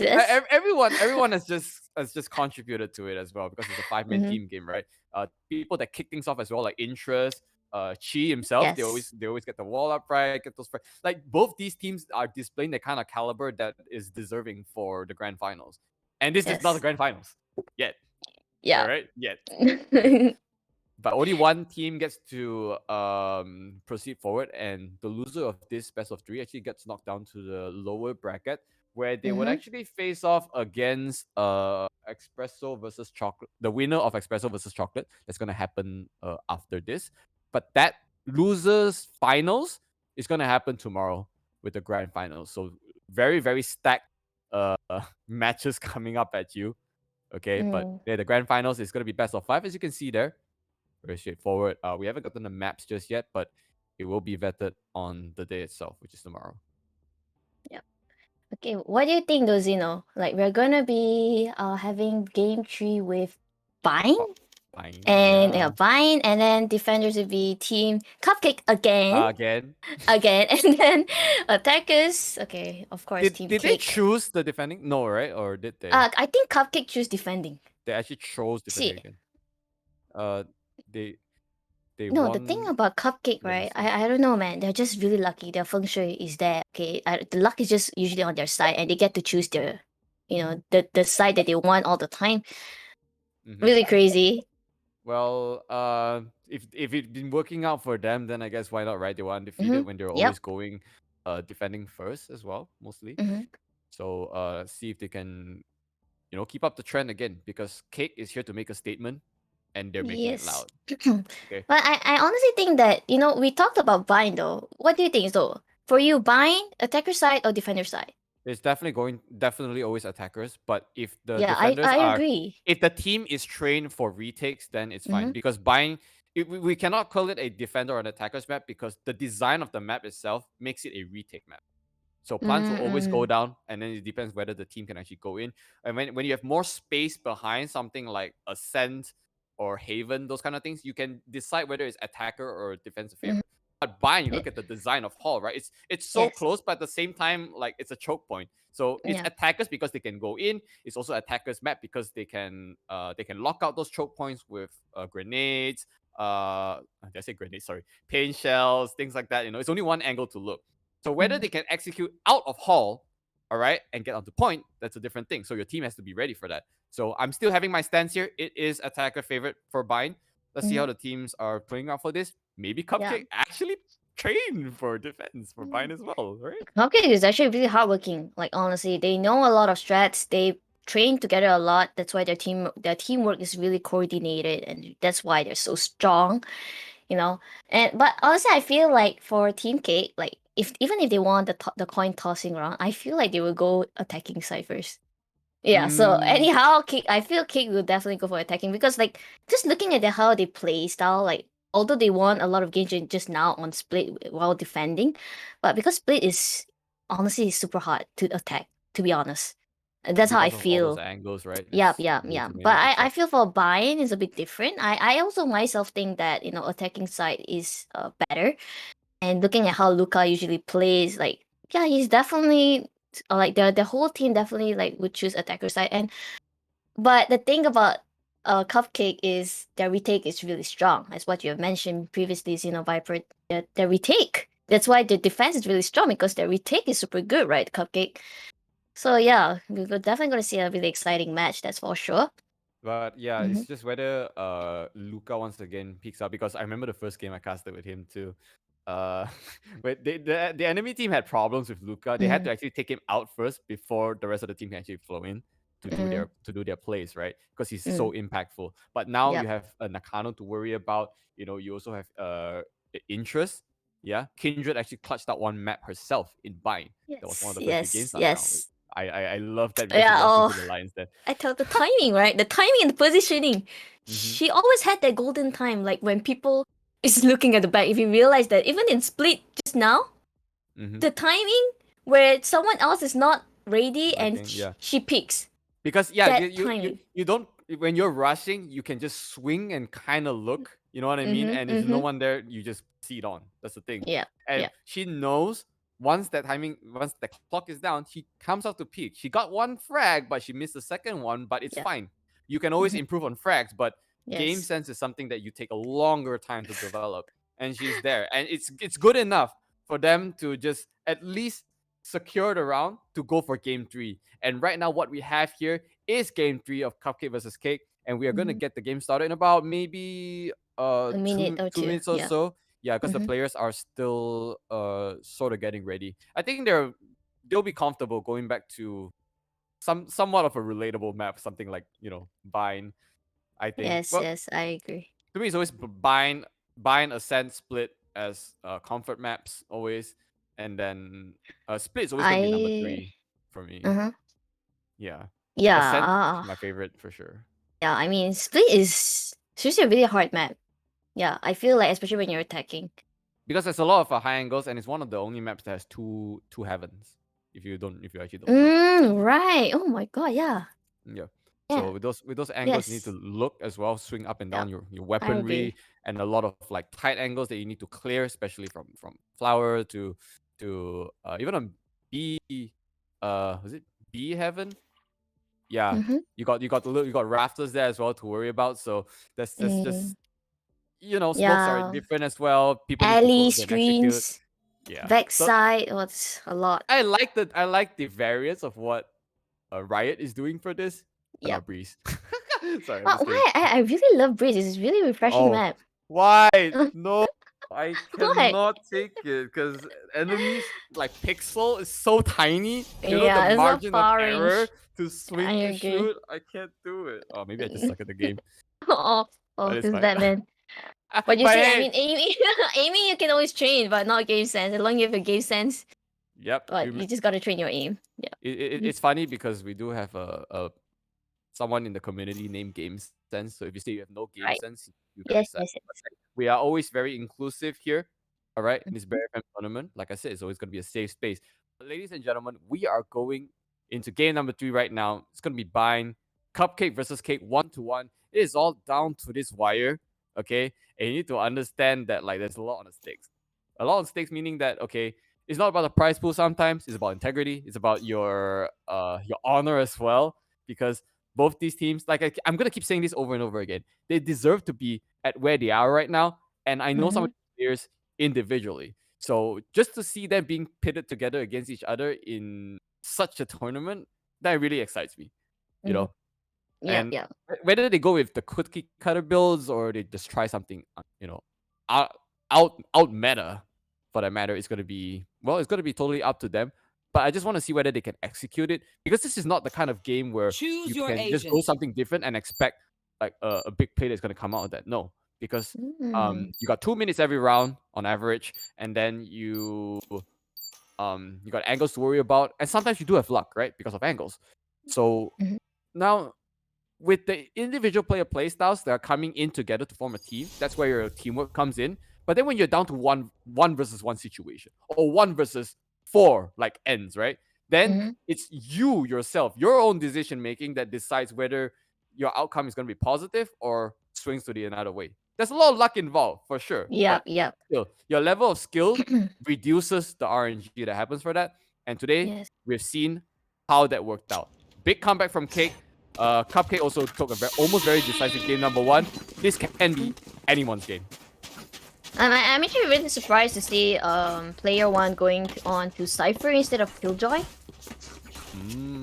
What do you think though? Cypher or Killjoy? Which one is like a better, like, I mean, not to say like better agent. I don't know.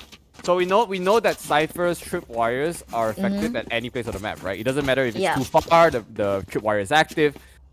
Killjoy is more damage based, area denial.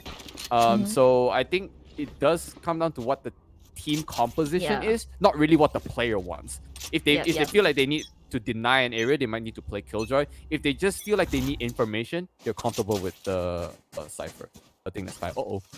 Luca is pushing out there. He's gonna get greeted with Renaputo. He gets traded in the meantime though, but still Chi.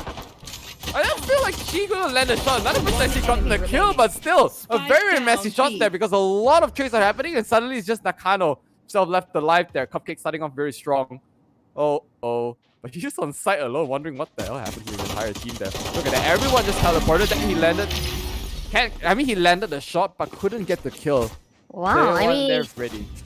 Like the aggression from CUPCAKE, like you see, most like majority of them like just teleported from A side, and they just like pick like like I say, like the teamwork is really good. Like they're not afraid to push. Like even when they're defending, they're not afraid as long as they realize that my teammates are here with me to pick together. So they just like push together even as even while they're defending. So that's really good. Like honestly. Yep. Man, I was just very surprised of the sudden teleportation of everyone. That's it. Yeah, exactly. There's no way to just do that, right? And they executed it well. So yeah. Yep. Here comes the second attempt for an attack, and the buy coming out from Nakano. That is your judge.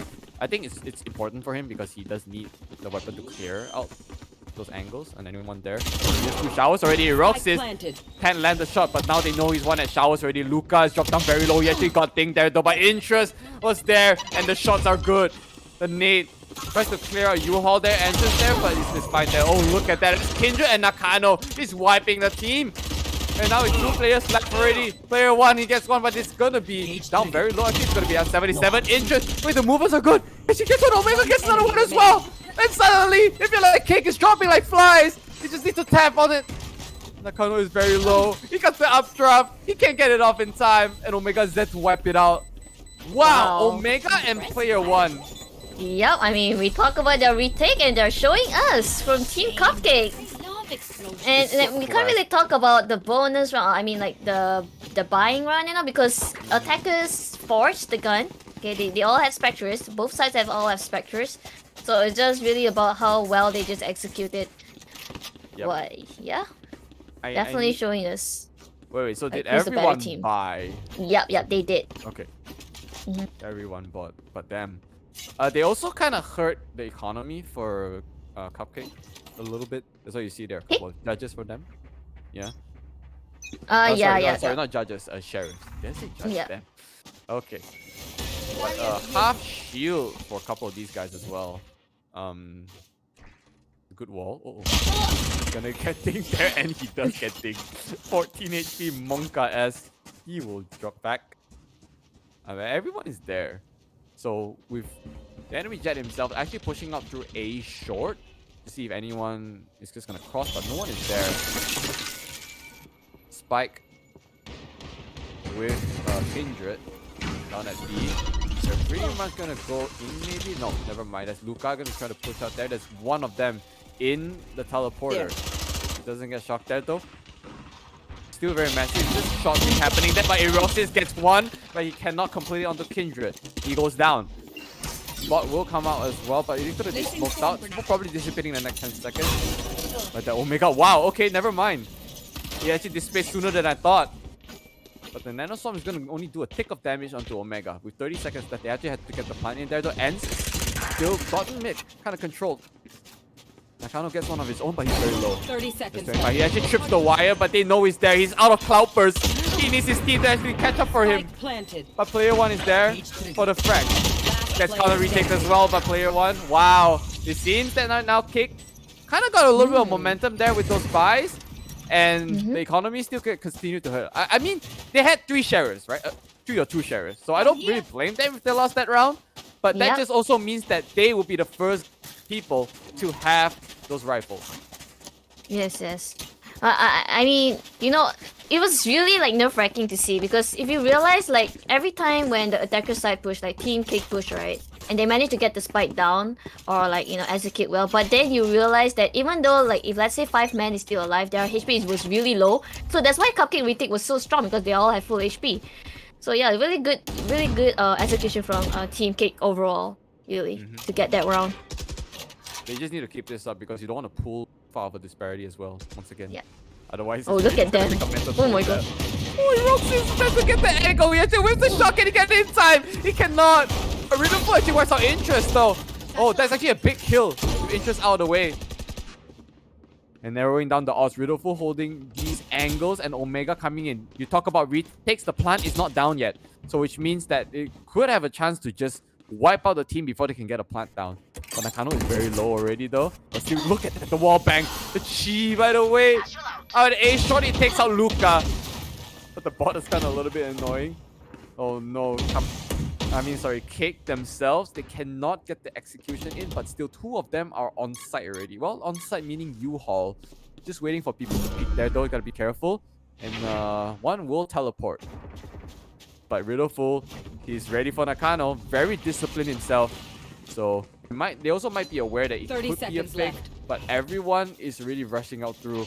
And it's just Kindred against the world, by the way. There's no way you kick Omen. Can we get a Kindred cam here, please? Last player standing. Never mind. Yeah. Why are we looking at ends when there's 4 people gonna run through Kindred? There's gonna be... I mean, we know the ends might be a playmaker, you know, but there was no way that he could get to the spike in time to back up Kindred. Oh, he has to reload. No, but I mean, No, I really love the effort there, but I you know the fact that Killjoy, the Kindred, she shift walk, right? Like even when she teleported, like obviously when people teleported, then the defender side the defender side is gonna run, okay, obviously, but she shift walk at first. That's why some of the time was already off there. So I thought what could have done better was she going back to A. Like since NC is still at A. Yep. Yeah. Exactly. You have to play with the team sometimes. It's either you rush the site because they know you teleported, or you big brain them and run back. So, and they know Ends is already covering A short. He should just go with Ends. So yeah, also it's a little bit of questionable decision making there, but we'll see how they recover from this. Meanwhile they already lost 2 members on the side of CUPCAKE, which is really interesting. I actually missed that while we were talking. But they got the site already. 3 ultimates as well. Okay.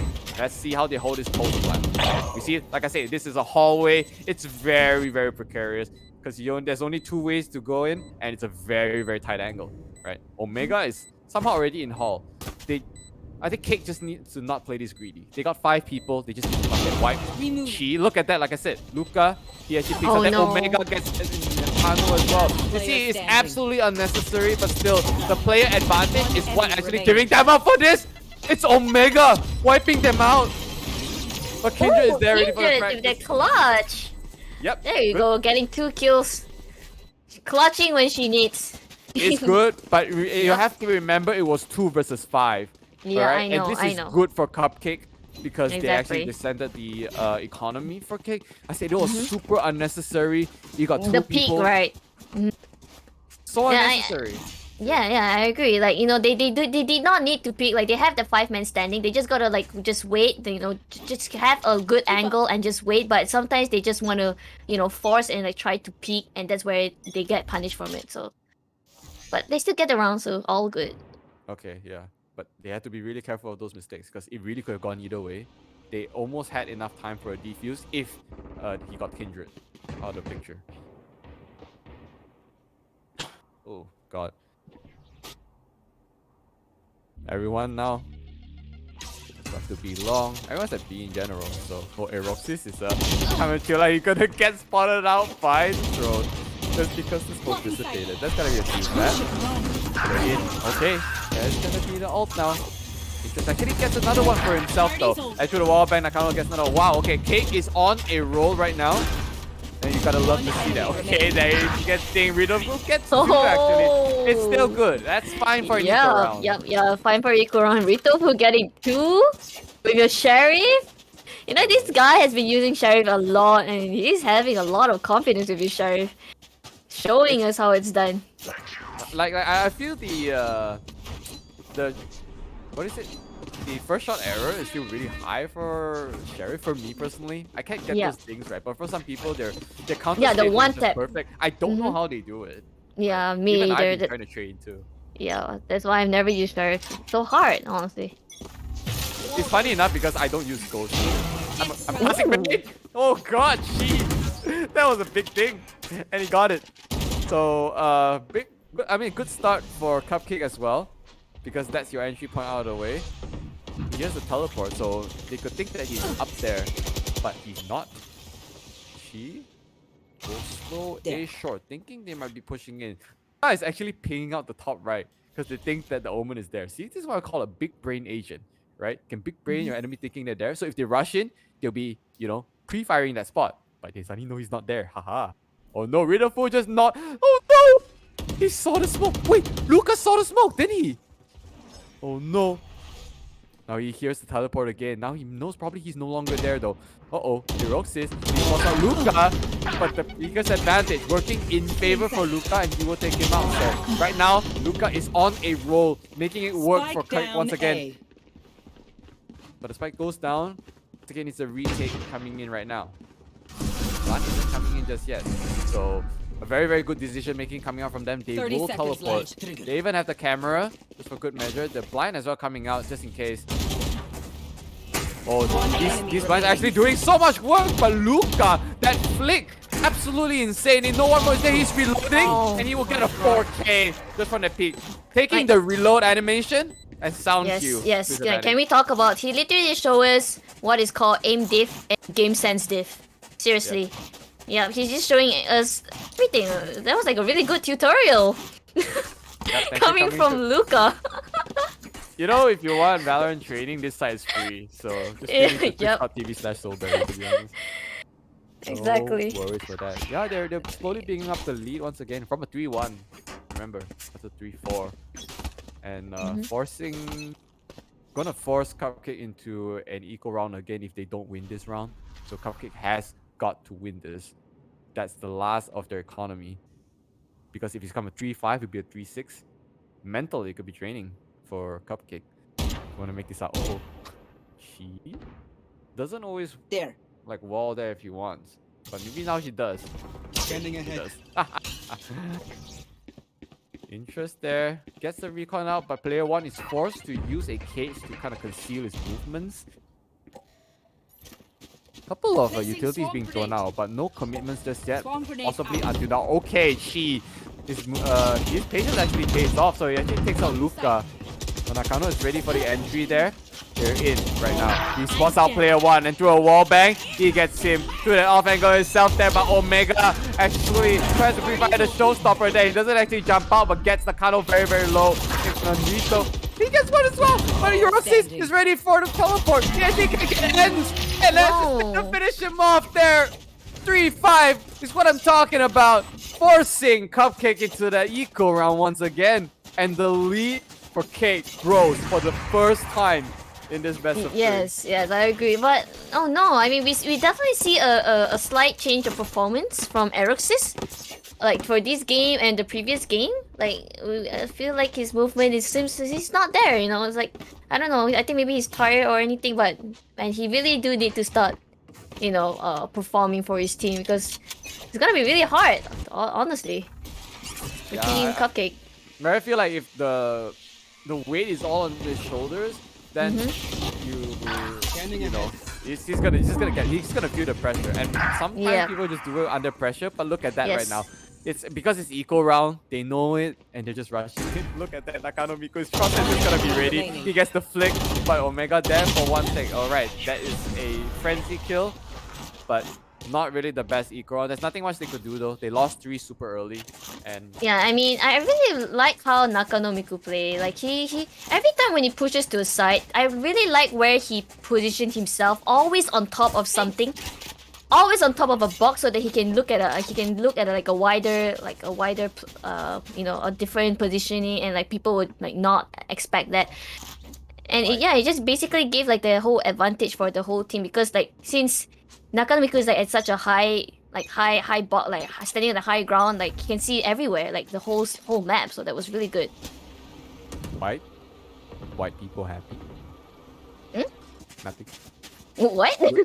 Nothing. Very, very it's a very tough spot for CUPCAKE to be in right now, because it feels like they're running over them. It's not even spreads at this point. It's just duels, right? I mean, it's 11:30 PM. I know some people are tired though, but here comes all the ultimates coming out. Luca right now, he's capitalizing on these movements of the enemy team that is not consistent no more, and he takes out one. He's actually in the elbow already, but if he picks out, he's probably gonna get this raise. This Omega right there. A couple of people is probably pushing out to B as well, but maybe he doesn't spot it. The teleport from ends, making them think. Look at that, just that sound cue itself. Really tough there. And Luca ready for the play. He takes for Omega.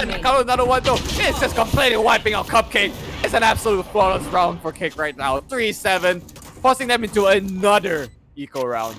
I mean, right now, like Nakano Miku and Luca is definitely popping off, and yeah, like we talk about this bind attacker side, and they are really showing us how it's done, you know, to actually attack in bind side. It makes it feel so easy for them, but it's just they're just really good.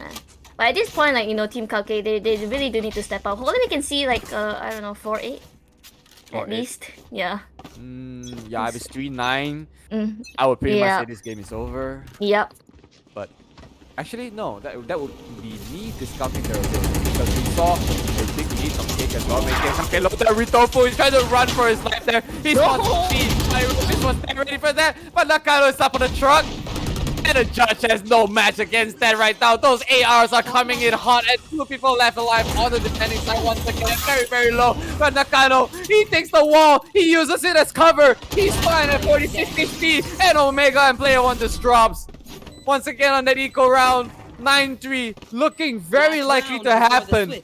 In a point, it appears to be unprecedented. For right now, Cake is having this lead. I mean, 4-8. Come on, you can do it. Did you just see Luca just did the ballerina turn, the 360 turn, lol. Yeah. Yeah, but I know he plays in a really high sense somehow, and yet get his crosshair placement so sharp. Yeah, I don't know how people do that. Get out of my way. Different genres of the game, right? Like, I had to lower my sense so much to try to get a good aim. I know, right? Yeah, me too. And still, it's okay. Me too. Oh yeah, you and I can come up on the same game. Oh, that's fine. Oh, look at that. And starting hot. That's your raise down. But Riddle full there. You would probably want to cancel it though, maybe. But he actually just doesn't find. He's fine. Player 1, that's She. He actually takes out 2. Super important, but Ends is there ready for the refrag. Luca has pretty much got on site already though, but Eroxis still has the dishwasher. And comes in with the counter. The counter TP, but it's still not doing enough there. 2 on 2. It's fine. Luca is going 1-on-1 against Eroxis. And he's showing us aim div. Aim div. You can repeat after me. Aim div. Aim div. Aim div. Game sense div. Aim div. Oh my god. That's just aim div. You can't really say that against Eroxis because Eroxis is a good player on his own, but he had the Empress, right? So the recoil time, the movements is okay. It was just literally taking lunch money from children. At 3-9, like I said, looking very possible. It happened, and let's just see if CUPCAKE can make the best this attacking round, because 3 rounds is always take to a match point. Yeah, but usually like attacker side, the duelists step up. So hopefully we can see that Eroxis doing a lot much more here when he's attacking right now. So yeah. I'm just worried about rushing things in general because that's Killjoy, you know. Like when them having a Cypher is not as impactful, but right now with the amount of aggression, usually area denial is so important because the choke point, if you get things. Nakano! He actually had to empty all 6 of his sheriff clips into that. He gets smoked off, but he needs to re-angle himself. And holding a very tight angle. You don't want to get your back right there. No one is watching his short. No one's watching his short. He needs to make that 50-50 and he wins the 50-50. He gets what he gets to himself an interest. He's got a couple of his own. But she will be there for a couple of the fact that she's very low. And Nakano himself, the thing is good. But Ends, he will cross. Yeah, I know. I think today is seriously just ends day. Okay? Okay, today is really good. What day is it today? It's currently May, it's almost May, no, May 29, yes, for you guys. Yeah, May 29. NZ, remember this day, yo. You literally just won that 50-50. Yeah, honestly, like what are the chances? You gotta go high roller, man. Go Vegas, get some baccarat, or just win us some good money, and then sponsor this tournament's prize pool.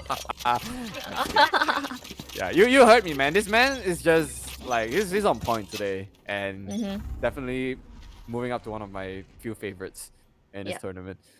Yeah, so well, we got the 10, and it's good enough. Just need to get 2 points for that match point, and they will feel very, very comfortable in maybe dropping a couple of rounds. Maybe not to disrespect their opponent, but they can just play it the same way as they will play it. But this is a safe round, right? For them. Look at that. Wow. The recoil control. I still don't know how people do it on Spectres, but it took a long while to clear the team. And he's fine with that. Oh, Luca actually got the return. Wait. Player 1 actually got the return, but I don't know where it was. It's still fine though, but look at that. Player 1, they know he's in U-Haul, I think. They're just gonna close in on him, I think, if you want to play at the same time. Oh, just move it. Firing. Oh, look at that, you just play around with him. They just want him to kind of peek. Yeah. Oh wait, do they actually know? They don't know. They don't know that he's in U-Haul. You're so sneaky. Oh my god, look at him just taking the spike. I have retrieved the spike. Uh-oh, he made himself known. Why would you right click against there? But he actually takes out Nakano in the meantime. So that's actually not a bad safe round for CUPCAKE. For what it's worth. Oh. Yeah. Hopefully we see something different now. Like since they all have Vandals. Well, like Team Cupcake is still with the Spectre and Judge. But then again, they're Judge. defending. Yeah. Yeah, so it's hard to say like how they're gonna attack this. So I feel like they know how to play to their weapon advantages and disadvantages. Maybe not aggressively peek, but you can peek for info, stuff like that. Just don't get headshot. Let's see how it works out. Revealing area. They can feel it, man. Cake. Oh, look at that interest. Oh, the recon was good. That means that he knows everyone's there. That's a B short himself. Omega even launches a nade. He's like clear out backside there with a pre-firing Nakano. He's actually very low. He actually tries to get a big jump shot. This is not the Olympics Nakano. But the shock dart though, that is a little bit spicy in my book. He will take out Chi. But still 4 on 3. It seems that they can pretty much take this round. 3-11. They're pretty much clear side already. Omega very, very low. Call it Omega low. But still, Luca himself. Omega lord. You look at himself. He's actually got the gun though. He actually lands the shot. Okay, he get another one. This guy is being under control. It's a point. He's just melting Cupcake right now. Oh He my completely god, wants seriously. Cupcake. This is just a Luca cam right now. 24/7, 25/8. Like seriously, at this point, Luca was just warming up during the first game, and you know he usually play games like starting like super late night. So I feel like he's just like a night owl, and he's literally just firing up right now together with Nakanomiku, the two of them. Oh, Yeah, they both do a lot of things at night, huh? You wonder. at night. Yeah, exactly. Yeah. But, I mean, that's why you wake up, right? So you gotta refresh Yeah. yourself, get your coffee. I'm not a coffee person. I love energy drinks. But hey, whatever floats your boat. And it seems that something's just working well for Luca, and a very unprecedented lead for Cupcake. I was saying I wanted a close match, but suddenly I feel that Cupcake is just losing form, and I wouldn't know why. Maybe demoralization. And Luca, okay, never mind. The ADS from Eroxis, that's it. But Nakano, I was there for the counter pick from Chi. He will take him out. Dishwasher also from Nakano comes out. Doesn't catch anyone with the first updraft there. But Eroxis is there. Ready for that. Can he land a couple? He does. He lands it on player 1. But Eroxis is there for the return. 3 on 3 though. This is one chance. They have to make it work already. You take out interest there and ends. Okay, never mind. Alright. I feel that Cupcake's still keeping the dream alive. 4-12 looking very likely here. Kindred, 1 woman against 3. Yeah. It's a big world out there. Yeah, it is big. Can they do the sneaky play like last time? Yes, or would yes, they be yes. aware of this right now? Yeah.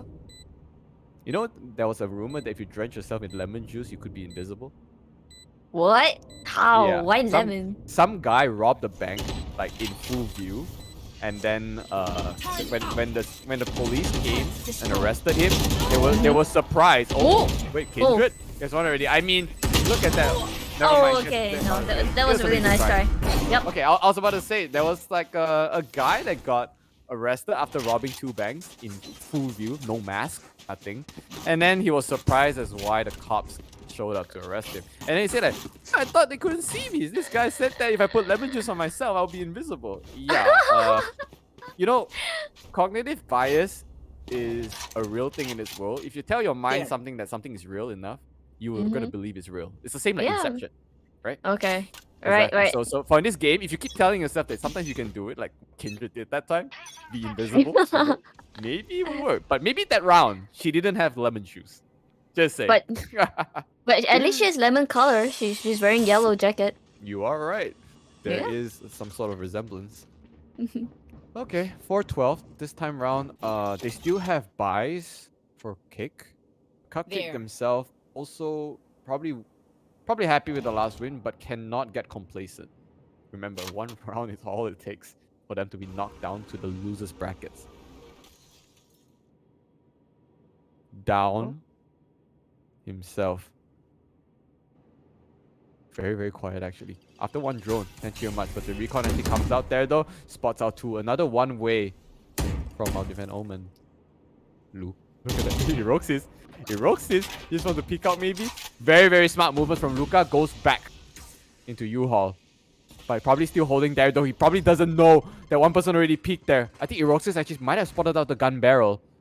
So he's there ready for the aim. He peeks out there though. He gets out interest, and Luca there once again. The aim is so strong on him, but he was forced to actually dismiss rather than to actually gain HP. From there, he gets another one. But Chi ready for the counter take there. And Eroxis gets a second chance. A counter this time showing out from you once again. He clears out one. Can't take out the Chi. He can't get the spray control. Yeah. This is like deja vu from this at this point.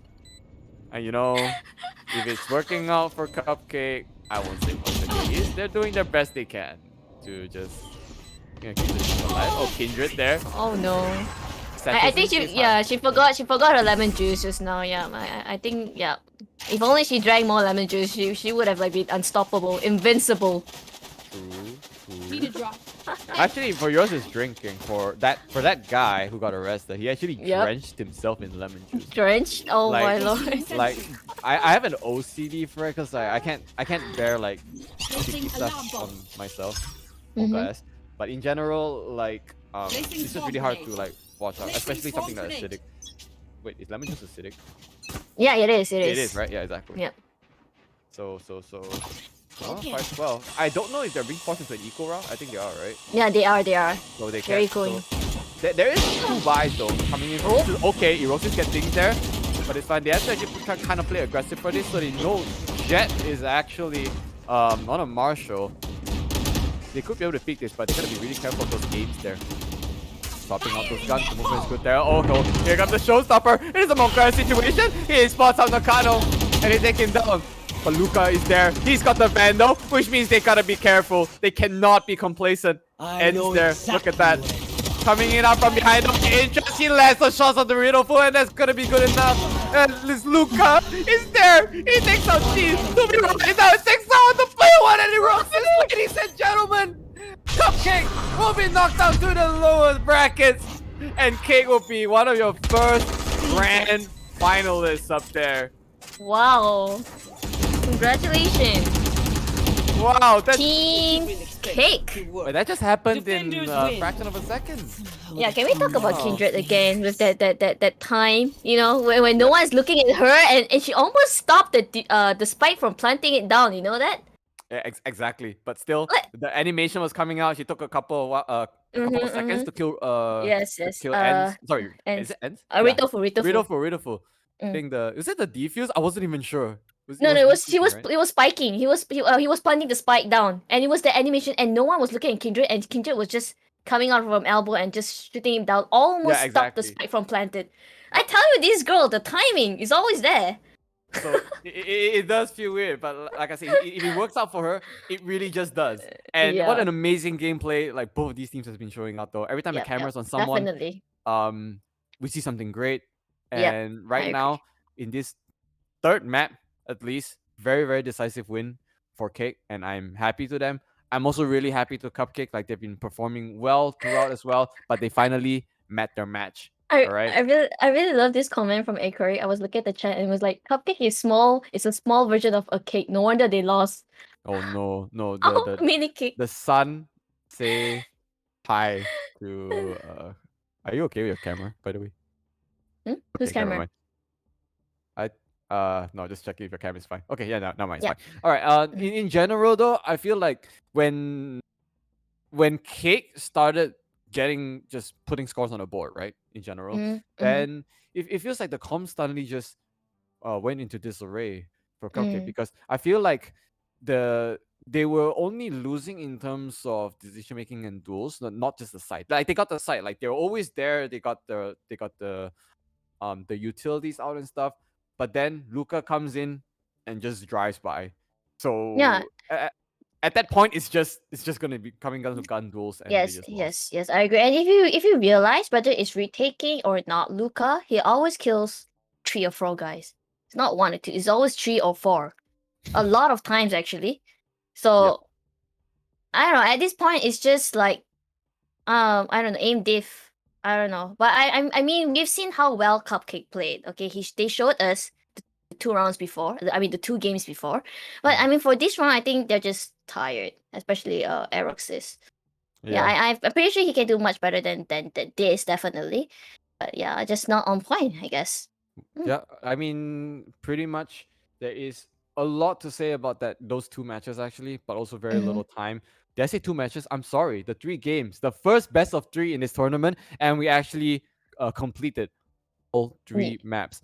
But with that said, ladies and gentlemen, we are also somehow still on schedule. It's now 11:50 p.m. We are going for a short break before we go to the lowest bracket, best of 1 between Team Espresso and Chocolate. So we're gonna come back right after this, after a short break. So don't go anywhere.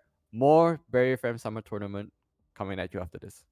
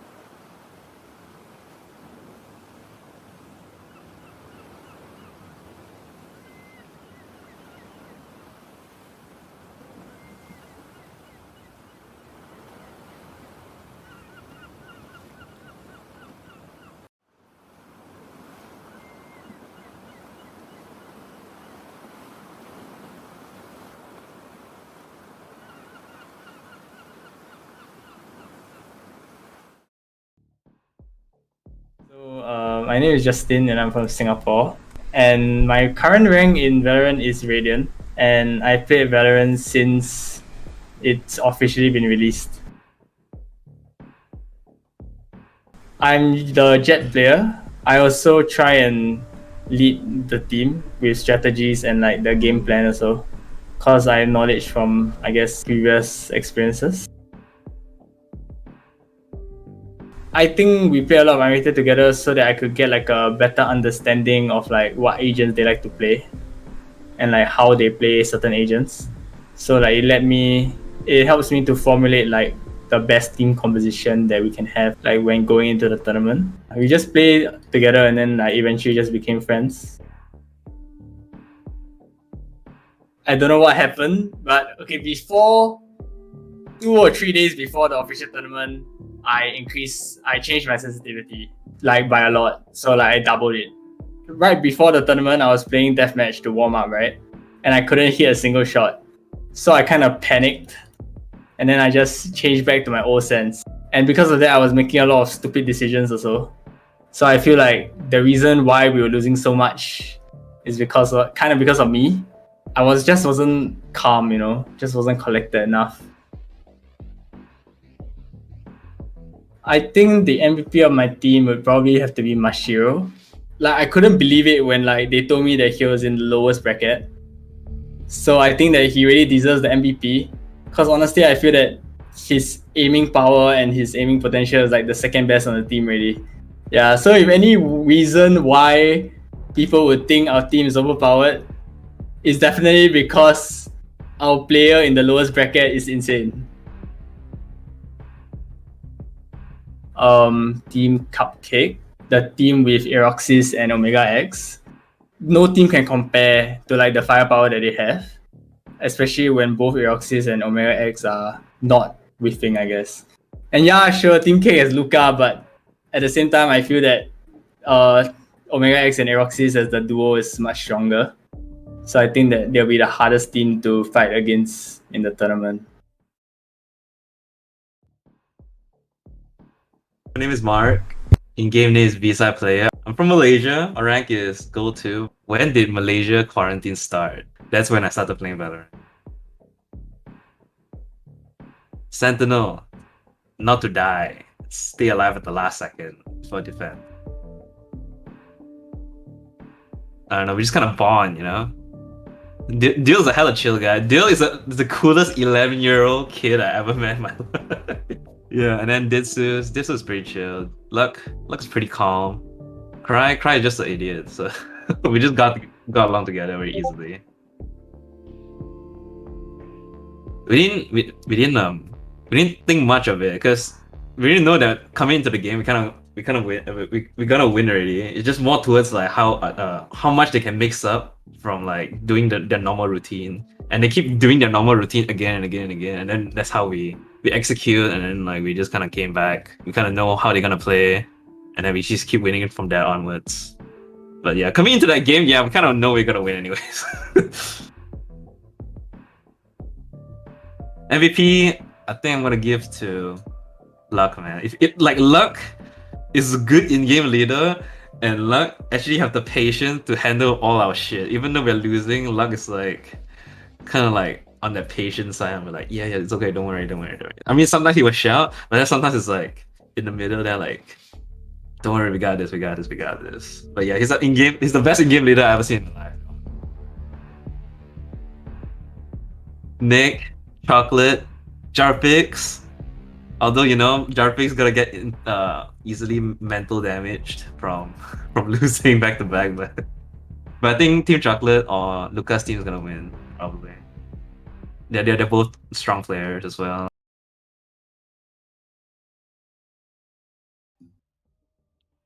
All right. See, I love the respect coming out from these teams, showing out not really the nemesis, but their counterparts, and demonstrating that the how do I say, the knowledge of the game really extends to just beyond their skill, right? They have other Yep. players to worry about. That's what contributes to a team.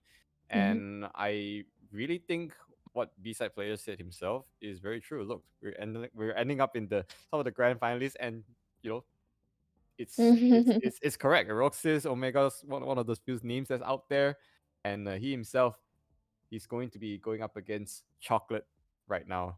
So yeah, welcome back. My name is Viper and Soulberry. Once again, we're going to be our final game here for this night, and we have come a long way. The best of 3 took a lot out of me.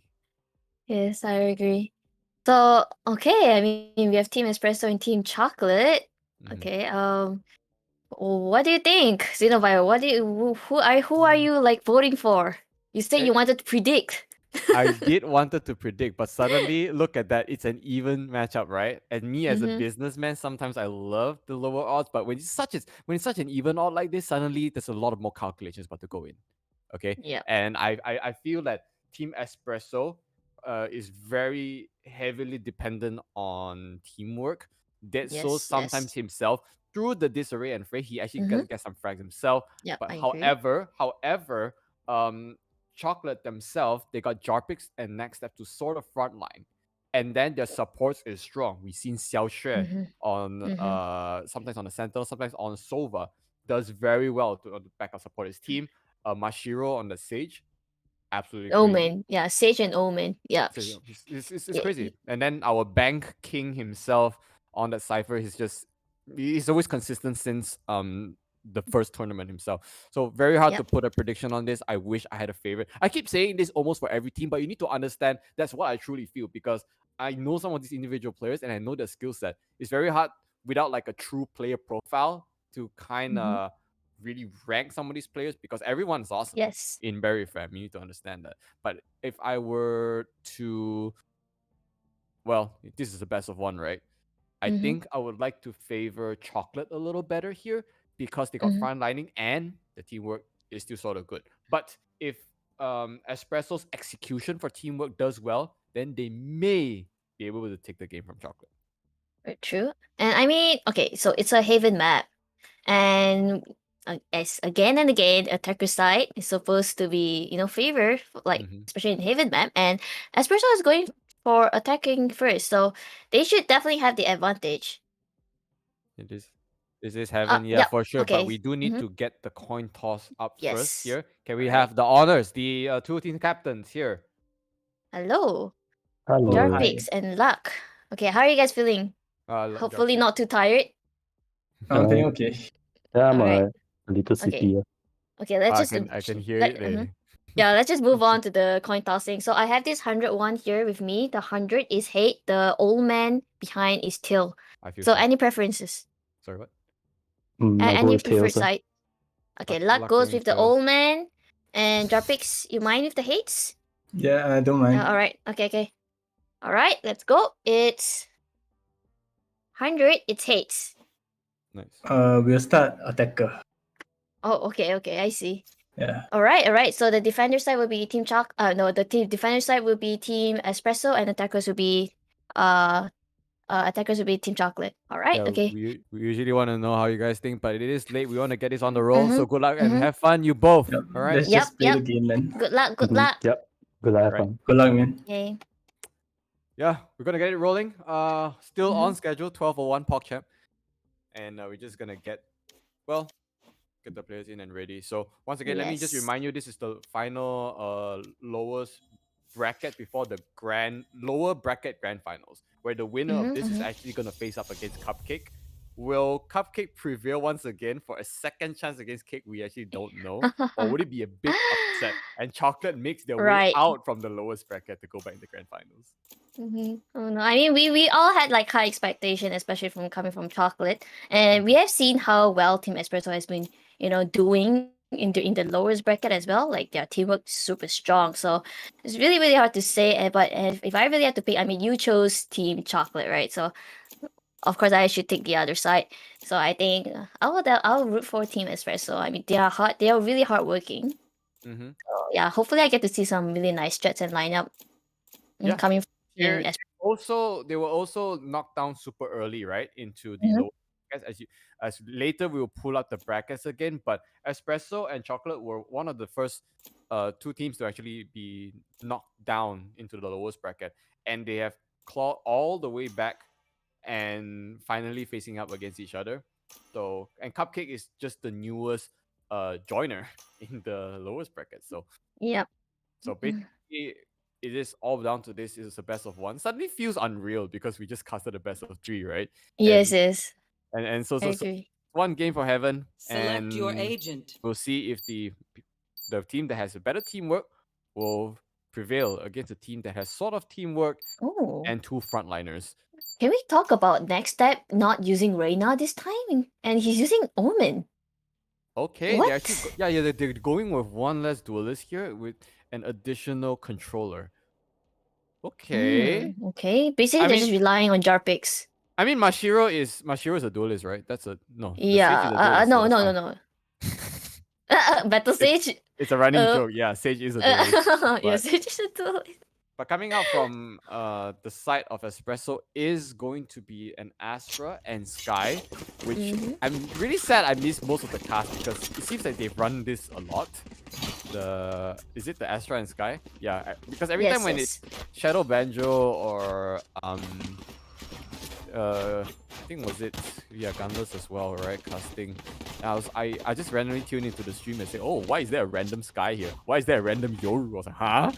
I'm missing out all these action. So I just love to see this because there's a lot of plays that could happen from something that is outside of a cookie cutter mix. Yeah. And we rarely see any Astra like agents playing in this tournament, and so far the only player that I see that use Astra is Luck, I guess, or maybe a few more. But yeah, hopefully to see some good plays coming from Astra. Yep. It seems that I gotta kick things off very quickly with the Sora plays though. But look at that! Look, everyone just suddenly just dropped. Those are just all trades back and forth there. But right now, Espresso is coming out on top with 3 people left alive. Wow, that was a massacre happening around garden area, early to B side. I mean, everything happens at B when B side players in the house. So, Xiaoxue. He can find one. Okay, never mind. Deal actually spots out Xiaoxue there. And they know the spike is down. And he knows he's going to drop down as well. Though he's going to just counter straight. And he does get the kill of the Ivan King. Espresso starting things hot. Deal, the 11-year-old boy popping off with Reina. This guy is super talented. I mean, we can see how talented he is right now at this age. Can you imagine 10 years later when he's like, it's his prime age when he's 21? You know, honestly, if he wins a lot of like actual like big tournaments, if he goes on to become a big star, hope he doesn't forget us. And then suddenly, he's gonna retire at like 18, and then next time he can sponsor the Berryfam tournament's prize pool. I'm kidding. But you know that we have really talented players here, and of course, Dil being one of the youngest, which is 11 years old. Actually, we have a lot of really young players, right? Like 11, 15, some even 19 or 20, I think. Yeah. So a good mix.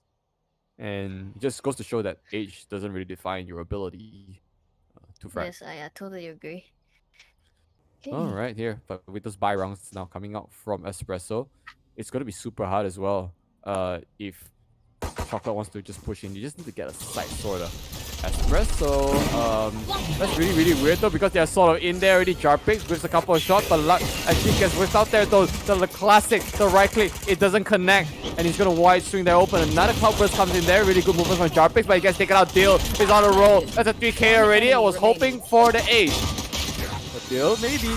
Wait, that is. What? Was that an ace? Was that an ace?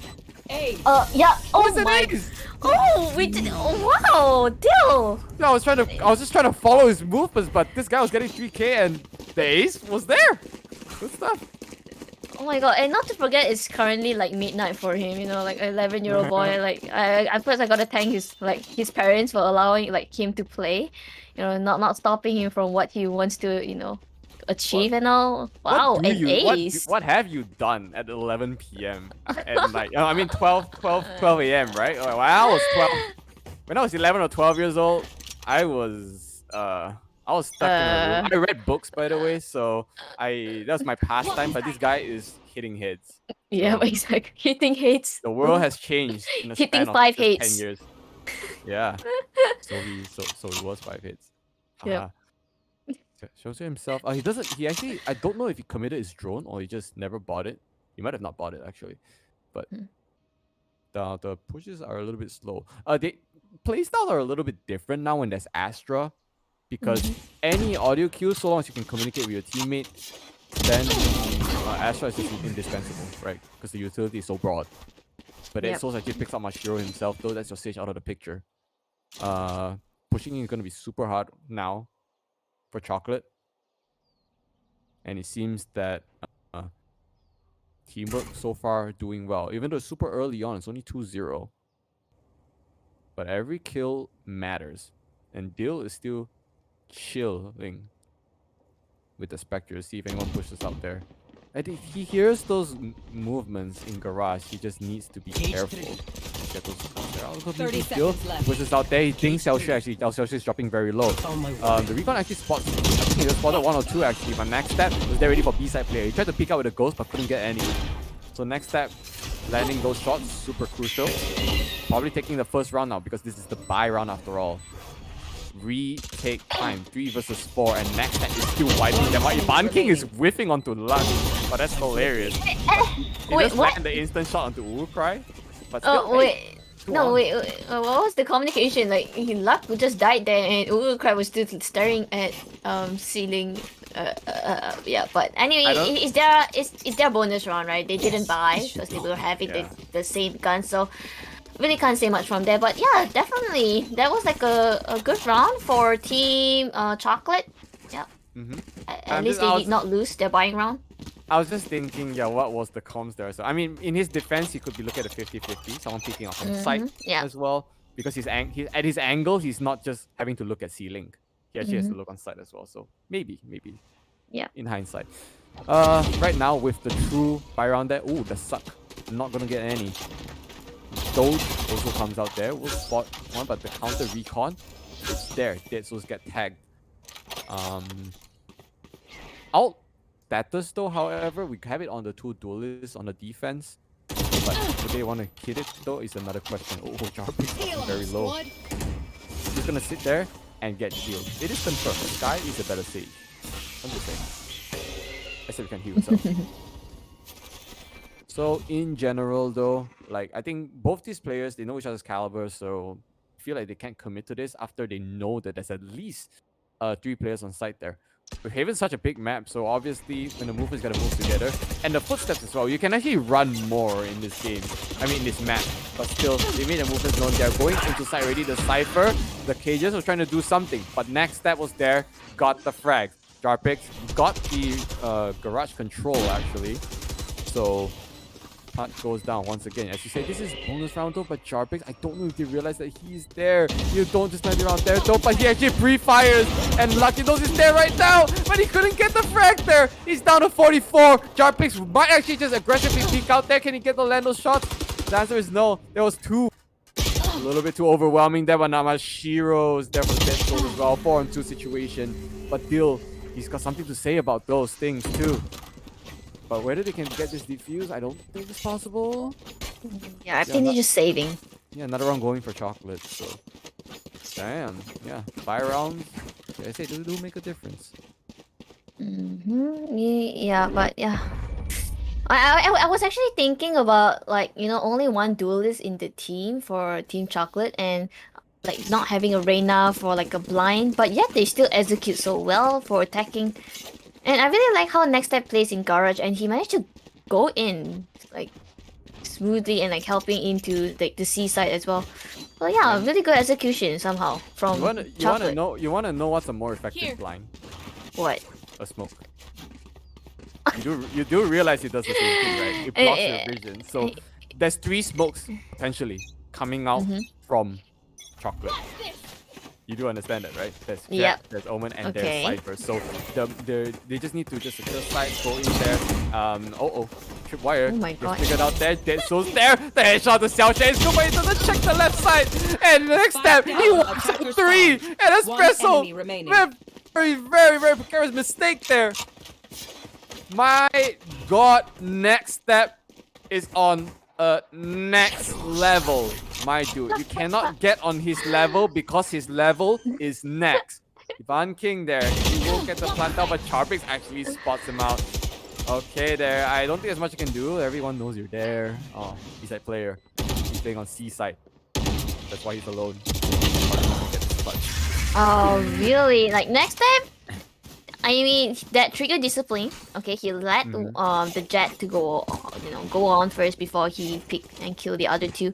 Exactly. That is like the true tutorial of how you should trigger discipline, and it works. Like it works so well for Next Step. Like seriously, props to him. He definitely deserves that MVP for that round.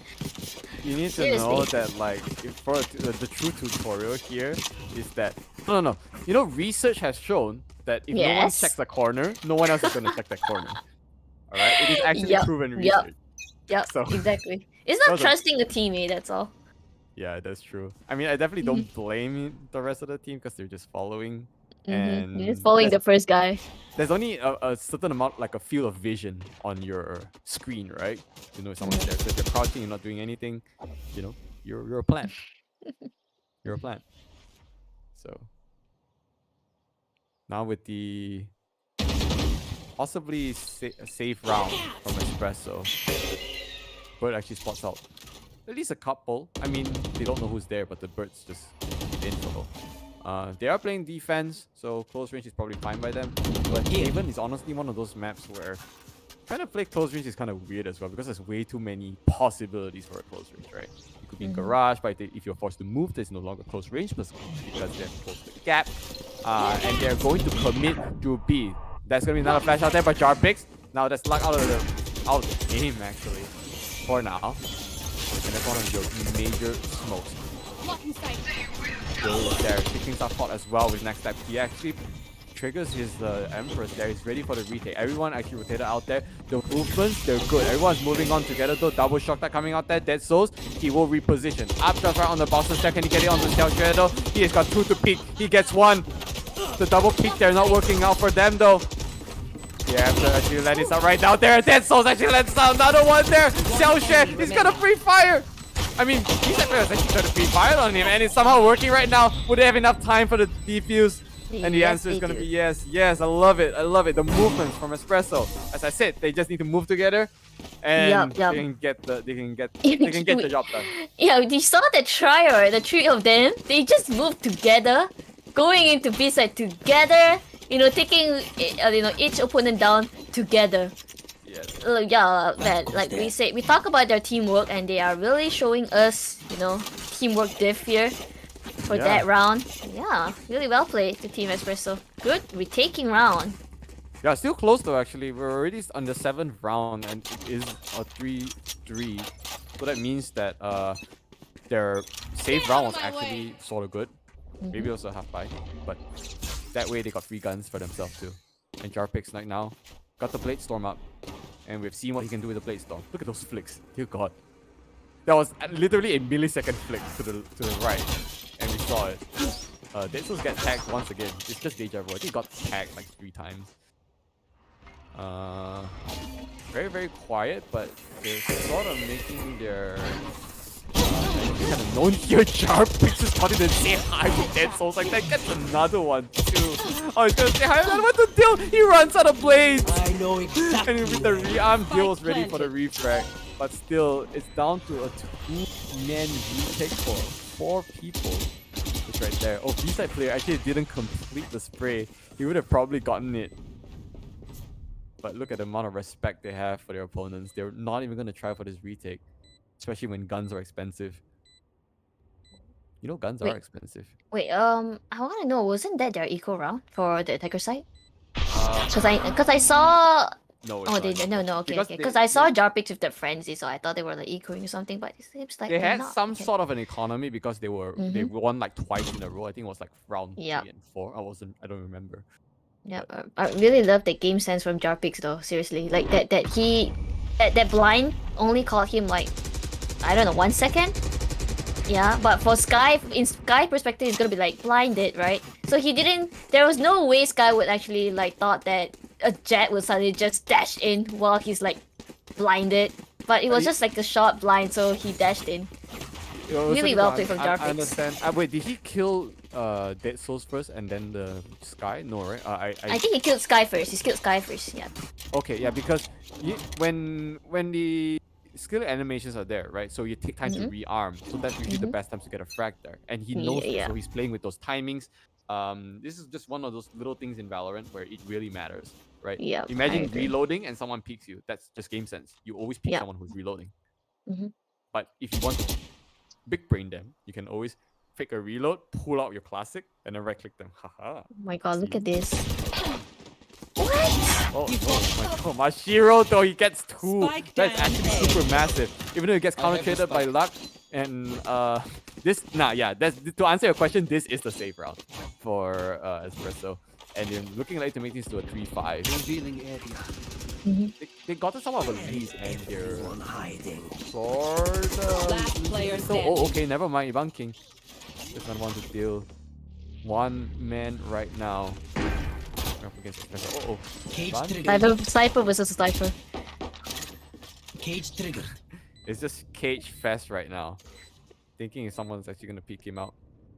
Guess the answer is no. Oh, B-side player actually peeked out just in time too. The timing though. Oh, Ivan King! But the timing of this hide and seek is actually really hilarious. I doubt that they might even just close in on him. The amount of respect they have on him though, they don't even want to actually just pick him out. But Ivan King finally wins the Cypher div. And 3-5, name of the game. They cannot let this lead go if ESPRESSO keeps this up. Like, they were doing well for the defense, right? So Yeah, but I realized every time when they're equal, they like to push for ESPRESSO. Like, even though they're defending, but when they're equal, they push. So, but hopefully see something different since finally they got their buying round.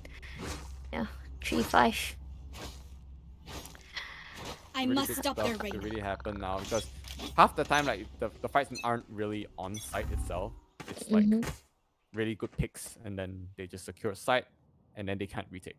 It's kind of been like that for the past 3 rounds.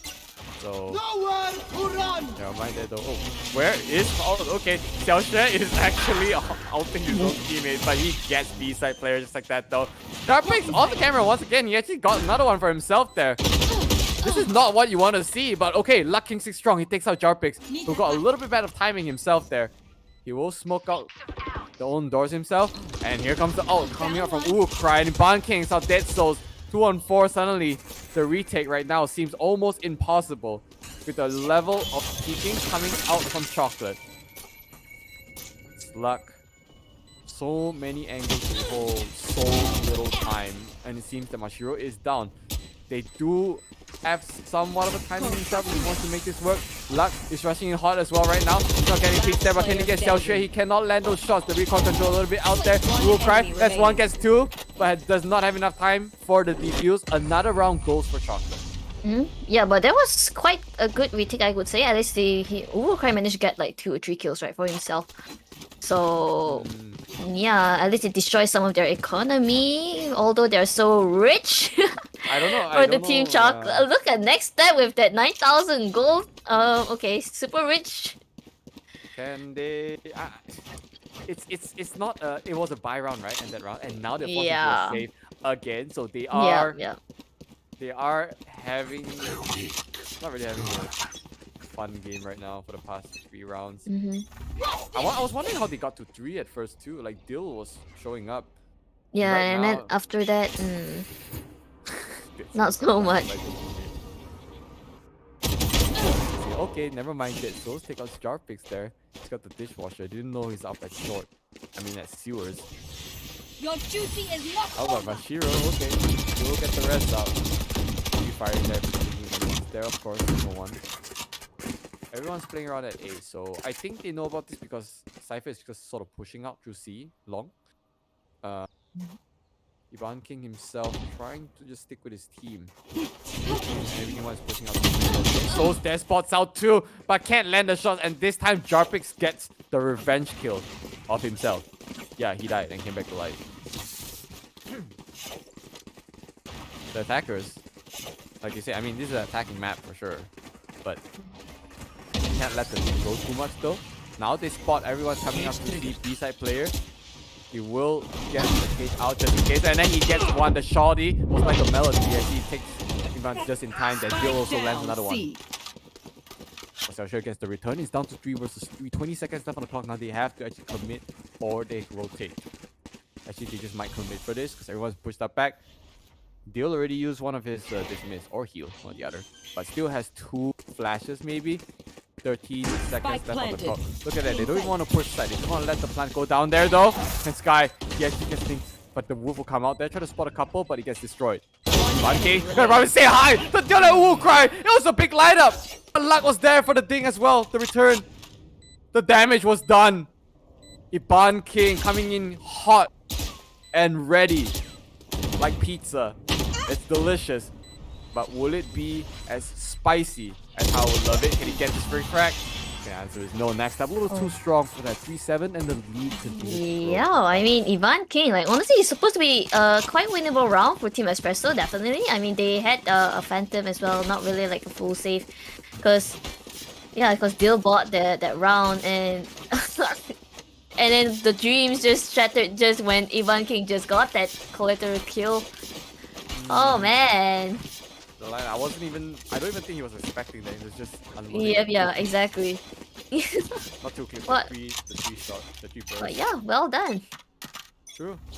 Now, oh no, the deal sweetens up with Jarpix on the operator. I don't know whether they probably know this just yet. Next step, already takes out Dill. That's one of the big key players already out of the play. And Dead Soul, look at that, tries to push out, gets tagged immediately. Loses 3 cloud bursts to get back to safety. And with those spread pushes and also losing Dill, they're down manpower. And once again, I need you to understand, in a 3-side map, if you lost one player, the chance of defense and retake is just... It's hard. It's just naturally hard. And that was your... one of your core players too, your fraggers. So now with this smoke himself, Xiao Xue has to go in. Be very careful to not get randomly sprayed down by Cry, who's hiding now in the back. Now the smoke dissipates, though he spots the gun barrel.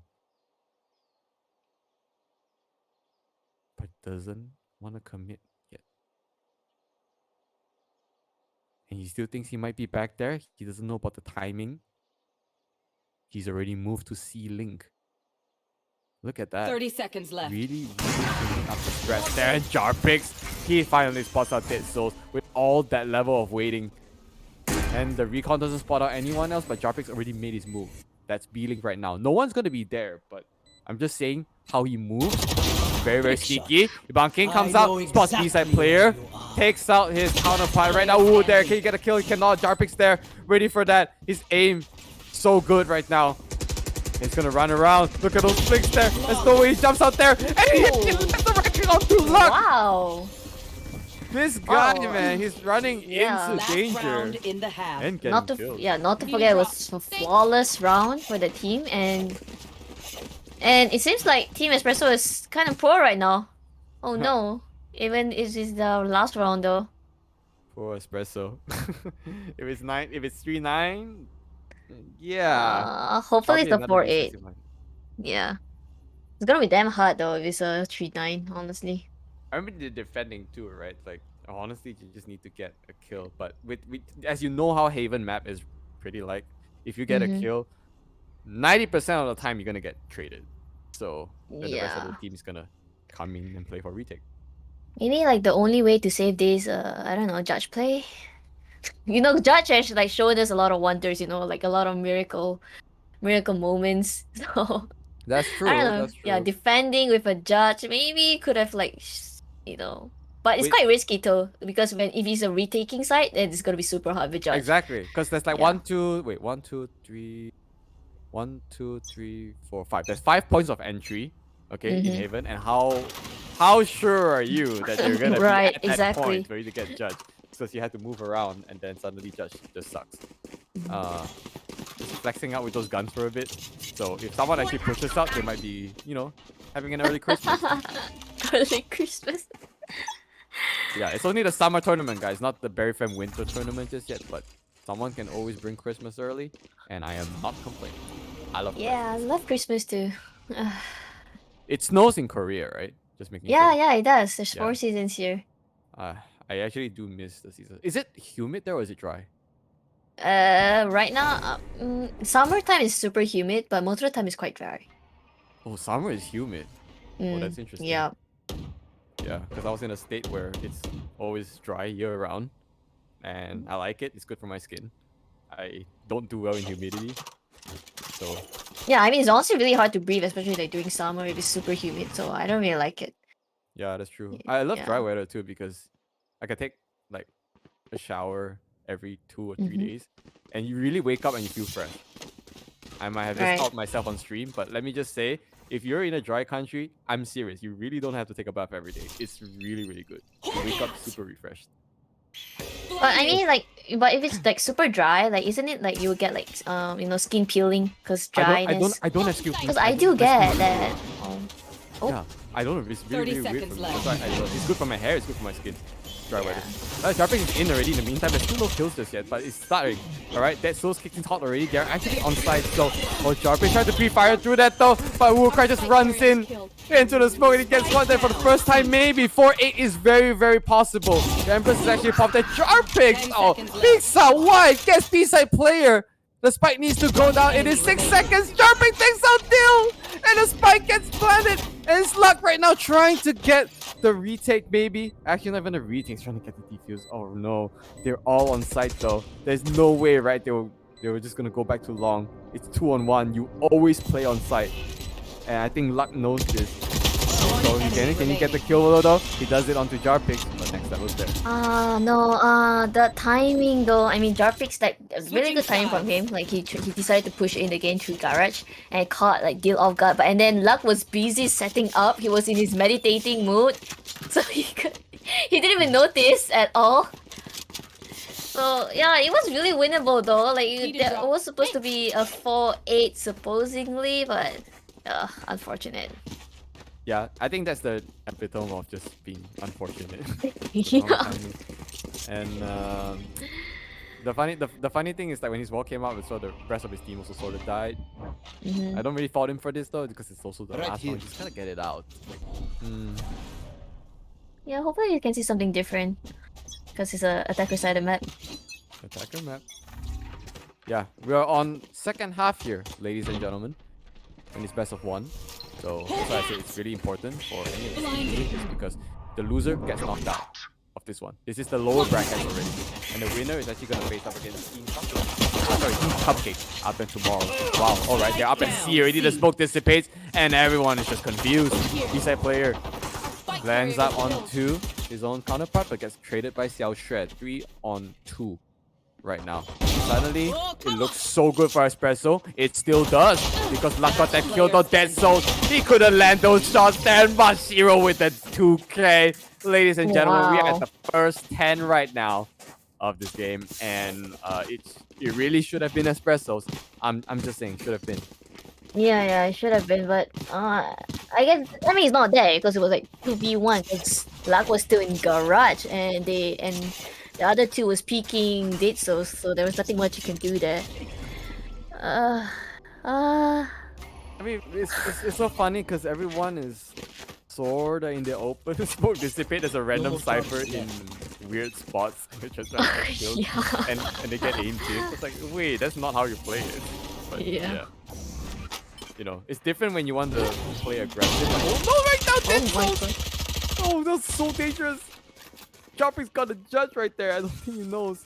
I mean, they have to be afraid of him, right? So they don't even want to rush him. They know the amount of damage he can do close range with a judge. So look at that, closely backing away. But Luck, the rebel of his family, is gonna peek out. He actually gets Jarpix down, and he gets him through the smoke. Okay, Luck is it's definitely not Luck. It's skill this time around. Yeah. Calculated. I like that. So with Jarpix out of the picture, the boosts from them means that they can actually just rush to any site. Because I really feel like Jarpix is just want to get out of the picture. Look at that, Ivan King. That's the side already though. I was gonna say Jarpix is but it's still looking out. It's gonna move around there. Luck gets another one of his own. Xiao Xue though can't land any of the shots that he's the last one standing with an Ares. But yeah, but I mean, gotta give that round to Luck. I mean, he killed the boss, the big boss, and when the big boss down, it's like the confidence is up for Team ESPRESSO. They finally got the momentum they need. The funny thing is, like, the funny thing about big bosses is that you gotta kill minions before you get to the boss, right? This time it's yeah. You actually kill the big boss and then first. get to the minions. Yeah, so Valorant's a weird game. Just saying. Very, very weird. I agree. Coming in hot, but this time right now, they are forced into the eco, so Jarpix has the Sheriff, but can do damage with it. Question mark? Oh, I love what Xiao Xue is doing. He actually bought 2 shorties. Oh, come on, Spike down A. I see though, the headshot. He gets blinded though, he actually gets 2k, but the damage is immense. But they already got sight though, they will get the plant down. Planted. Mashiro has pretty much already done his job. And now, with that, they just know a couple is there, but the bird info doesn't just do much. They know who's there, but I mean, I would know we were there. We're going for a retake though. Jarpix already takes out Cry. Another one down. This is a safe round, mind you. Mind you, this is a safe round. Yeah, okay. Can we just talk about the sheriff headshot by everyone in the team Chocolate, and also the classic headshot from Next Step? What is wrong with them? All this eco gun, jeez. I don't know, man. Like, it just takes two.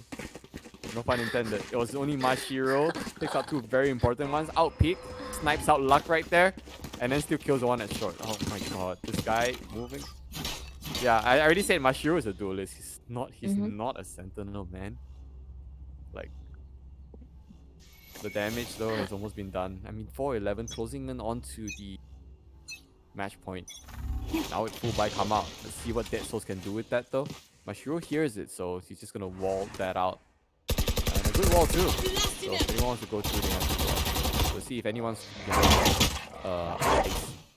spots no one. But they are very split. So they hear some right there. That's why Jarpix tries to get a wall bang, maybe. Can't get it through. Deal better gun.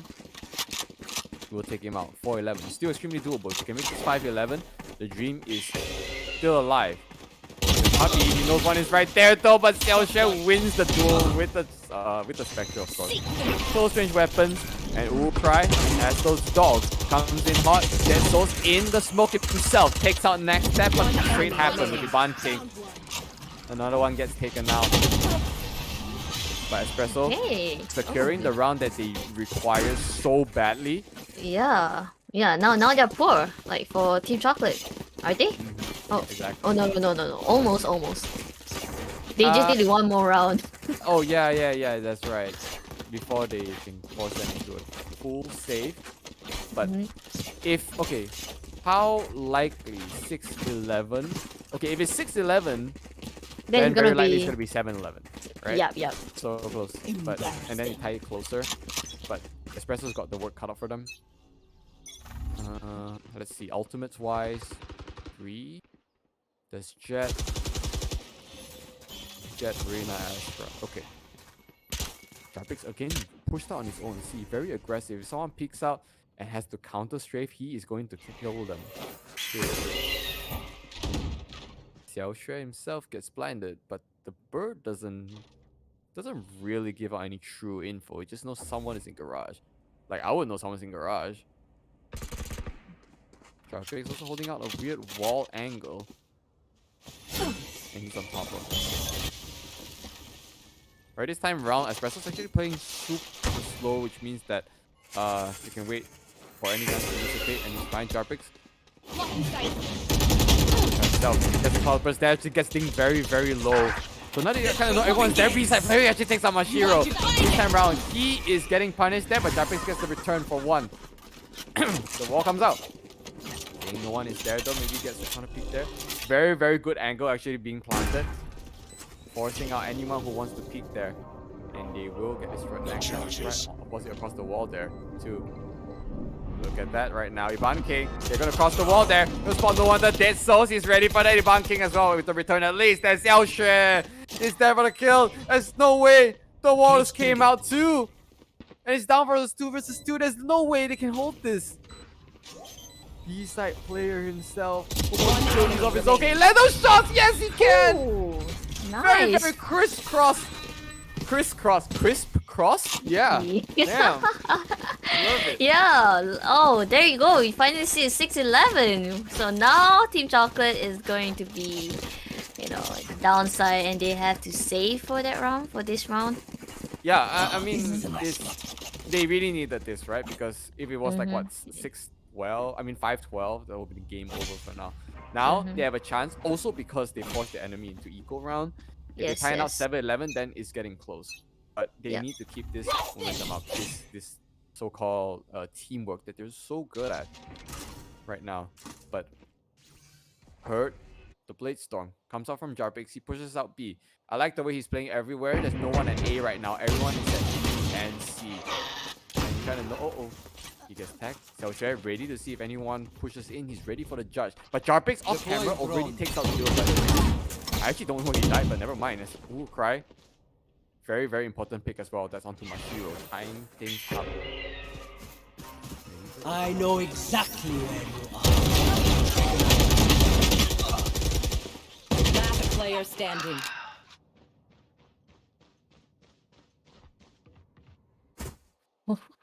Just like that 2-1. My goodness. Oh, it seems like Xeno Viper, are you here?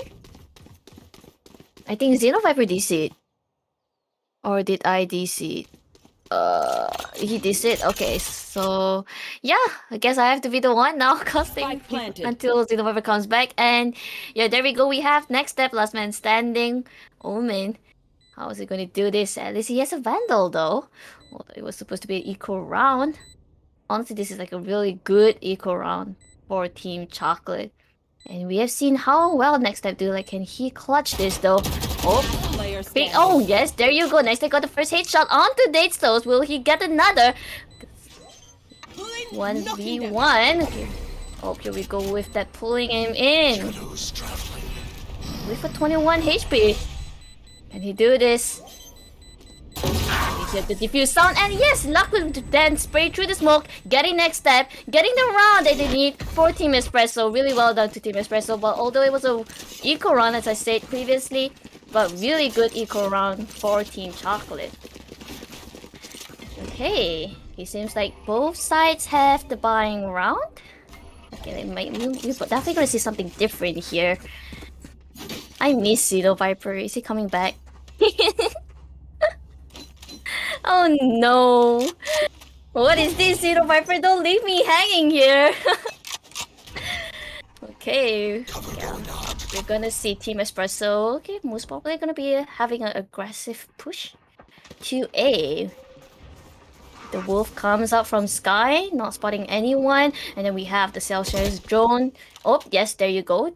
They know that Team ESPRESSO is currently at A side, like pushing into A. Oh, but I love how you see that there are none of the rotation coming from Team Chocolate. They're all just standing still, right at their positioning.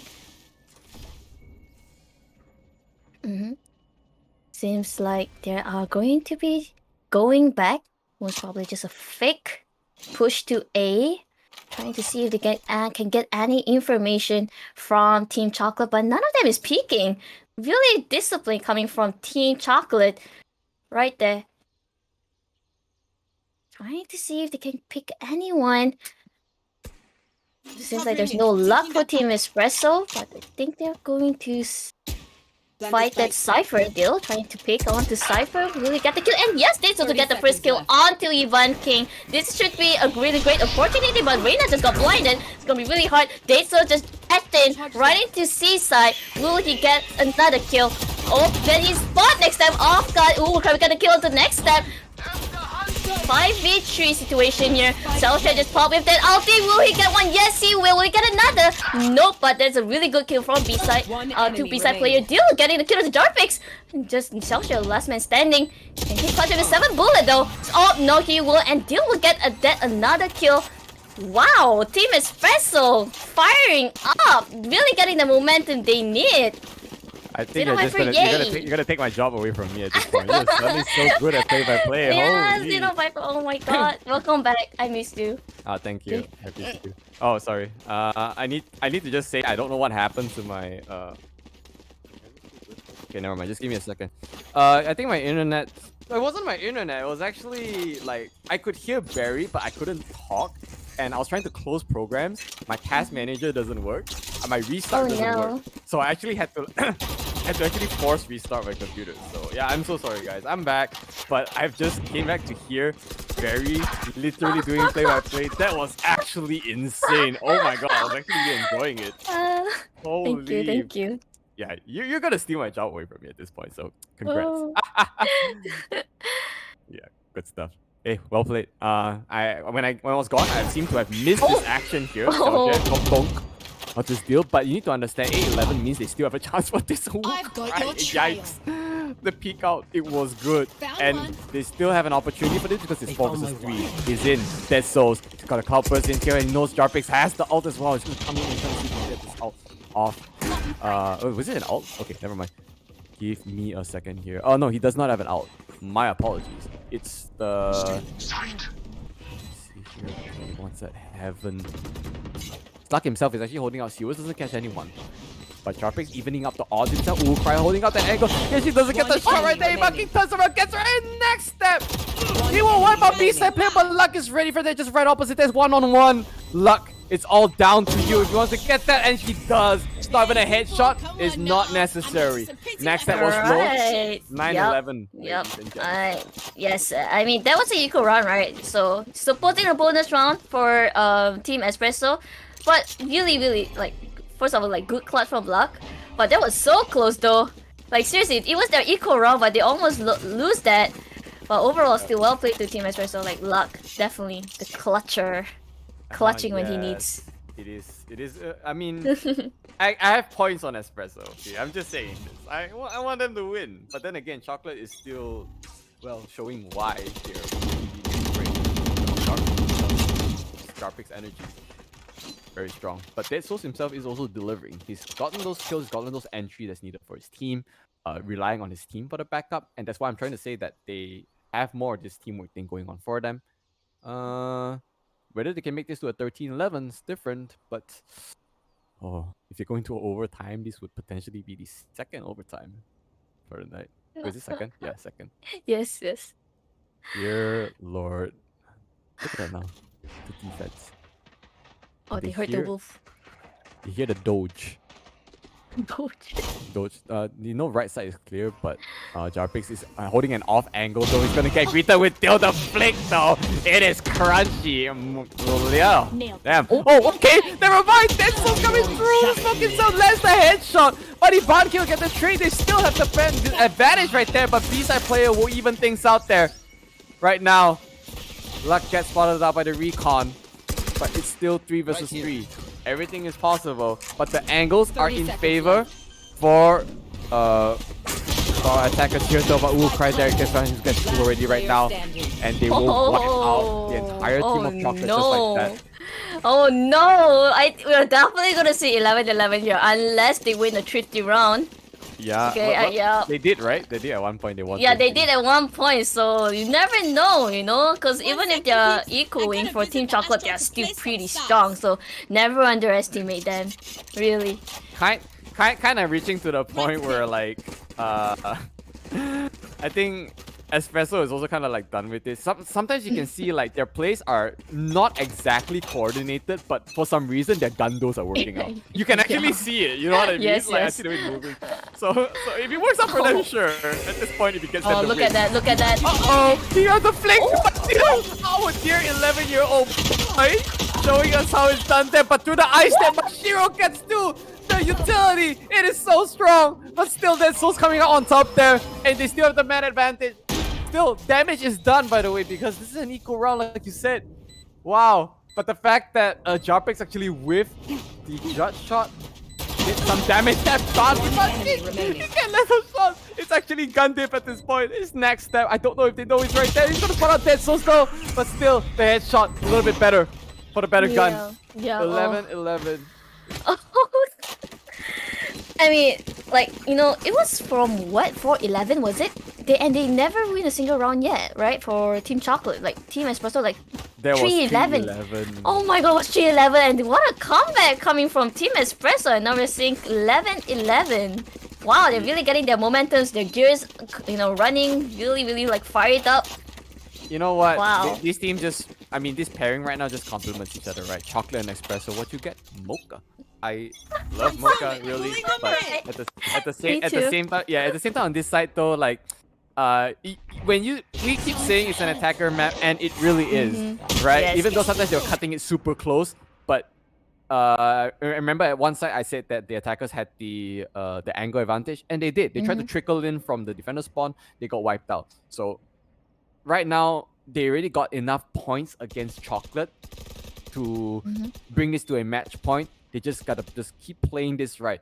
I keep saying this is because they don't really have the duelist div. Alright, they have to do it. Crash falling out though! But it's Jarpix that says hi to him, so which means that he is out of the picture. Oh no. They lost their healer. And now with everyone kind of congregating around sewers, this is exactly what Chocolate wants them to do. Play it very slow, but maybe, just maybe, Jarpix can get another one. And for the first time in a long time, put Chocolate with another point on the board. With 30 seconds left on the clock, the timing is going to work very well for the defenders because they know everyone's probably going to trickle in right now. Those jumping with the right click. He gets it onto luck though, but still Dead Souls is there for the refrag. Very, very important refrag. 2 versus 4. Bucky takes out deal already, but Shiro is there strong with 20 seconds left. Dead Souls tries to get the fake dash. Doesn't work. And like I said, they get the point on the board after so long. But is this too late? I mean, like, Jarpix, I don't know, I think he finally woke up. Like, that kill onto Urukai, that was huge. I mean, that was like their only healer. I mean, besides from Reina, but we needed that flashes, we needed that wolf, you know. We've seen a lot of times before they attack, they always use the wolf, but they didn't have that wolf, so it's really hard to see, spot anyone. So yeah, really good play coming from Jarpix. It's hard as well because like with the timer on the clock, right? And they really lost so many like at A. No, they lost one at A, and then when everyone still split, they didn't want to make those moves. They just stuck at A, pushed in, got kind of punished for it. So yeah, especially when you're playing against timer, it's just really really bad with such a map as big as this. So Dead Souls, he spots out next step. Very very big mistake there. That's the smoker down. They've got B side already. They have to move fast. I don't think they know anyone else is on site already right there. Xiaoshek gets out Dead Souls before the Cloudburst actually came out. But the lineup! He connects on to 3! He takes out Wukrai! 4 versus 3 situation here, and it's 12 by the way, the retake. Let's see if Chocolate can do this. Before going to do it overtime, Xiaoshek is just clutching it out, but luck. He's keeping the dream somewhat alive there. Dill gets spotted out. He will dismiss. He takes out 2. Evening out the odds there. But Jarpix is right there outside of B, man. He takes out his Xiaoshek. Finishes up off. MVP is most definitely Xiaoshue, and they will not make this an overtime. They say no, and they say goodbye to them. I mean, talk about Jinx. Was it my fault for jinxing that they come back from 3 to 11? Maybe I should have just kept quiet. No, but if you're coming to becoming a caster, you need to understand a caster's curse, alright? Because oh, feels bad, man. I mean, they were doing so well, and I just had to say it. yeah. My points though. My apologies. No, it's fine. It's fine. You said you rooted for them, and yes, they made it work.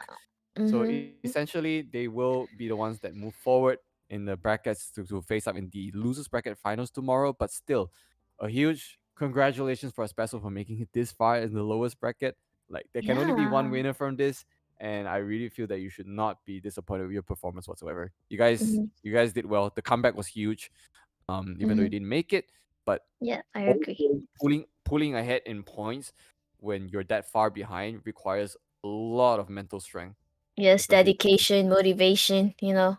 Ah, seriously, well played to Team Espresso. It's like 3-11. That was a really good comeback. You guys did a really great performance, showing us, you know, what Team Espresso had. Like all that hard work that you guys like practiced every single day, kind of paid off. Although you guys didn't win, but I hope you guys had fun. Okay, and yeah, congratulations to Team Chocolate for moving on to the losers bracket finals. Yeah, we're facing Cupcake. Again, CC. yeah. Who's the battle Double- C? Yeah, there's actually double C's as well. It's cupcake Oh, right. and chocolate. Chocolate. But it's hilarious because we got cake and cupcake earlier. You guys are on point with your desserts and food decisions, so I gotta hand you that. Yeah, thank you. But that will be happening tomorrow though. But for today, I need to let you guys know that we are done with games. We are blessed with amazing games as well, being casted by Shadow Banjo and Shu Fei Wong earlier. And with me now here, of course, Soulberry and me, the games have concluded. We literally are on schedule. It's always amazing to see that. So I don't think we're even gonna call for interviews or anything because a lot of players are tired. It's almost close to 1. So are we? Yeah, we're just gonna call it here, right? Okay. Yep. So I'm just gonna wrap it up here. Ladies and gentlemen, thank you for tuning in for day 2 of this last week of this Berryfam Summer Tournament. It's been a pleasure, and we are going to see you tomorrow for the lowest bracket finals and the ultimate grand finals. We've come such a long way for this. Huge shout out to productions, to mods, to viewers, everyone out there, and to all the casters and guests for making this possible. So we are going to see you tomorrow as well. And our sponsors, by the way, is always on stream. We got new sponsors. Okay? We got new sponsors. All right. Thank you for contributing to the prize for the design. Bye bye. So, good night, guys. good night. Take care. See you tomorrow. Get out of my way! Is it the garage slaughterhouse? Garage. Oh, that means gonna fight no one else. But next time he's here to close out. Okay, wait. This is so chaos for jumping. Just get shut down. Luka going for more. He gets He goes for the CUPCAKE. The dash goes in. Marshall gets the first kill to make, but my right click from Malabo. A second click of the Marshall. 3v3. Go A. Go Stitch, yes! Go Stitch, he gets the 4K for Stitch! He's getting one burst, he gets one, will he get two? Yes, out there. Interest, get with there. And he's gonna beat Can't Royal Kento! And Maple gives himself up, but oh my god, jumping is here. He got this. Oh my god, Jumpix with another 4K! They have to fight through this 5 hours. He's not thinking around anything. Oh my god, that's him! You insane animal! Omega Rocks to get the kill onto Hank. Right now down to a 2v3 Omega outside. Another face shopping to not see Omega and Skullman, but despite the views, he will get the kill as well! Onto the movement first. Yes, he will. Another kill. Good boy. Oh. He's lucky there. Oh, there's two! Whatever rank you're in, so long as we can land those hits. No, there's two! The CWL gets it off by Roxy. First back. Oh, running! No stopper being popped out with Foxes. Boopon detects where they are. Oh, flashback. He gets the 4K! We will have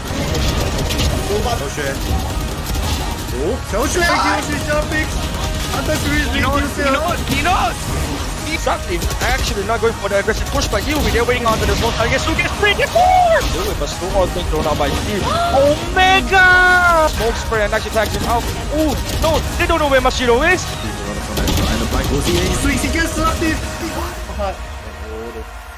Powerful, but no heal. Won't as Malkia. No left backing in. Get a really should prop in showers and right off Awada. Killjoy long down being popped out. Will he get the third? Yes. Will he get the kill? No, he won't. He misses the shot. No time for Sandra. This is just stealing lunch mines of Fossil. Will he get the kill onto the will? He get Vision, Cadence. Alright, showstopper is out on Stewart. He goes right in his camp. Showstopper goes in, kills Sati. Much neither one for them. And look at that. Oh my god, Muse just getting away. He can't check. But still, Sati comes to use the kill Milo. Did I use the third? 1v1 scenario. Oh, panic break. 5 HP. He gets the clutch. 5 HP. And Blade Storm also, no cybers. And right now, oh, we can see Roxy's